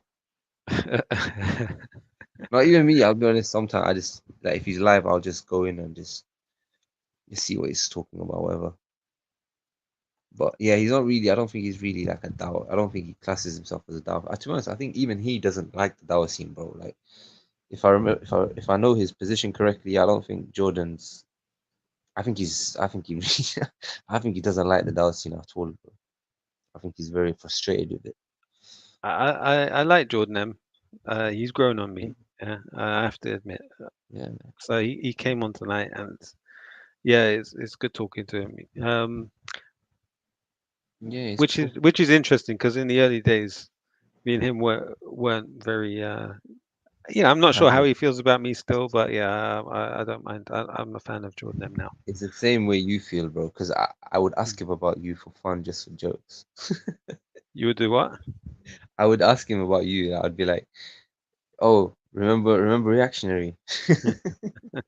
Just to see what he'd say, and he'd be like, his response would be basically exactly like yours. Like, oh, is it?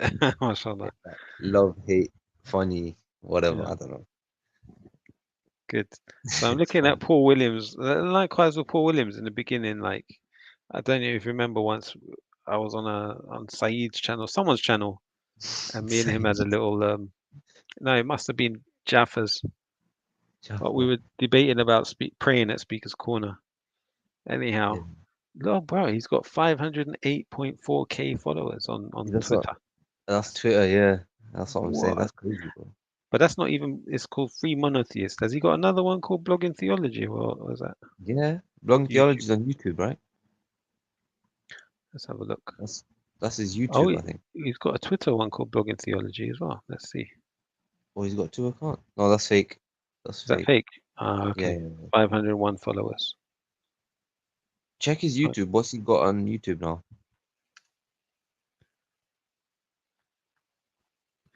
Salam alaikum. Yeah, mashallah. Salam alaikum. It's nice, man. Mashallah. Yeah. There we go. That's what I'm saying, brother. He's lost weight as well, you know. Like he used to be Yeah. in the early days. He was quite chubby. Do you remember? Mashallah. Yeah, bro, he's even got a bit in of shape now. think about him. You know, when he goes to the park now, he's got even a bit of like, I don't know if ghayra is the word, but like he gets angry, bro. Like, oh yeah, yeah, like he's not as soft as he always was when he's talking to idiots, basically. Like, bro, he's like, got 452k on YouTube. Nice. This guy grew crazy in it, subhanallah. I mean, he got voted. I don't know if you're aware, but I don't know if obviously I don't agree with this. I'll have to be honest. I don't agree with this. But with what? You got voted what? He got voted as in the top 500 most influential Muslims in the whole world. Where is this list of? All right, let's have a look. Yeah, he did. Mashallah, you know. I mean, 500. He was very humble about it though. I mean, he's like, you know, I'm honored. I feel humble. Like, honestly, I don't deserve this, so I don't know what it means or whatever. But I couldn't name you 10 influential Muslims. I'd probably have to rate Ali Dawa, Muhammad Hijab. Who else? No, Nico. I mean, yeah, none of them would be known. Muslims. No, none of them would be known except for the ulama. How are they influential then? Because they influence people without being famous. How? Because their works, right? Their fruits, their books, that nobody reads. Their communities, no, like I mean, whatever projects or institutions they've set up, all of this stuff, right? Like Bilal Phillips, like. Okay, so look, I want to see who are the 500 most influential Muslims in the world, and I can't because you'd have to pay for it. Look. And let me click. All right, let's click on it. Maybe they've got some strange names on it. 2024 edition. Oh, it's free. Okay, let's see. Yeah. Right, tell me who you think is number one. Does it mean people who are alive today? Yeah. Obviously. Must be. This should be interesting exercise, you know, to go through this. I don't know, man. Probably like someone like a Muslim leader. Like someone like the Malaysian president or something like that. Or like, okay, let's look at the pictures. Who do you recognize here? Who's this guy? MBS or something. I don't know. He's Indian or Pakistani, this guy. And she is Sudani, I guess. She reminds me of the BBC presenter. Badawi. I forgot. Zainab Badawi. She looks like her. All right. Who do you recognize here? Left to right? Oh, right to left. Who's this? I can't see anything right now. Can't see it. Ah, my bad. Let me put it in this window.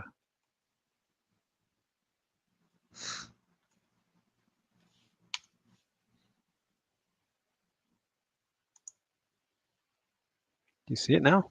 Yeah, I got you. Yes. Yeah, makes sense. Who's this on the right? That's King Abdullah. Who's that? That's the president. Sorry, the prime minister of Qatar. Yep. That's Khomeini, Iran. King Salman. This guy probably Oman or something. Ibadi guy. No, I don't know who that is actually. Okay. Maybe Yemeni. I have a feeling it's Oman. No idea. Okay. Who's this? That face rings a bell, but Moroccan. He's a Moroccan king. Morocco King, yeah. Did you get married? Did you find a Moroccan wife like you were? I remember you were. What? Did you I get never married? said. Yeah, but I never said Moroccan wife. MashaAllah, barakallah. Bro, you got Yeah. married. I can't believe it. Allah bless you. Allah I give mean, you success. Jazakallah khair. Oh, I wish I knew. I would have, bought you a gift and come to your walima, all that kind of thing. Yeah, I know you wouldn't. You wouldn't, bro. Huh? You wouldn't even if I called you, bro. I would have, I would have. Yeah, that would have been good still. Yeah. Alhamdulillah. I think Who's that's this? another Khomeini. That's a what? Is that another Khomeini? He might be the Iraqi version. What's his name again? Not Sisi, something like that. I've forgotten his name. Yeah. Sistani. I think that's Yeah. Sistani. Right. Okay. This guy's a problem, man. Because Bengali? No. This guy is what's his name? Sheikh Taqiyuddin. Oh, what? Osmani? He's Yeah. Pakistani, right? He does Yeah. Sharia law stuff. Not Sharia law. Yeah. Islamic finance or whatever. Yeah. He's a problem, Akhi, I'll be honest, Yeah. Why? because I think his fatwas are like really not helping out. Like, He's Hanafi, yeah. yeah, I think Must so. be Hanafi. Maturidi or something. Yeah, he's part of some of the boards, man, of these Islamic banks, bro. Banks. So, Yeah.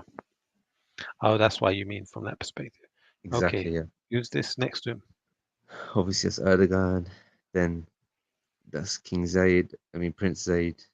Mohammed Zayed. That's the Hamas leader, Ismail Hani.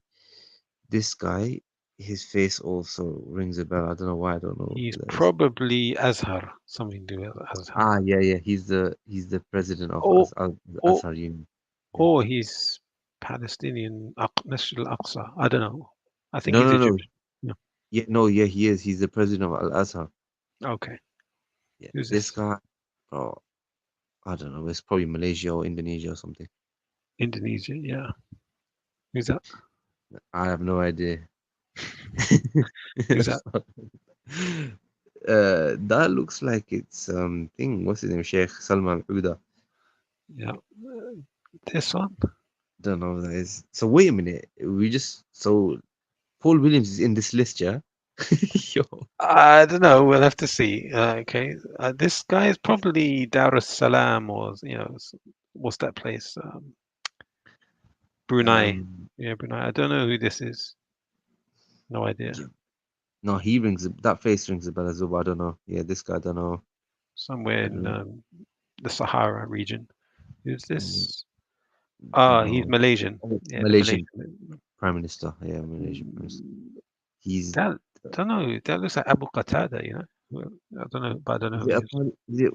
It's not Taliban, no, I don't know. This one? Hamza Yusuf. Yeah. No idea who this is. I think he's Pakistani, bro. Maybe. Yeah. Jeffrey? A'udhu billah. Is that his name? Yeah, Habib al-Jifri. Don't know who this is. Don't know who that is, yeah. Syrian, maybe. And Sisi, Egypt. Okay. Bismillahir Rahmanir Rahim. Okay, the Muslim 500. Published in Jordan. Oh, no wonder who's the Jordan Kings first. That's crazy. Yeah, they have a focus on leaders, right? It seems. True. All right, let's see. They've got the top 50, honorable mentions, and then the 450 lists. And it's split by scholarly, political, religious affairs, preachers. Social issues. So which category would Paul be in these? Probably media? Well, yeah, maybe that. Could be preachers, spirit. No, I doubt it. Could be that. Could be media as well, yeah. Top extremists.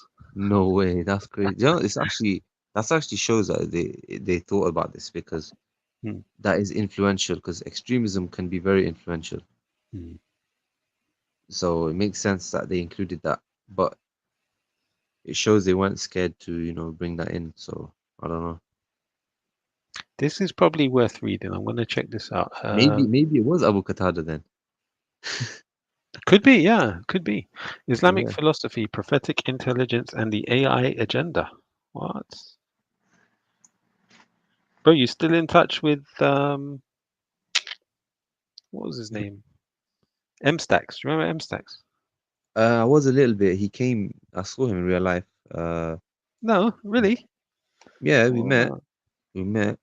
He came Leicester, my city, one time. Hmm. I was chilling with him for a bit, and I've met the ones I'm really still in touch with. Mukhtar, do you remember Mukhtar, the Sierra Leone guy? What, the one that Jaffa bought him a plane ticket or whatever? That one. I don't know, but Yeah. Mukhtar, yeah. he goes by Abu Raslan. Abu Raslan. Yeah. Yeah, I'm in touch with him. He's not in England, though, is he? No, he's in Sierra Leone. Ah, but I thought Jaffa got him a plane ticket to go some country. I don't remember where. Yeah, he went Egypt for like a year. Oh, he did. And Wow. he went back. He's been through a lot, recently. SubhanAllah. Really? Yeah, may Allah bless him. But he basically, his father passed away like not that long ago. Hmm. And then he got married, and just the other week, actually, like a month ago, his son passed away after he got married. And yeah, he's going through quite a bit, but mashallah, he's keeping firm. He's like, I like him, man. Wallah, I really like him, actually. I really like him. I used to be doubtful. I used to think he's I know you. I a remember. troll, like not a real Muslim. But anyway, Yeah, I'll he take definitely is, I'll bro. take your word for him, inshallah. Yeah, no, he definitely is, bro. He's a really proper student of knowledge. He's really helping his community as well, like with knowledge, like teaching them about bid'ah and shirk and everything. He sent me videos, everything. Yeah. So this Naqib Al-Attas, his name is, this picture. So he's number 1 or something. Man of the Year. Man of the Year. He's an intellectual giant in the Muslim world for over 6 decades. Islamization of knowledge. His philosophy and methodology of education have always been centered on one goal: to Islamicize the mind, body, and soul.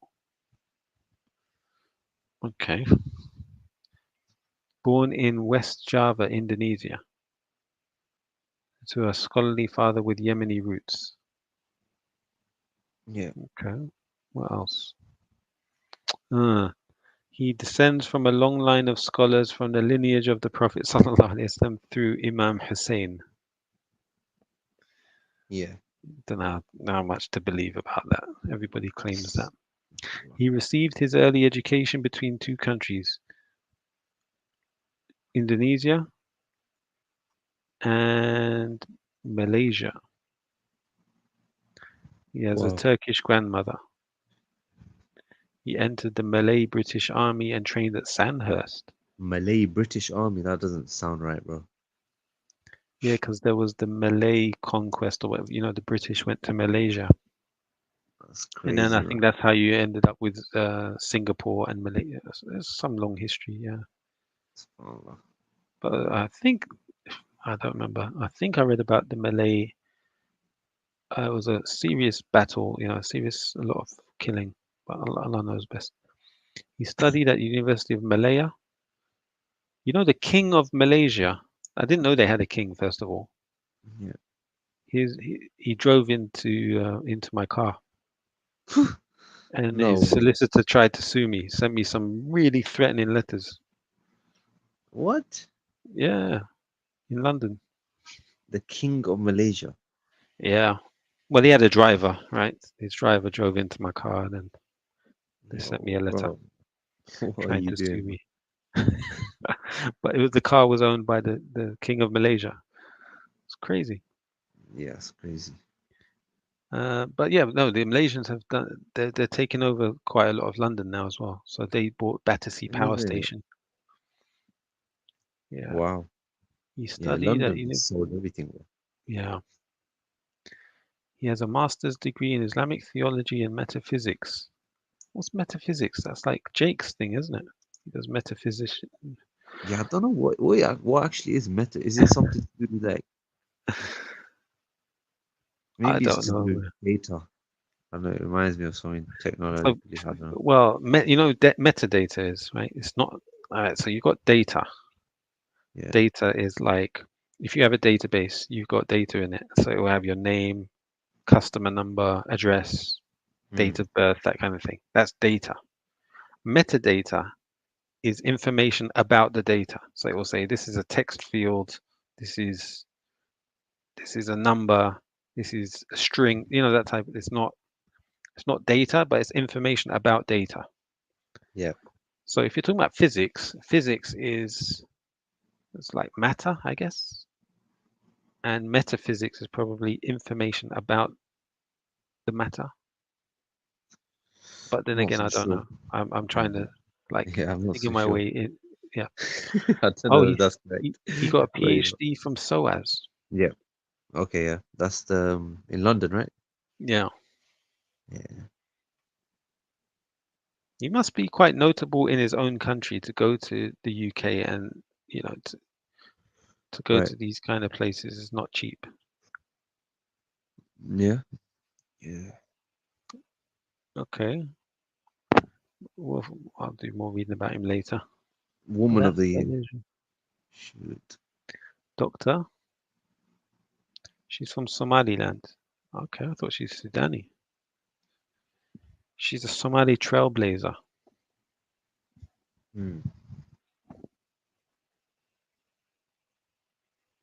Okay. Let's see. She served in 2 different ministerial posts. Yeah, but why has she got Woman of the Year? I think it's just the credentials is what they're going on. I don't think she's got activism. I don't think they're doing it based on any type of activism. I think it's just Yeah, she opened a hospital or a maternity hospital. oh, subhanallah. Okay. So she opened a hospital, so she's Woman of the Year. Just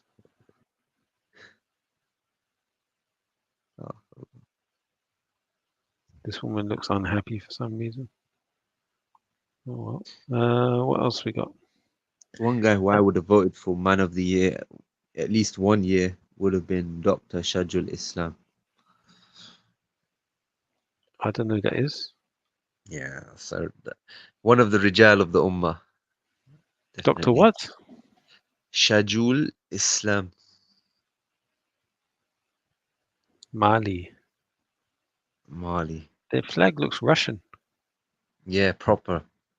Oh, that is a Russian flag. Malians expressed support for Russia after the French and the UN peacekeeping troops leave. Okay, they're telling us about all these countries. A Dutch footballer. Why is Van Dijk here? Is that Van Dijk? Yeah, is he Muslim? Let's see. LGBTQ plus. The American Psychiatric Association removed the diagnosis of homosexuality in 1973. What? Why is this in influential Muslims 500? I don't get it. Interesting. I don't know. Is this don't tell me this is promoting LGBT, bro? I don't know, bro. Because even there, look at that third paragraph. It's talking about it again. Even in reality, separation of religion and the state is a myth, and LGBTQ plus legislation is proof of this. Bans on. I think they're talking about challenges for Muslims right now, but the inability to coerce Muslim-majority countries into accepting LGBT legislation was underlined during the FIFA World Cup in Qatar. Okay, yeah, seems alright. I don't think they're promoting it or anything. Yeah, this guy that we were asking about, he's Abu Sway. Okay. He is professor at Masjid Al-Aqsa. Member of the Hashemite Fund for the Restoration of Al-Aqsa Mosque. Okay. Wonder who designed those hats, where that began. QuranicThought.com, House of Islam. So where's Paul Williams, bro? I don't know where on the list he is, but I'm pretty sure he's on the 500 though. Major doctrinal divisions within Islam. Ash'ari and Maturidi schools. Sunni orthodoxy. These two schools of doctrine are followed by the bulk of Sunni Muslims and differ only in minor details. Next, Salafi school.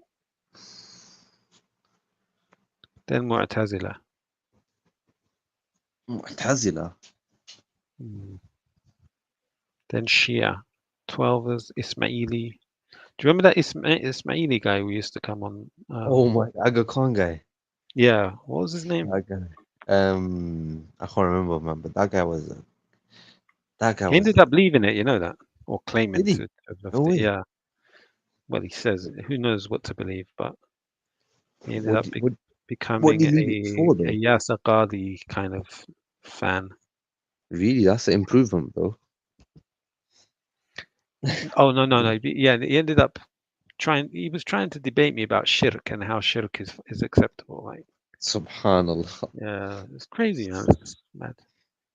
Yeah, he came across very arrogant, man, because at some points he would just like outright just follow his own opinion and try to act like he's got some kind of Islamic basis for like forget that, man.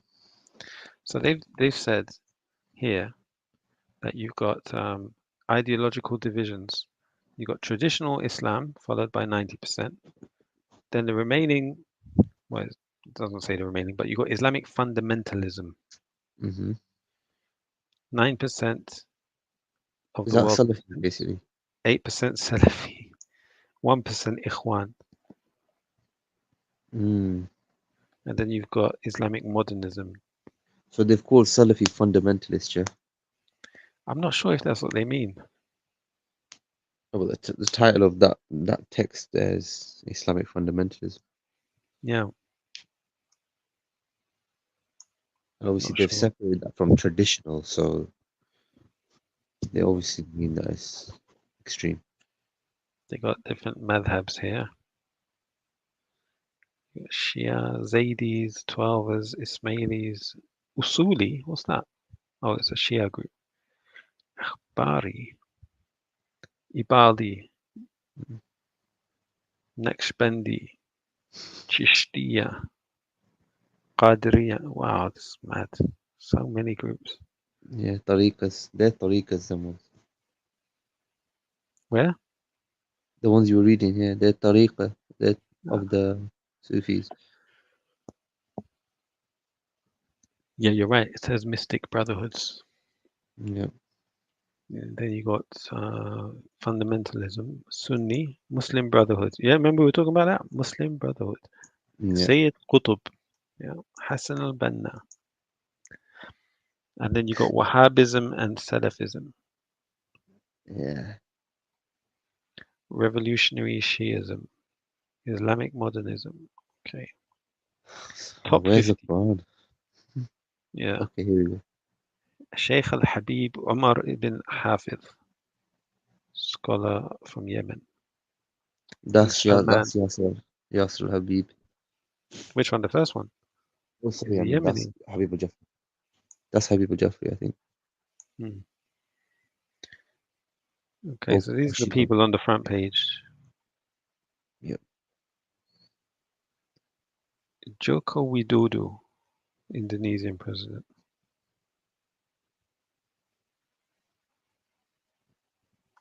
Sisi, Sheikh Dr. Ali Goma, Ali Jeffrey. Oh, yeah, Ali Jeffrey. Ibrahim That's him. Kalin, director of the Turkish National Intelligence Organization. Oh, wow. Okay. Hamza Yusuf Hansen. Hamza Yusuf, yeah.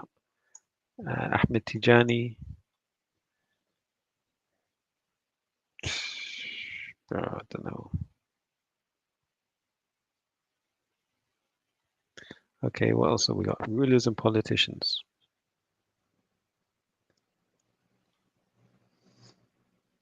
Scholars Yeah. and preachers. Yeah. This Habib guy is famous, yeah? I don't know who he is. Oh, yeah, there's one you mentioned, Taqi Usmani, Yeah. Sistani, Al-Auda. Don't know who that is. Paul's not on this one, so he's probably on media. Mohammed Salah, isn't that the football guy? Yeah, arts, culture, and sports. Yeah. Khabib, number 10. Number 10? Oh, so footballers are more popular. No, I would put Khabib number one. First of all, Yeah, I have no idea who this person is. Sheikh Uthman Taha. oh my, Malala's on there. That girl's fit. Oh my gosh. Bro, do you know who this is? What does it say? Unhighlight it a second. Lujain Al Hazlul. No, but it sounds I'm pretty sure she's the Saudi girl that ran off to Canada yeah. It does ring it. and rejected Islam. So how is she under a Muslim book? Yeah, Oh this is my. where they've mixed up the nationalism and Islam. Is that actually her, bro? Yeah, I'm pretty sure. She's not even Muslim though. Exactly, that's the point. Is Ahid Tamimi Muslim? I know she's Palestinian, but I don't know if she's Muslim. I'm not sure. Although Tamimi is, well, it's a tribe. I don't know who Mohammed Bikari is. Sadio Mane, we know him. He's a footballer. Sami Yusuf, probably a singer. Yep. I don't know this guy, but we know Khabib, yes. This guy's from Yemen. He must be the first one. Al-Habib Umar ibn Hafid.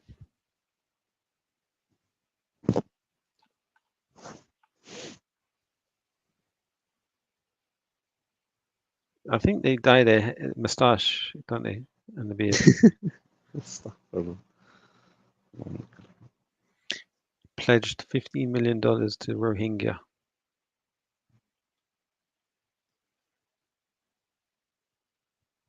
Arabian leopard. Yep, this is, what's his name again? Khamenei. 15th in nanotechnology research. $25 billion annual military budget. What's the Saudis one? They don't say.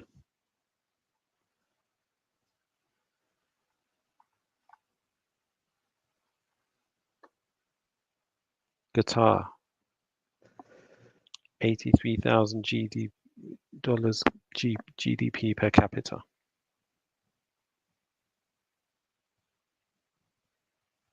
Okay, I'm gonna do a Control F for Paul.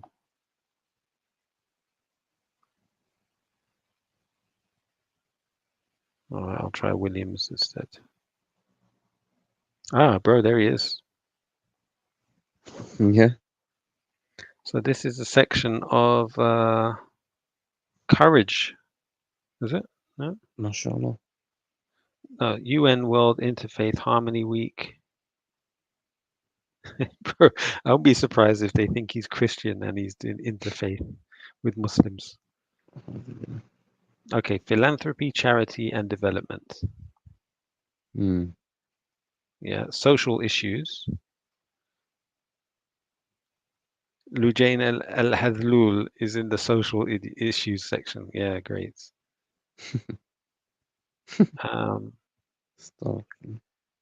And then we have UN World Faith something.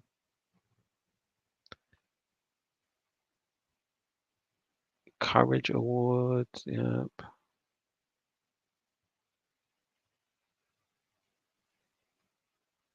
So United Kingdom, they have. All right, who's Asim Hafid? Do you know him? No. UK Chief of the Defense Staff. Oh wow. What's that? Is the Islamic Religious Advisor to the UK Chief of the Defense Staff. Yeah, what is that? That's a bit of a weird department, isn't it? Mm. His work has been instrumental in changing the religious and cultural awareness of non-Muslim forces and developing. Qureshi Khawar, or Khawar Qureshi, is a QC, so it must be a lawyer. One of the leading advocates on international arbitration.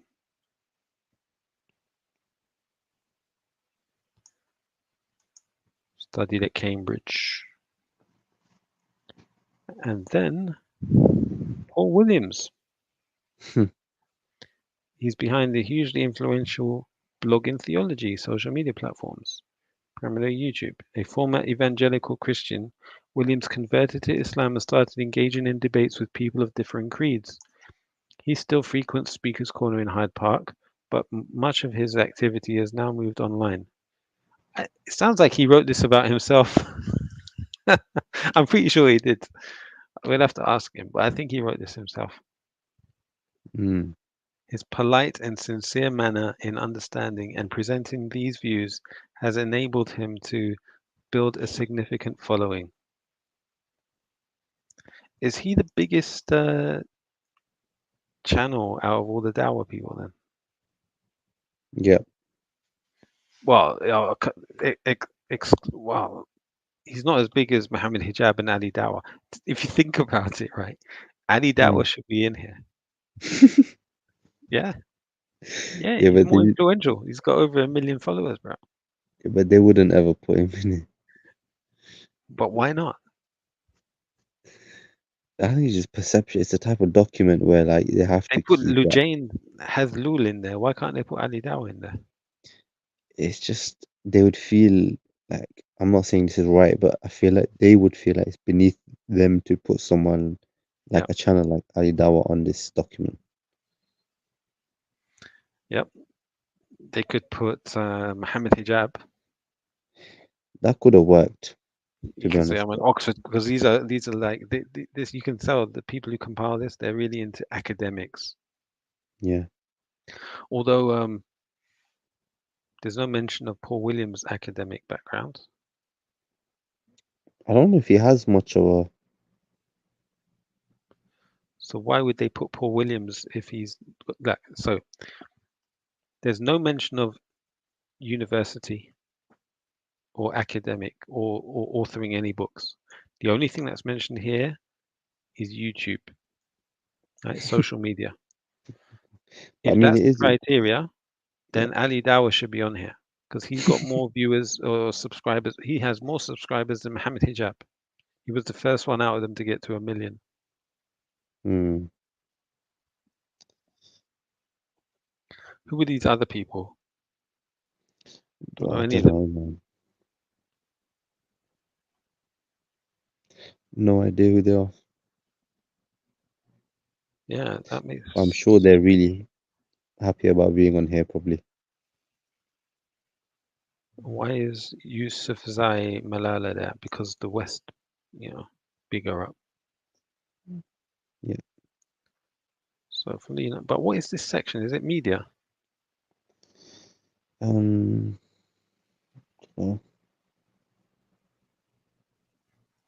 They may have mentioned it more than once, by the way. Williams, yes. So maybe there's another section. Oh, Sonny Bill Williams, New Zealand. oh yeah. Definitely influential. Kareem Abdul-Jabbar, the basketball player. Yep, good. Mike Tyson. Didn't expect that. Khamzat Chimaev is there. Oh, bro. Guess who's there? Andrew Tate. No.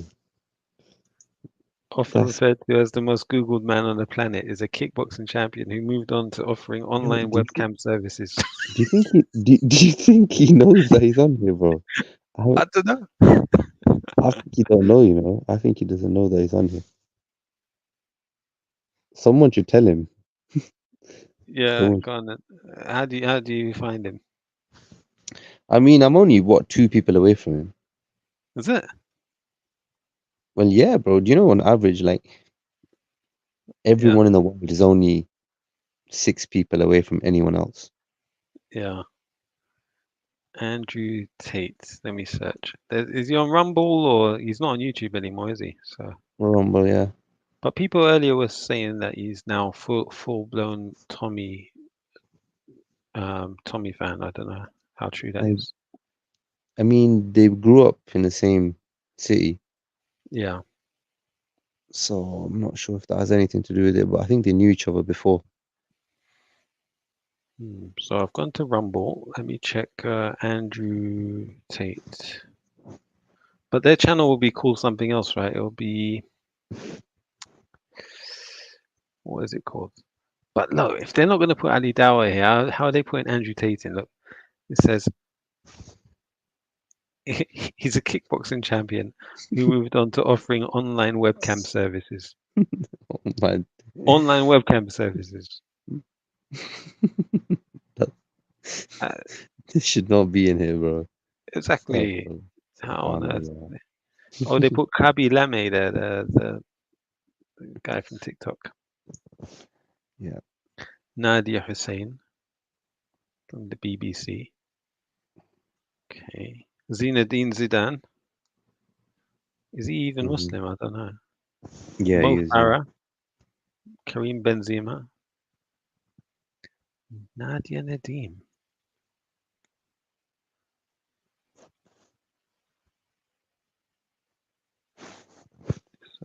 Some names I don't recognize. This must be the sports. Right, celebrities and sports. That's what it is.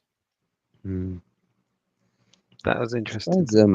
Surprised Ilhan Omar's not in here. Is she not? Oh, well, She should be, right? Oh, is this the extremist section? Yeah, the top extremists. What do we have? Jordan. Yeah, obviously that's going to be number one. Right? Who is this guy? Abu somebody al-Maqdisi. Al-Maqdisi,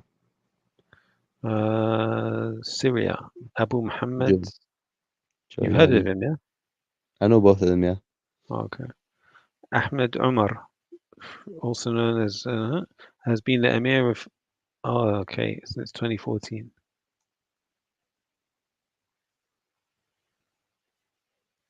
Umar adheres to the Takfiri ideology. So is he Al-Shabaab, yeah? Yeah, that's what they say, yeah, he's the head of it. Just 3 people, is that it? Only 3 extremists. Yeah. All right, so new additions to the list. You've got Paul Williams. Where's Andrew Tate? Because they put his name as new as well. Maybe he made it last year. No, probably not. Yeah, it's not that thorough. This. Oh yeah, there's his name at the end. Andrew Tate. Hamzat Shimaev. Hamzat sources. What? What's he doing there? How they put him here, but no? No, they should put Jordan M. Bro. Well, like these brothers are much more famous and influential than any of these guys. Jordan's not more famous than Hamza Tosis, bro. Yes, he is. Nah. Definitely not. Jordan M's famous, bro.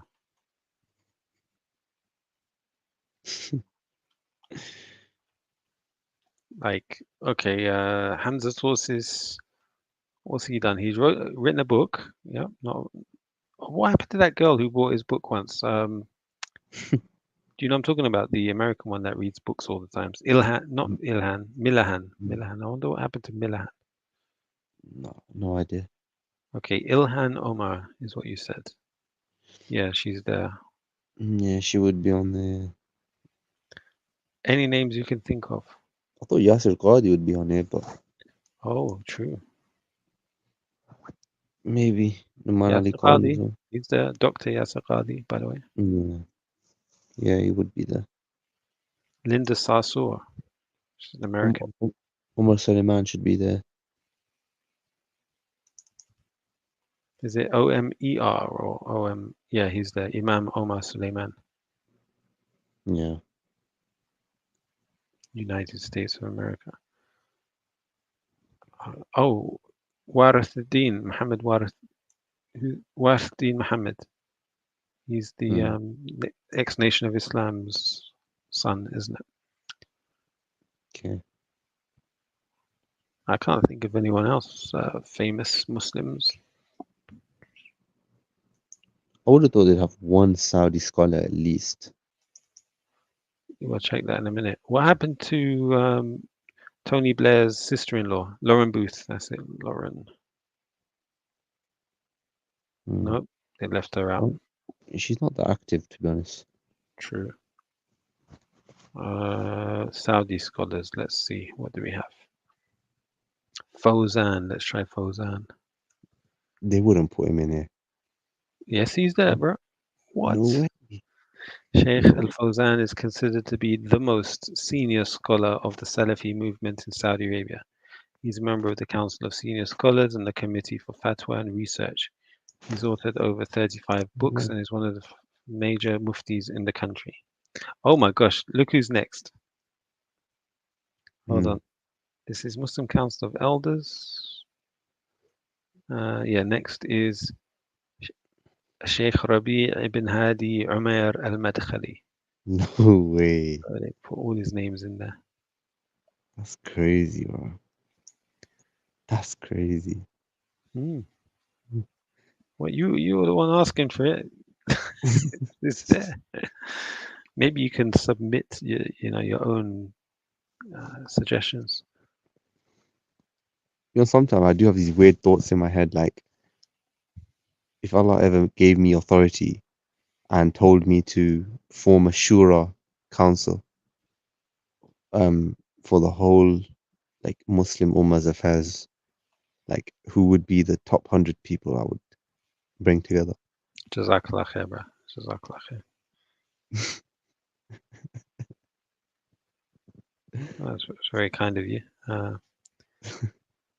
I don't know if I'd be the right person for it, but yeah, no, it'd be good. Bro, what are you talking?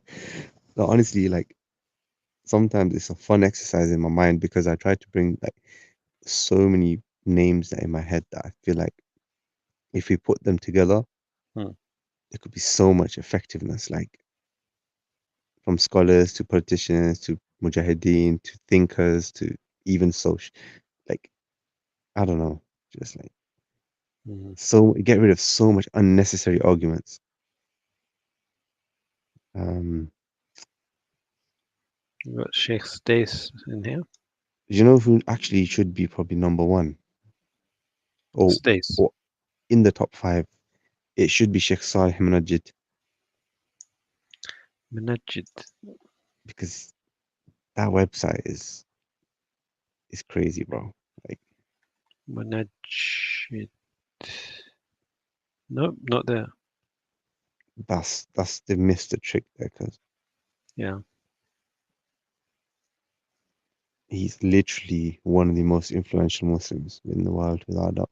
He gets a lot of jealousy, a lot of hate. Is he in prison now?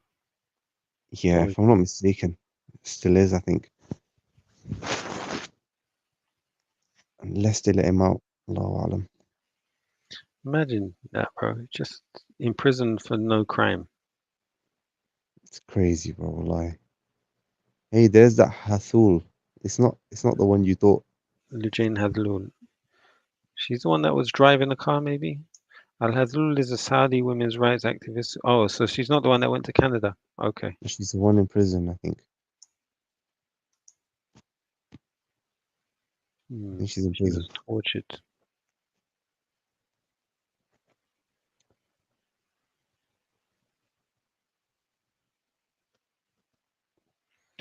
She was extradited from the UAE to Saudi.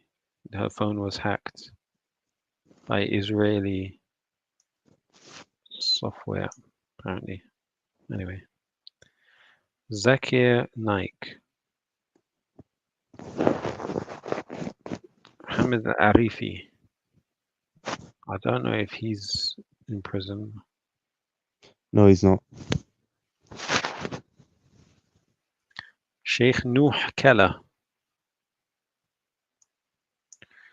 What was the other one? Oh my gosh, Sadiq Khan. A'udhu billah. The son of a London bus driver. Yeah, blah, blah, blah. Much has been made of his British Pakistani ethnicity as well as him being Muslim.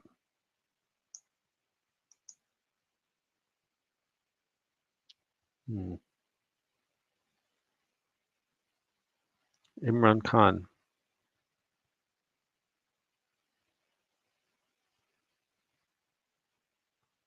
Who's Ingrid Mattson?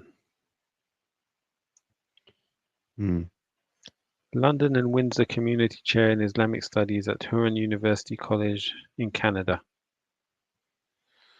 Yes, they're really into their academic people, aren't they?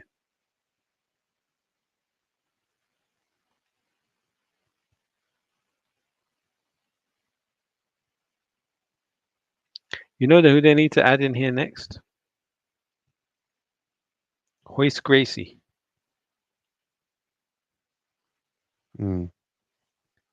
Oh yeah, they're obviously going to put Timothy Winter in here, isn't it?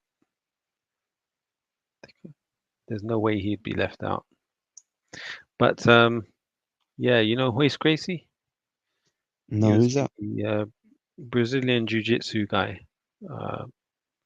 Like one of the first winners of UFC. He took his Shahada. Don't know Hoist Gracie? No. Rings a bell though.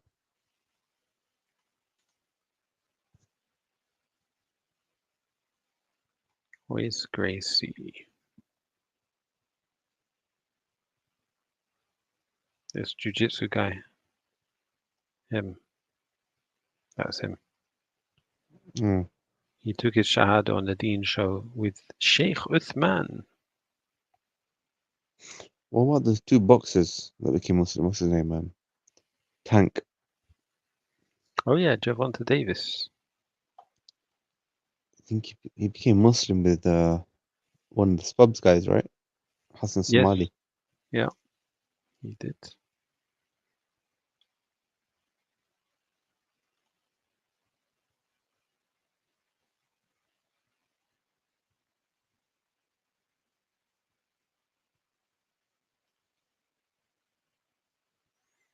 Yeah, bro. So where's everyone these days? Like from the old YouTube people? Are they Well, like Safaz. Yeah. I don't know, you know. Well, I don't know. Abu Qatada and all of them guys? What was the other ones? Yeah. Oh, what was Abu Talha? Was it Abu Talha? That guy? Abu Yeah. M-Stack's friend. Parking ticket. Your main opponent. So my main opponent. For some reason they used to target me because of Muhammad Tawheed, isn't it? They're all out to defend him.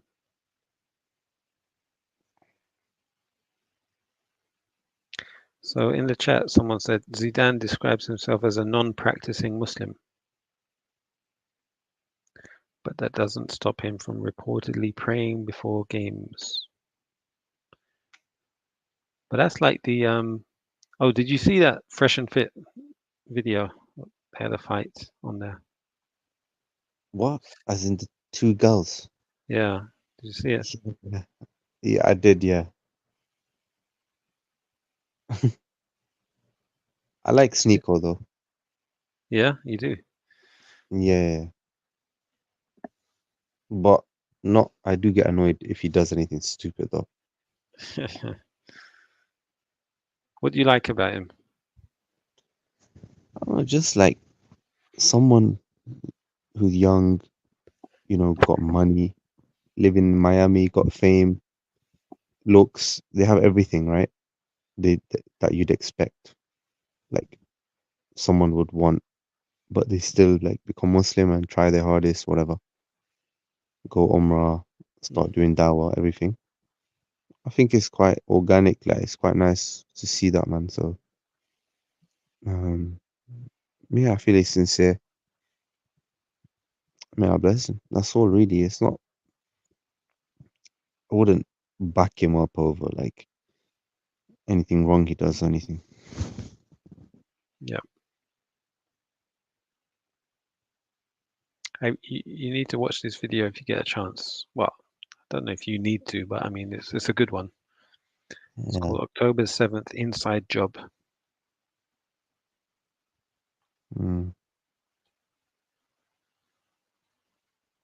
I don't know. I don't know. I think things are not as simplistic as people make them. Like, there's always gonna be more to the story. You know, like, for example, Daesh, ISIS. Yeah. Mm-hmm. Like, I think it's quite simplistic to say either they're just clearly an intelligence operation and Israel and America have complete control over they had complete control of the whole situation and they planned the war and they planned everything. That's too simplistic and it doesn't make any sense. But also at the same time, it doesn't make any sense to say that they organically just grew like that and became Islamic State. Like, that doesn't make sense either. So there's always in between, right? So I feel like maybe the head office was probably run by the USA intelligence and Israel, and they'd probably have influence over like who the next commander is, and they'd be giving the actually overall instructions as to what's the next move. But on the ground, like, they definitely wouldn't have had full influence over that because it would have become exposed and then the whole structure would have collapsed. I feel like that's the best explanation of it. As for like, what's it? The Zionist thing, Hamas and that, and the Muslim leaders, I think it's not that simple. I think when you oversimplify it, you get people like Shahid, who basically say you guys are basically working for the West, like,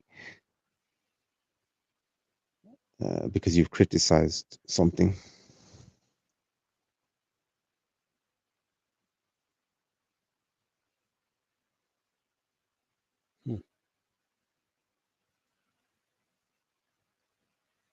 So apparently in Kuwait, bro, is this true? You know they've got a Houses of Parliament thing. It says here that the Emir of Kuwait has dissolved the National Assembly. He said they were getting too big for their boots, so he's banned all of the democratic institutions for 4 years.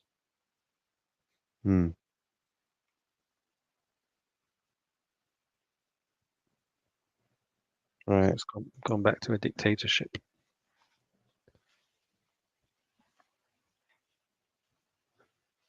See, bro, how long you been married now then? I mean, I married about 3 years ago. Oh, that's a long time. Yeah, it's been a while since I got married. We spoke since you got married then. Yeah, we did. Oh, okay. Yeah. I don't hear any babies crying, so you're probably not a father yet. I don't know. Okay. I think I'm you not. are. You're not a father. Oh, No, I'm not. I'm not. mashallah. Do you watch this channel called Five Pillars? They do a show normally once a week called Muslims Uncensored. Have you seen it before? No, but I watched his recent podcast, or I watched some of it with Jada. Oh yeah, yeah. How was that? It's quite good, you know. So far, it's actually quite interesting to see if the far right is going to have any life which is meaningful and possible, like to gather any sort of like what's it called, traction, is going to be her type, which is the religious type. Yeah. Yeah, she's dangerous, you know. I think she's very dangerous, bro. Honestly, that woman, she's got something about her. She's got a crusader type of really crusader type feeling about her that I think if it gains any type of traction, it could revive like the crusader type mentality in Britain. And we know it will come back, to be honest. Like if you look at the hadiths and stuff, there will be like Christian theology, you know, fighting.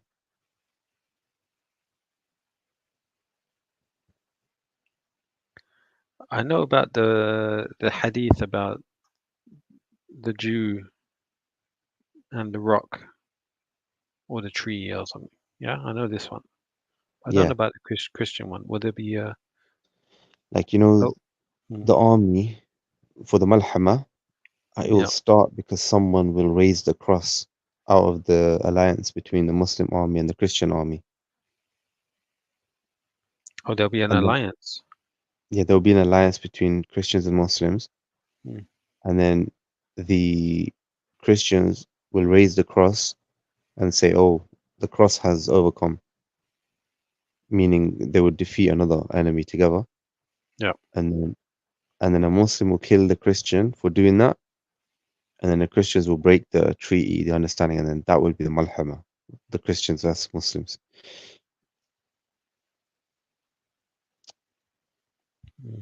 Yeah. So I do think that Christian revival is probably the most obvious scenario you can expect when things kind of get crazy. I don't know if you know what I mean by that, but like this world's not stable, right? So they have to go back to something, bro, and it can't be liberalism, bro, and all this random ideology doesn't unite anybody. So these types of movements, they probably will be leading the way, like when you know, when you have to take a side, those type of, you know, it's not going to be Rishi Sunak, bro. Like, And Andrew Tate kind of pushes the idea for Christian revival as well. That's all he's being called into. When you think about his dawah, if you want to call it that, he's always talking about the revival of Christianity. Like Muslims, the thing that attracted him to Islam is that Christians don't have pride in their religion. Do you know what I mean? yeah, because they say the common enemy is liberalism and immorality and degeneracy. So people have got this thing in their heads that Christians and Muslims are on the same team. But that's not what Islam teaches. So there will be an alliance, but that will be strictly a military alliance. And that will be like, you know, during wartime and stuff. But the way they put in the Dawah scene, not Dawah scene, but like the ignorant people, like you said, Andrew Tate and Sneeko, like they genuinely believe like we're on the same side. Whereas people like Jada, they actually understand their position properly, which is they're actual Christians. Like they are the Crusader type Christians, like, and they do believe that their theology is political, and it will become political as well, like eventually.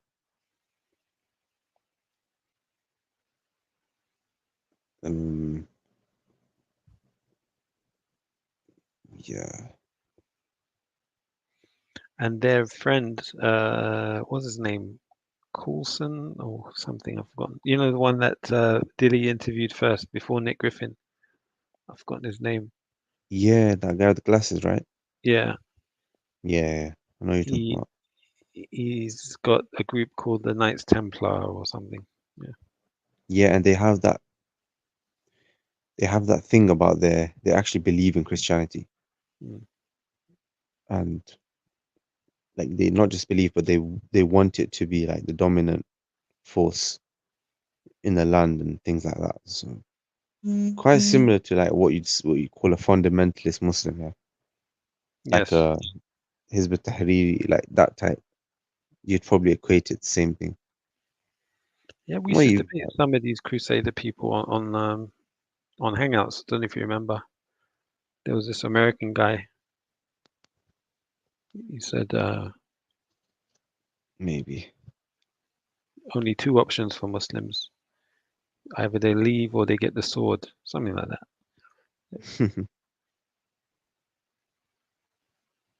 yeah, And they the other can't. guy, Sophia Films. Do you remember that one? Friend Yeah, of Takia Watch. yeah, I remember that. But Takia Watch took his shahada. That was crazy, bro. Of all people. And then he returned back. Yeah.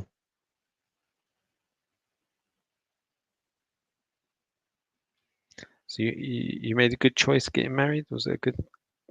No regrets? Alhamdulillah. Alhamdulillah. Alhamdulillah. Don't sound too confident, man. No, like marriage is definitely a beautiful thing. And Islam definitely is like, you know. How did you find your wife? Through an app or like through friends? No, like I probably won't talk about this stuff here, but yeah, she's Yeah, man. No worries. yeah. You still got a cat? Yeah, it's a cat, yeah. Nice one. Do you have any message for the Israeli viewers?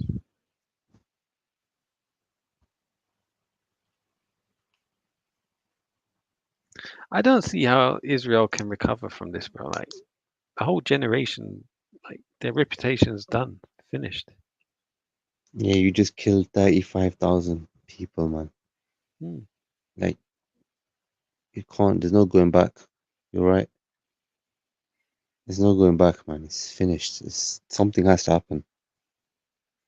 All the universities protesting in America, like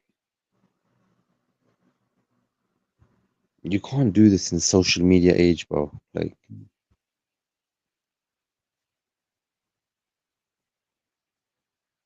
I think they're just insane, bro. They're just like shit. The human devils. Uncontrollable. I mean, I've even seen crazy videos of jinns talking and literally just saying, like, talking about the Israeli project. sorry, you seen videos of Jinn talking? Yeah, as in through the person, as in a possessed person. Like, I mean, you know what I mean? Like Ruqya, Like So like someone possessed, is that? yeah, someone with a jinn talking through them. Yeah. I don't believe these videos, bro. Sorry. No, no, I mean legit ones. Like Yeah, how do you know it's legit though? Like, don't know. it's just so clear, bro. It's so clear. It's true. But even in my masjid, like something happened in Ramadan. Like there was a imam. The imam was given a tafsir lesson, and then as the imam mentioned an ayah of the Quran about Sulaiman alayhi salam and the jinns, how they were working for him and Yeah. enslaved. As soon as he mentioned the ayah, someone jumped up and started speaking from the person and said, "No, that's not true." And his voice changed, and it was crazy, bro.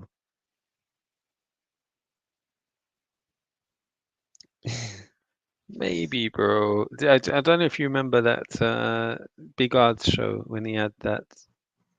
Was it Big Odds or Saeed? Yeah, Saeed came on with his friend, the roadman Ruqya. Do you remember? Were Yeah. you there? Yeah. That was a classic moment in YouTube history. Why? The roadman Ruqya. Do you remember? He lost his temper with Ahmed, the Egyptian. And I remember he got really angry. Yeah, at one yeah, he point. went out on the road and he's like, everyone on the street knows me. And yeah, I can't remember now, but that was classic. He's supposed to be doing ruqya and being pious, and he just flipped.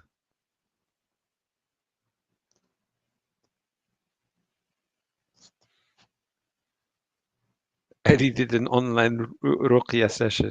Do you remember that? No, I remember he did it on Saeed. Yeah, I remember he did an online ruqya session, and everybody was like, "Oh, I felt the burden lift from my shoulders." Oh, by the way, what happened to Ibrahim Khalil? Have you seen him around? I saw him on Clubhouse a couple of times. I think he still makes videos, like, but I think he's proper with the whole, yeah, he seems quite like really with that type of.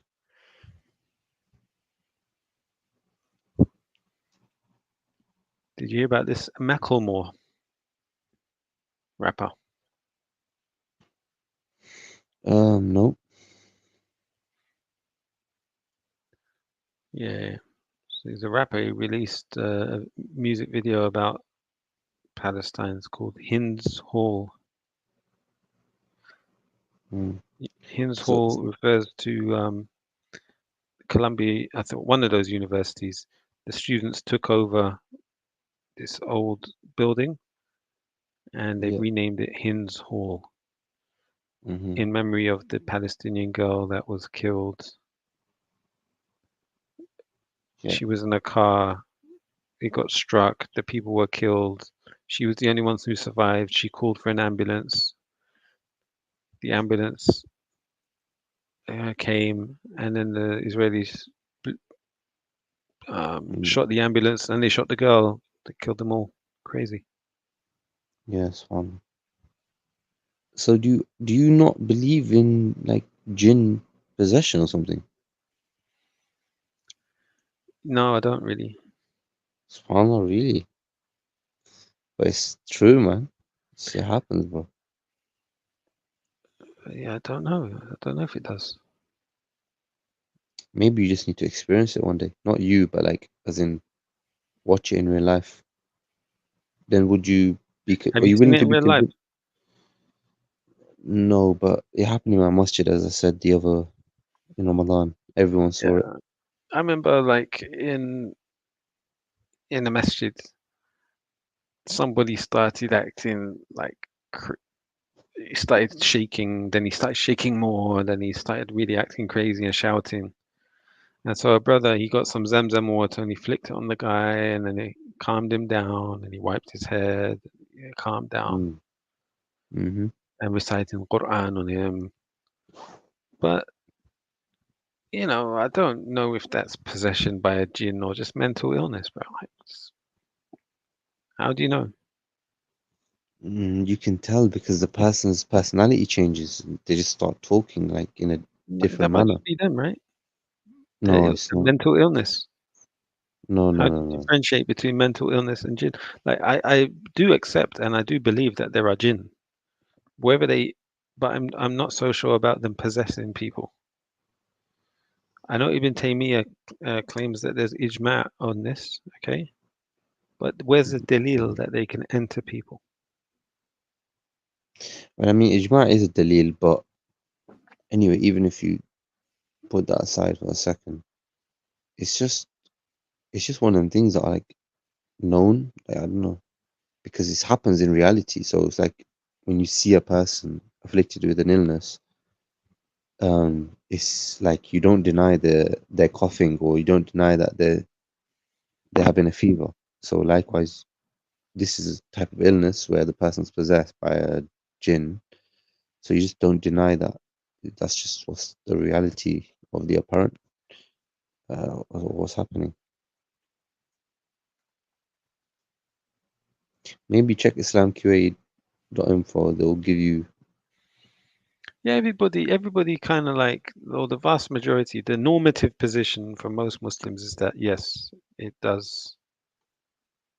You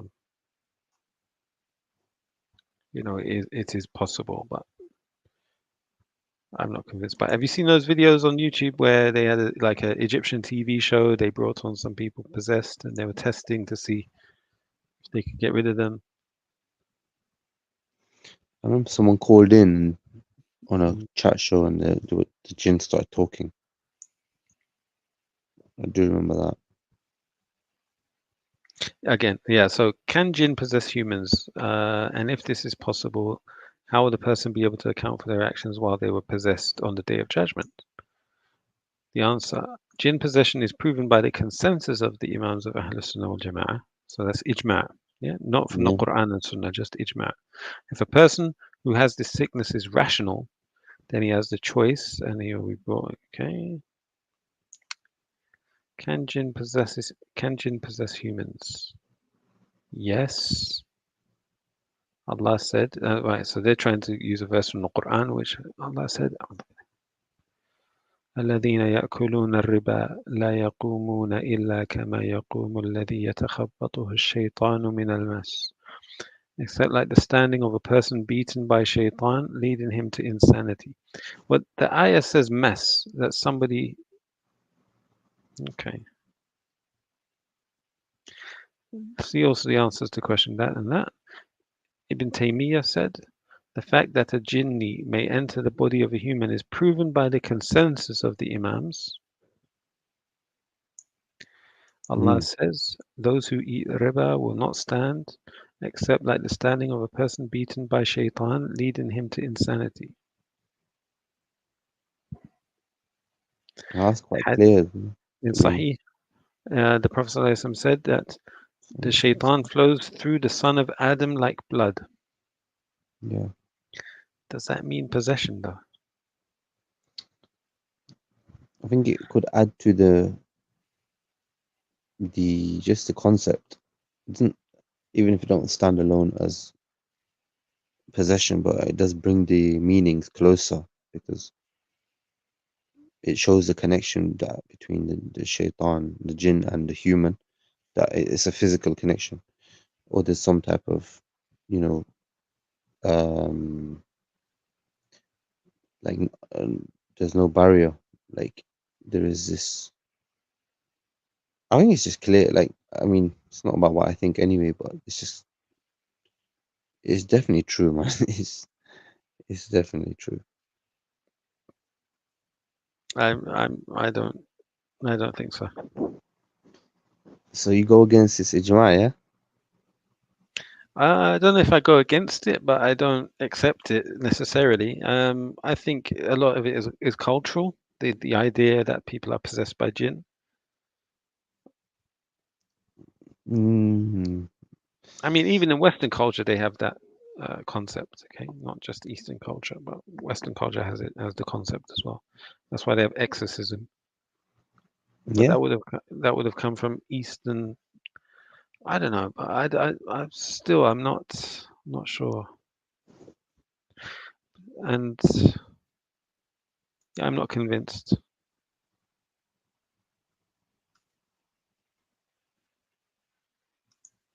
Jinn possession.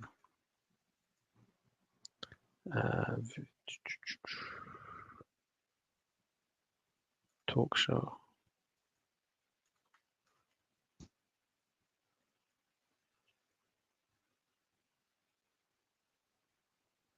All right, let's see what happens here. Shocking live phone conversation with a jinn inside a woman.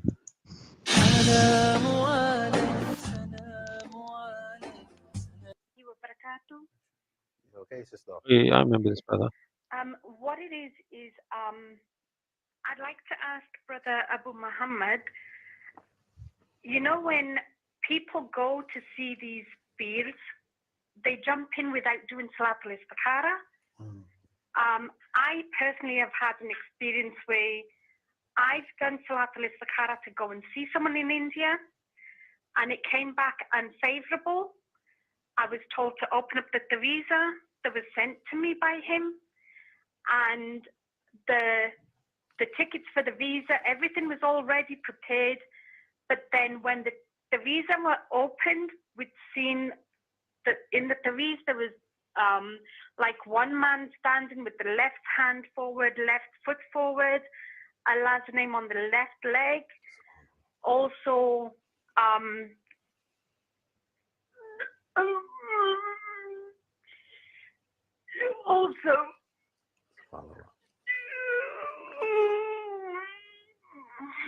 You hear that, bro? Also, when people... Yeah.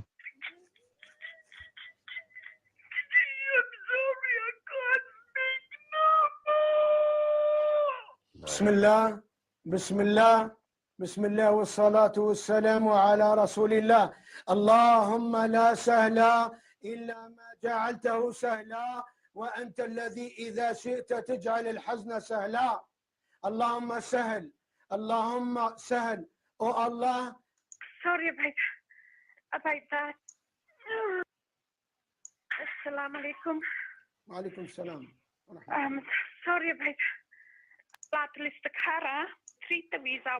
One ticket had that was on it, and all this and that. Before going to see Abu Muhammad, and it's been really mistake it is my mistake. Why? So do you mean? Okay, let's see. A'udhu billahi minash shaitanir rajeem. Come on then. Somebody send this jinn to block you to speak or to go to court. Yes, we blocked.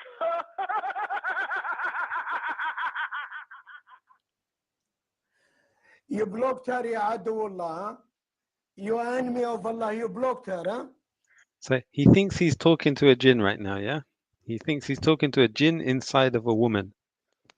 Yeah, I think so as well. That is what's Oh, bro, he's not. No, he is, bro. It's normal, man. So you communicate with jinn? Yes, of course. Actually, they're not special creatures. They're just normal, mischievous, the shayateen from among them, mischievous types of like kafirs from the jinn, who, get sent to do the work of Iblis, basically. And they have bosses, they have hierarchies, just like us. They have different religions. Some of them more evil than others. Some of them higher ranks, lower ranks. And they just communicate with the sahir, with the magicians. And then they do a contract. And then this is how their work is. But generally, just it's waswas and things like that. But this is another level of it. But inshallah, Allah tabaraka wa ta'ala block you in this dunya and the akhirah.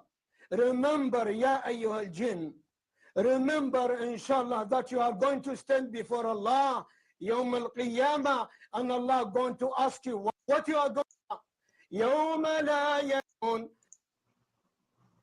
And the caller's gone. What you are going to say to Allah Ta'ala or the jinn in that body?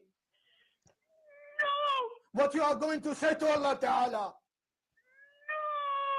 No. What you are going to say to Allah? Are you Muslim or non-Muslim? No. Muslim or non-Muslim? No. Muslim or non-Muslim? No. Who created you? Who created you? Who created you?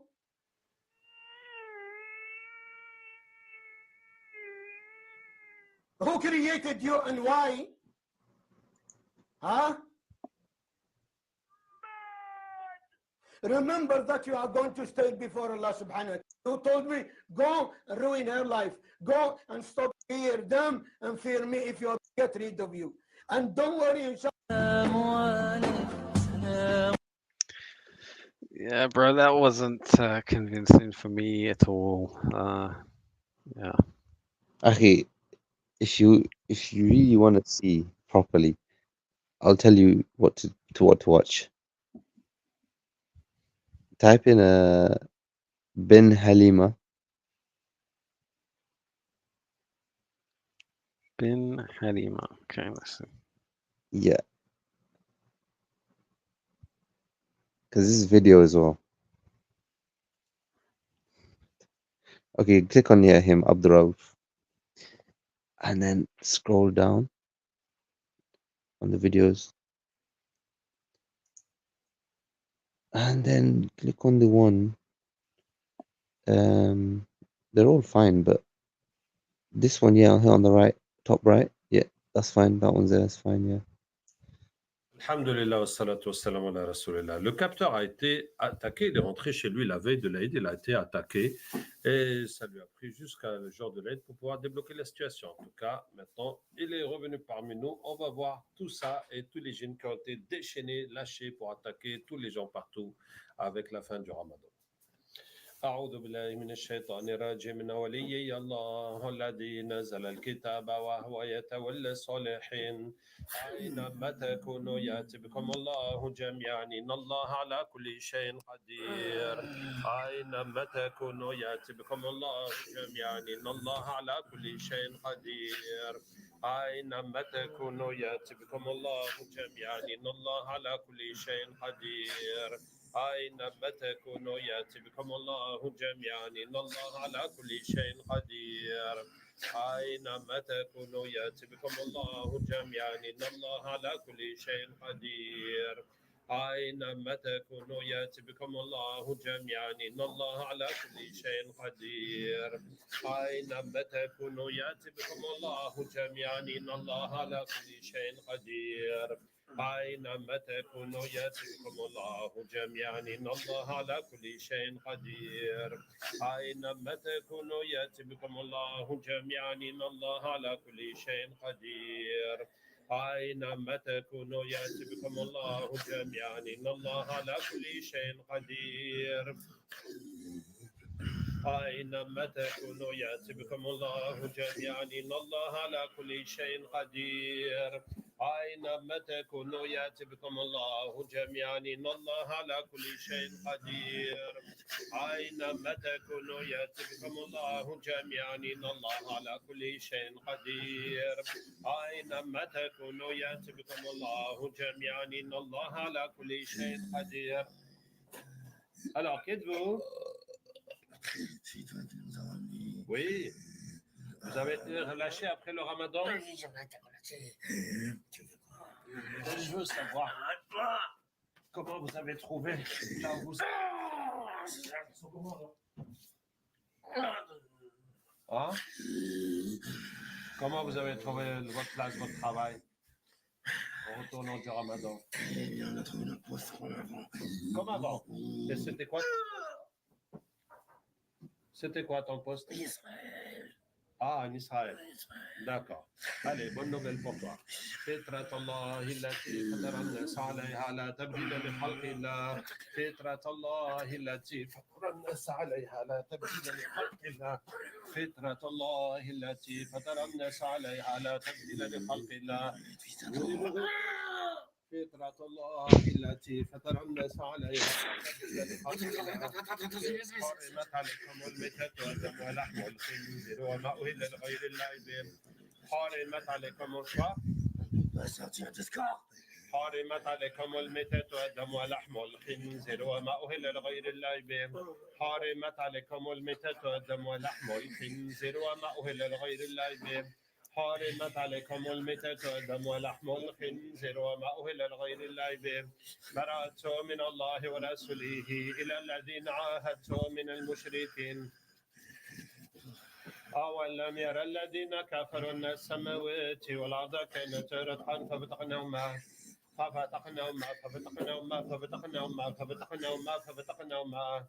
وقدمنا إلى ما عملوا من عمل قل إن الصلاة والنسك ومحياي ومماتي لله رب العالمين لا شريك له وبذلك أمرت أنا أول المسلمين.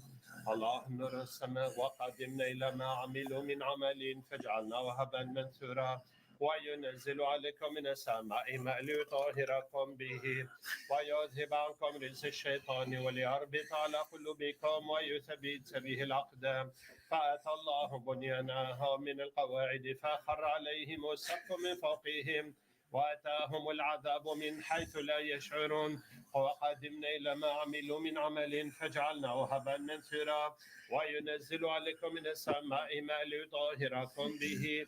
الله نور السماوات والأرض الله نور السماوات والأرض الله نور السماوات والأرض الله نور السماوات والأرض الله نور السماوات والأرض الله نور السماوات والأرض الله نور السماوات والأرض الله نور السماوات والأرض الله نور السماوات والأرض الله نور السماوات والأرض الله نور السماوات والأرض. Tout le monde peut pas se convertir.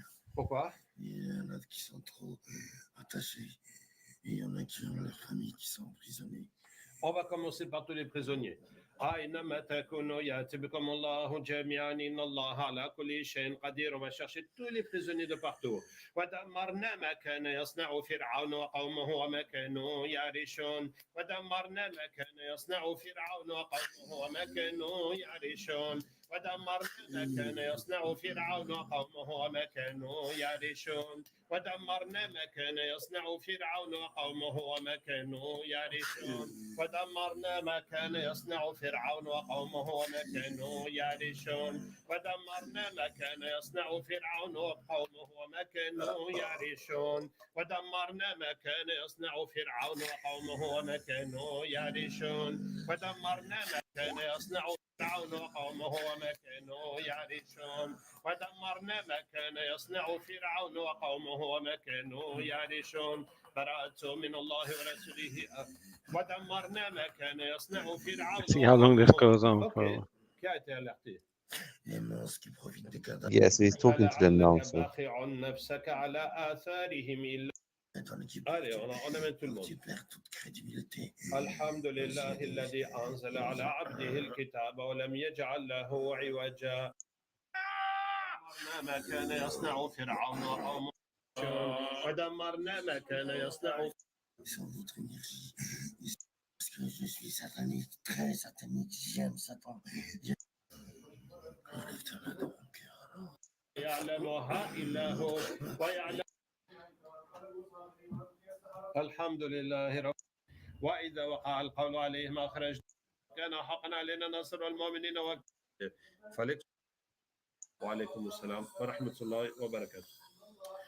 Et voilà. Et bon, en tout cas, le fait que l'éclipse soit venue la veille de l'Aïd, c'est tout à fait normal, hein, parce que la Lune soit entre la Terre et le Soleil, et il faut que ce soit la fin du mois, et on attend le début du mois. Donc forcément, fallait que ce soit là. Donc il y a eu l'éclipse, les djinns ont profité.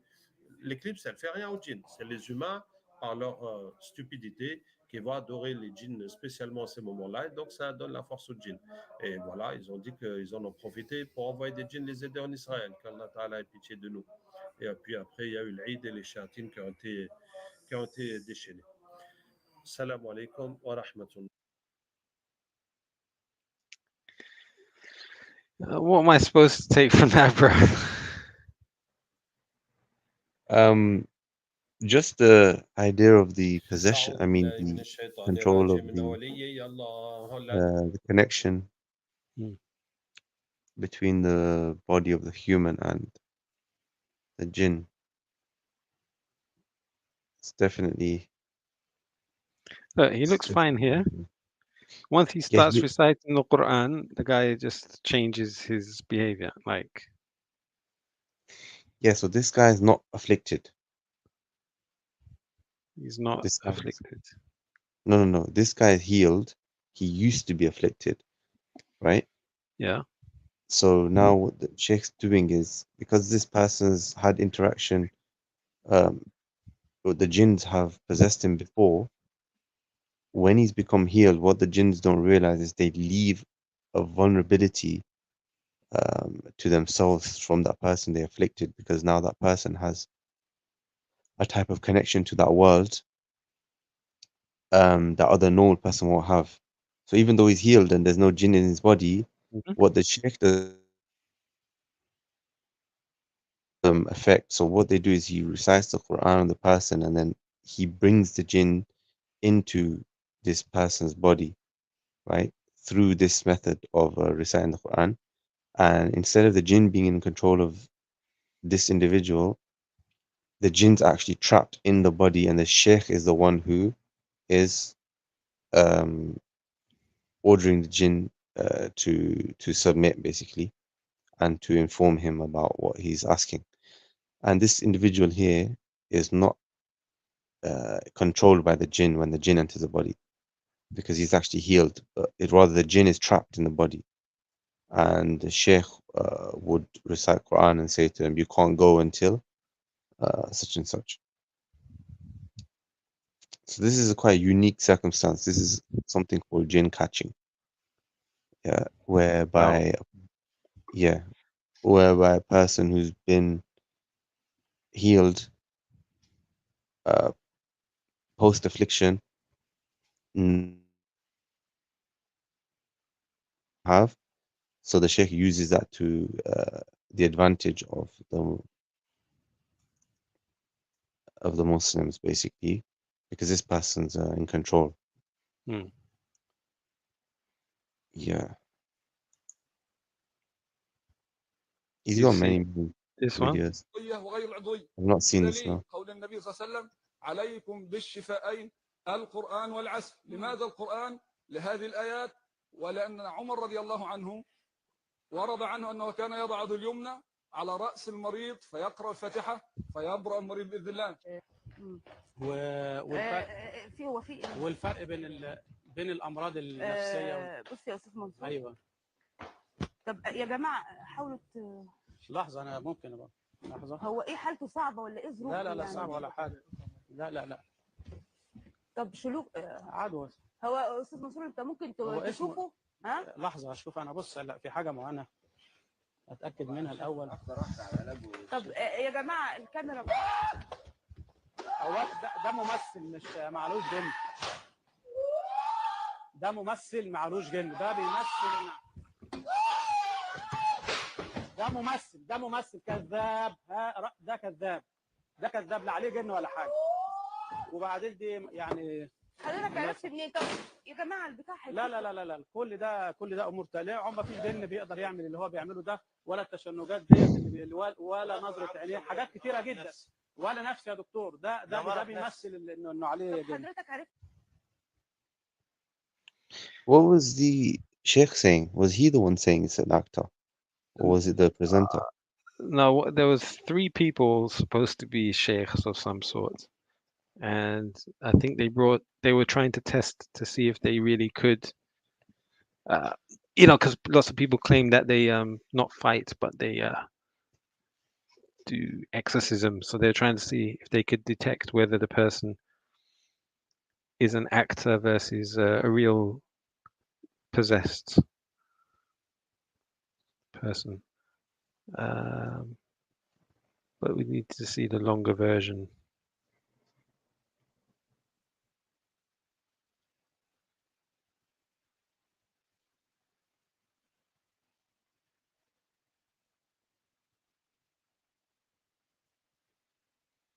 Yeah, I'm not so sure about this stuff though, to be honest.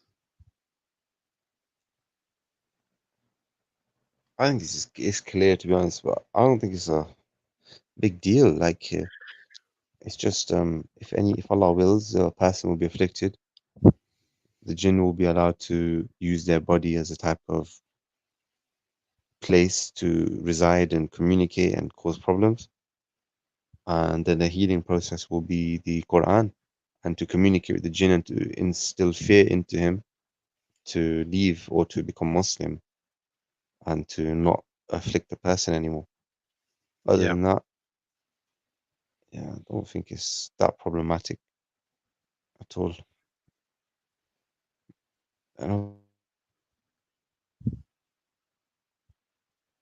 Control the body. Maybe they're just afflicted with ain or things like that.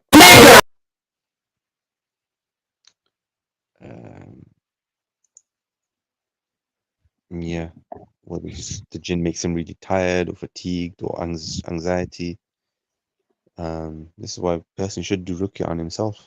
Mm-hmm. I just think it's quite a simple concept. I don't think it's a big deal, to be honest, to acknowledge this at all.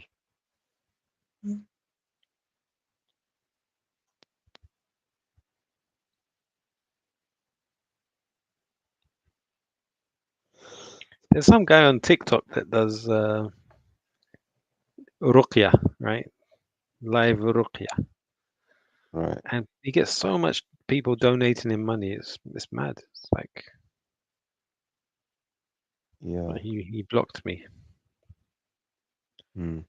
because I was skeptical.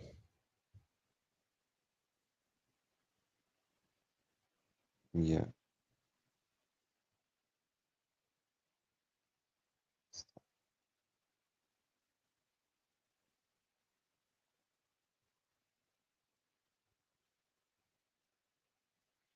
Yeah, bro. But apart from that, you're good. Any Yep, alhamdulillah. any particular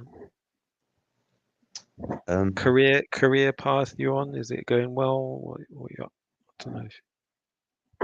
Alhamdulillah for everything. Right now, just a few issues at the moment, but alhamdulillah, everything's fine. Alhamdulillah. So are you based in Saudi or like? I know you said you went there for the fight or something. Yeah, Or I got well, I was out there, and then the fight was happening, so I just got to go, okay. and it was yeah, interesting. I met a lot of these boxing personalities when I was there. Yeah. You know, the ones you see on YouTube on like at these events. I was at the on the day before the fight. They have like a weigh-in, and they only have media people there, so I got in there as well. Mm. It was interesting. It's because I wouldn't go to such an event in the UK typically. Mm. But when you're out there, get an opportunity to go, so I just went. Yeah.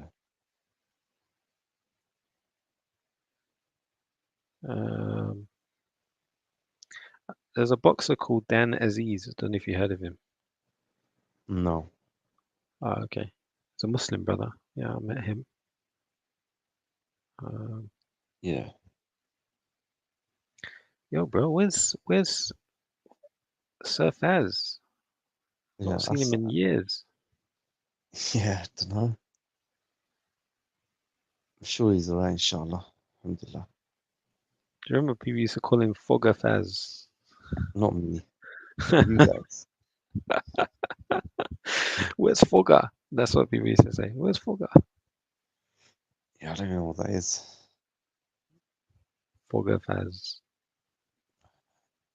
And someone used to call him Sir Faze. I remember someone used to call him that. Bob. Yeah. Sir Faze. What about Jaffa? Have you spoken to Jaffa? I spoke to him once on Clubhouse, but that was it really. I've not spoke to anyone really. Yeah. Since then. Yeah. I stopped going on Clubhouse ages ago. But it's like everyone, eh? I don't even know what that is. There was an app called Clubhouse that you could install on your phone. It was like a bit like Hangouts.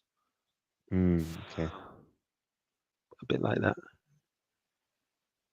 Yeah. But you think YouTube was bad? Like Clubhouse was even worse. Like if you disagree with someone immediately, they just oppress you. You don't get a chance to talk. Yeah. I mean, I think TikTok lives have something as well, right? TikTok, is it called Live or Spaces? Yeah, but they've got something on TikTok. Let's see if. Oh, TikTok. Oh no, I don't know about TikTok. I think Zubaida's on TikTok. I've seen her on TikTok. She's quite popular on there. So have you heard of Muhammad Qasim?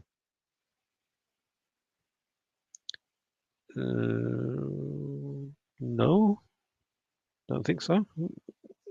What's he on? Okay. Is he in that top 500? No, I don't think so.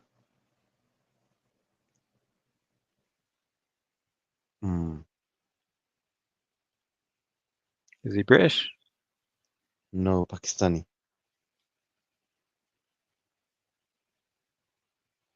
No, I don't think I know him. What was he famous for, or what's he known for? Dreams. Yeah, I don't know about that either. So basically, he said that he spoke to Allah and the Messenger Sallallahu Alaihi Wasallam in his dreams, like many, many times. Okay. And like, there's lots of things in the dreams, like to do with end times and things like that. And he's been having the dreams for a long, long time. But recently, he's become way more famous. So exploded. And yeah, many people believe he's a Mahdi. Hence the name Muhammad Qasim, yeah? But shouldn't it be Muhammad ibn Abdullah? His dad's name is Abdul Karim.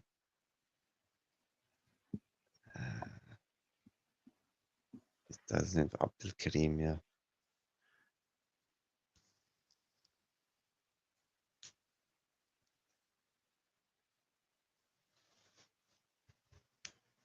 I wonder what happened to Big Odds. Is he still around? I was thinking about him as well. I'm not sure.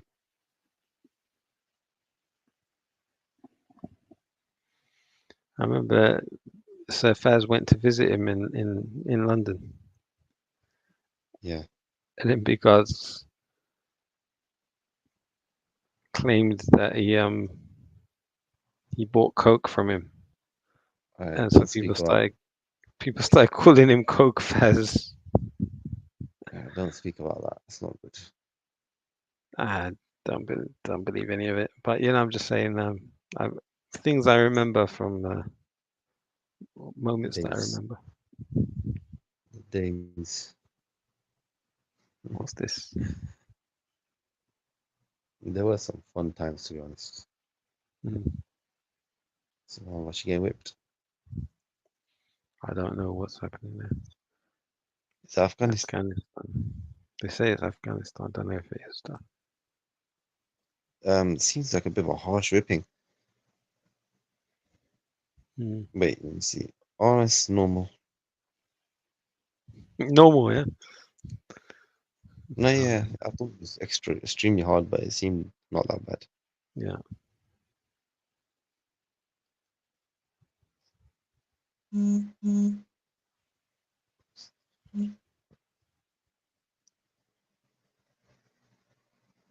You're not a member of Pure Gym? No. I'm a member of Mubashirun Gym. Is that a real gym? Yeah, Mubashirun, yeah. You don't know Mubashirun? Mm-mm. Okay.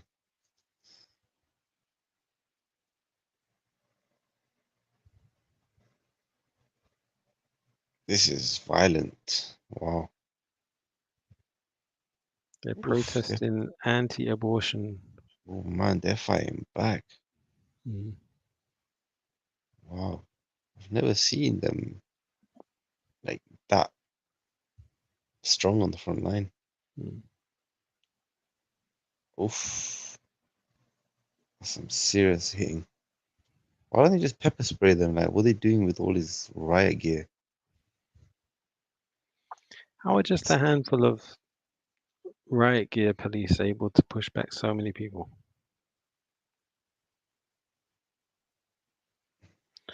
Well done for our Irish students at Queen's University. Okay. Tunisia? Is this a Tunisian man? Wow. Stands with Palestine. Mhm. So what time is it wherever you are? It is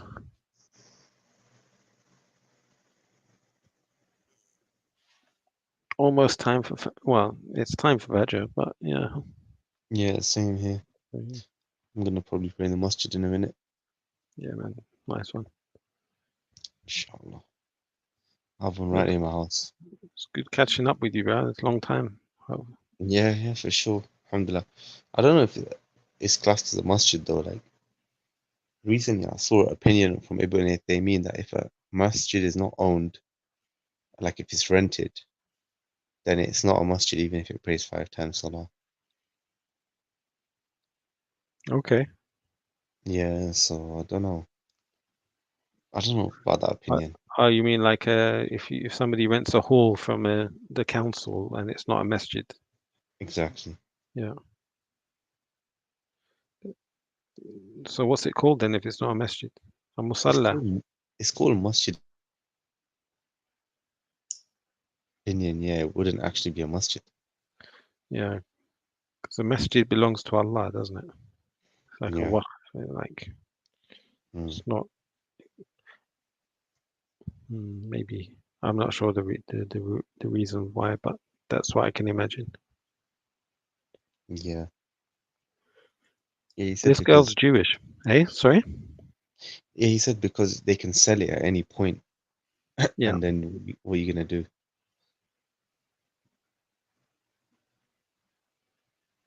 And that can't happen with a masjid. Like somebody still needs to own the masjid, Right. and whoever owns it could sell it.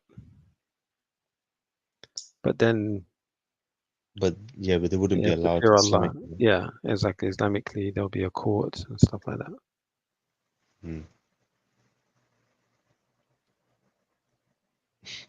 This is your Twitter page, yeah? I know it says for you. It's what they recommend for me. Yeah. Bro, is it true that pornography pops up on Twitter and stuff? I've not seen any, but Okay. it's possible, isn't it? Why wouldn't it? I'm sure it must do. No, because apparently Elon Musk allows it or something. Have you seen any on there? I'm not on Twitter, so I don't know. This Oh, okay. this what I asked. I don't know the answer to that. Okay. I think it Oh, does, look, you know. they got a dars right now. Live. that? It's هل يعتبر الدم النازل دم Inshallah. حيض أم دم فساد؟ comments on Sahih Muslim وإما نفاس by وإما Abdullah Al-Ubaylan. هذا It's a يعتبر live دم dars. والتعليق. تعليق. Yeah, it's like notes or comments on. نعم. أحسن الله إليكم شيخنا وبارك فيكم ونفع بكم الإسلام والمسلمين. It's just ended. No. Interesting. Didn't know that was going on. Ah, Hamadi. This guy's probably related to Faris. He's one of the hosts. Are you a fan of Faris? No, I'm really not a fan of his. Sadly, are you? I'm not a fan of anyone. I know, but what do you like? Okay? Do you like him? I think part of me does like him, but I'm not with him on everything, for sure. Especially on anything wrong. I have a strong aversion to the guy, like a real dislike of him. Right. But I think he was right about the thing to do with Christ is King. That fitna. What fitna? Like there was a very silly. Candace Owens wrote it, and I think Sneaker wrote it, and so did Andrew Tate probably, and then Ali Dawah came out defending that nonsense. This is the point, and then even Muslim. Well, one brother made a video like basically saying it's not a big deal to say that Islamically, and that was just the worst take you could possibly have on it. And of course, it's like if you were to say the Shahada enters you into Islam, Christ is saying that is probably the entrance into Christianity. Like it's like their Shahada. This is the point, and then you got people saying like big du'at online saying, "Oh, it's not that much of a big deal." Like what on earth?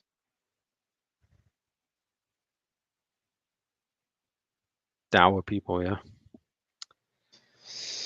Yeah, he deleted the video though, alhamdulillah. So, but he should have clarified, to be honest, before deleting it or after. Exactly.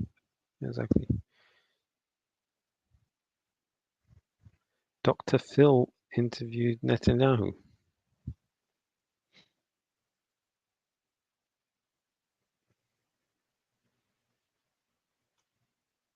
Do you know who Karim Benzema is? Footballer, yeah. Yeah. Do you know what he did with when he won the Champions League?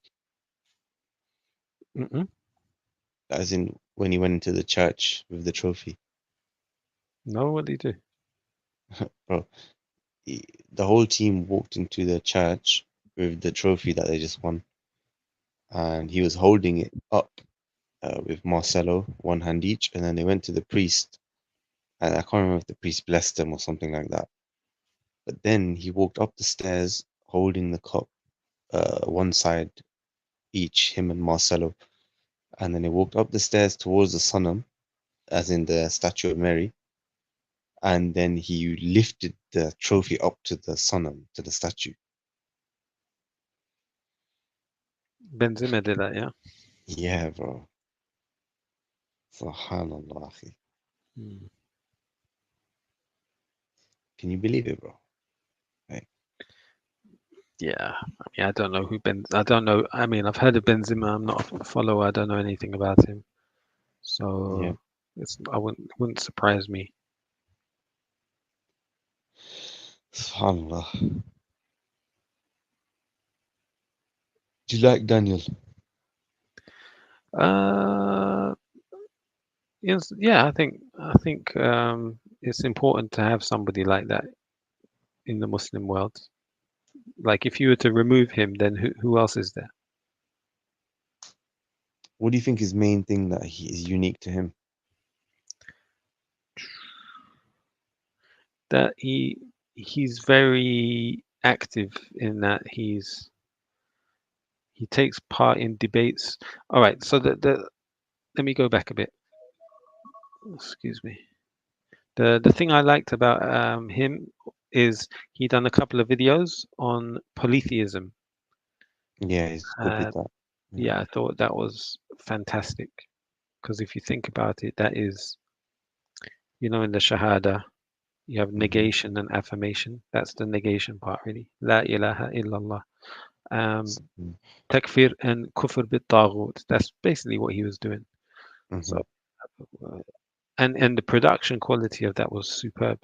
The other thing I like about him is that he's very, very active online. Like every day you'll see something.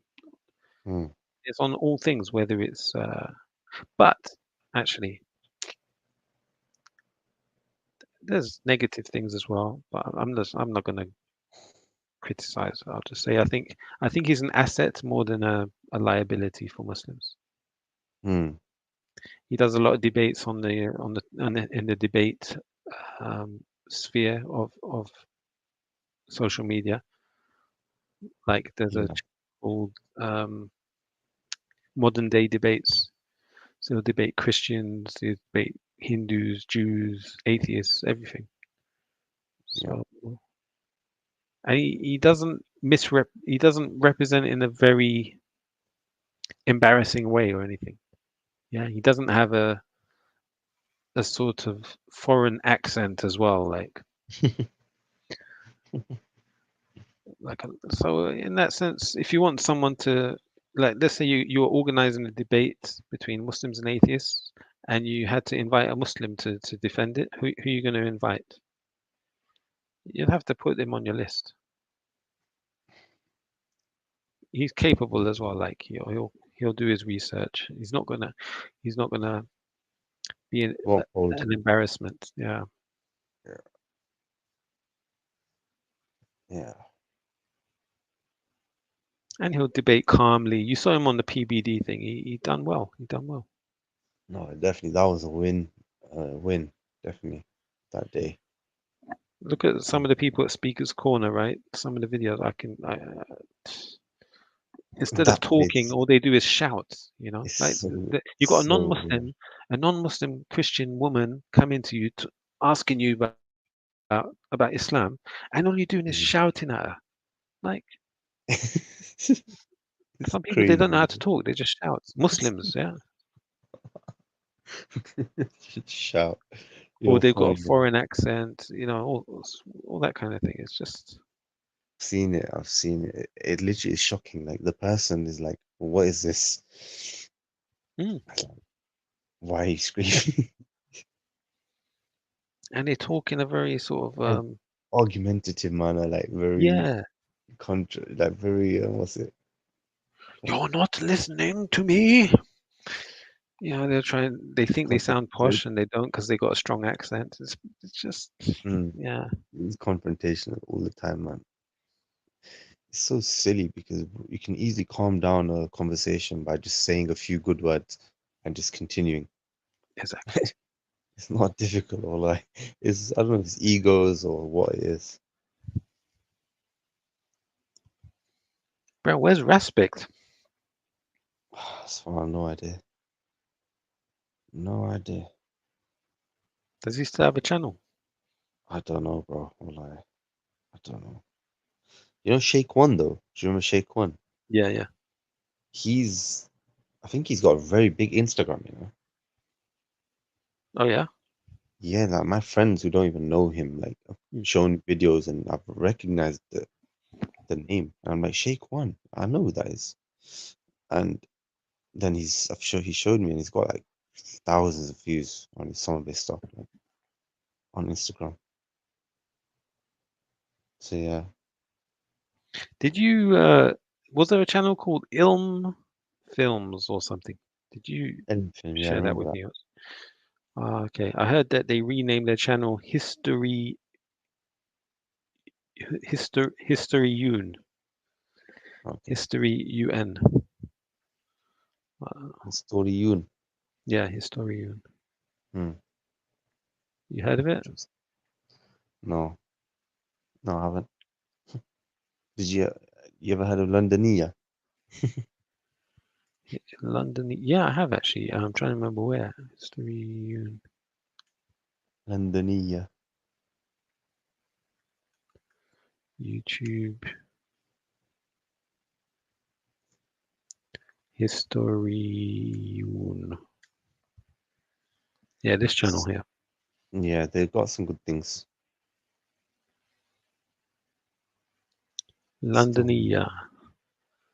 I remember seeing that. You're gonna be surprised who it is. Oh yeah. I can't lie. It if you think about it, it's quite an excellent thing, you know. Yeah. Yeah, it could be made. It could really like if it's preserved and written down, and it's very useful. It's very good. I'll be honest. But I think hijab has a lot of baggage. That's the thing. With all the other things he comes with, so I don't know. All these YouTubers have baggage. All of them. Like, there's no one you can look at and say, they're normal. They've all got some traits of their personality, and that's probably why they're YouTubers. You think about it, in a sense, we're YouTubers because we're online right now. Kind of. Yeah. But we're not pursuing it. We're not trying to, like, we could have from day one. We could have pushed our channels and tried to be really popular and grow it. Yeah, dedicate time Yeah, and effort. could have made these enormous, right? You could have, especially because you've already got that head start on the channel and everything. Yeah, I thought, but that wasn't really what I was interested in. So yeah, some people are, and yeah, he's got a lot here, hasn't he? Jake's channel's not bad as well. He's got something called Thought Adventure or something. Not Thought. I don't remember the name of it. Jake the Muslim. Yeah, when he debates atheists, right, they panic. I've never seen people run the way I've seen when he's in a room. Yeah, you know what? He's switched on. He's a very switched on guy. That's what I like about him. He doesn't let them get off easy. But he can't handle me though. I'm not trying to big myself up, but he can't. Oh my gosh, him and his friends. Anyhow, so yeah, he goes on modern day debates as well. Yeah. You seen this Talk TV guy, James Whale? I watched that. Yeah. Oh, that guy's actually a whale. That guy is. It's a really entertaining show. As much as they're idiots, it's actually quite entertaining. Yeah, I know what you mean, but that guy is such a clown, bro. Oh my. Yeah.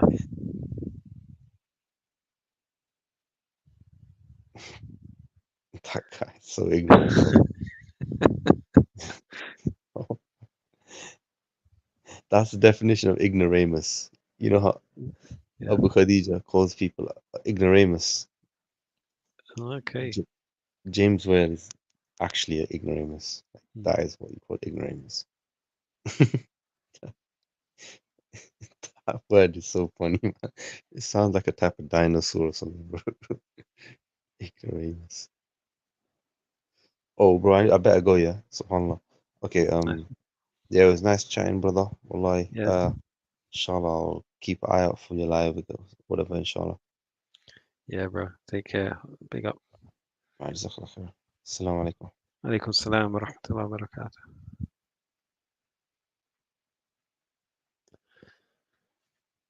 Yes, people. It was nice catching up with everyone. Yeah, big up to Gain, to Jordan M, and to brother Abu Mujahid. It's a long time since I spoke to all of you.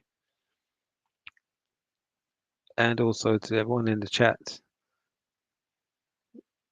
Who else is there? Bird Nest Rat Fest, Nikki Travis,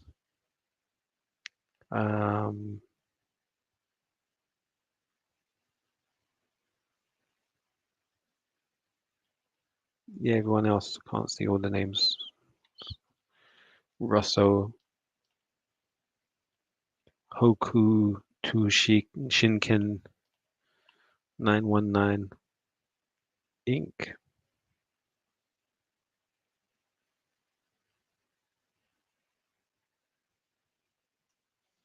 So I'm going to jump off. Nice one, everyone. Take care. Wassalamu alaikum wa rahmatullah. Wa sallallahu wa sallam ala nabiyyina Muhammad.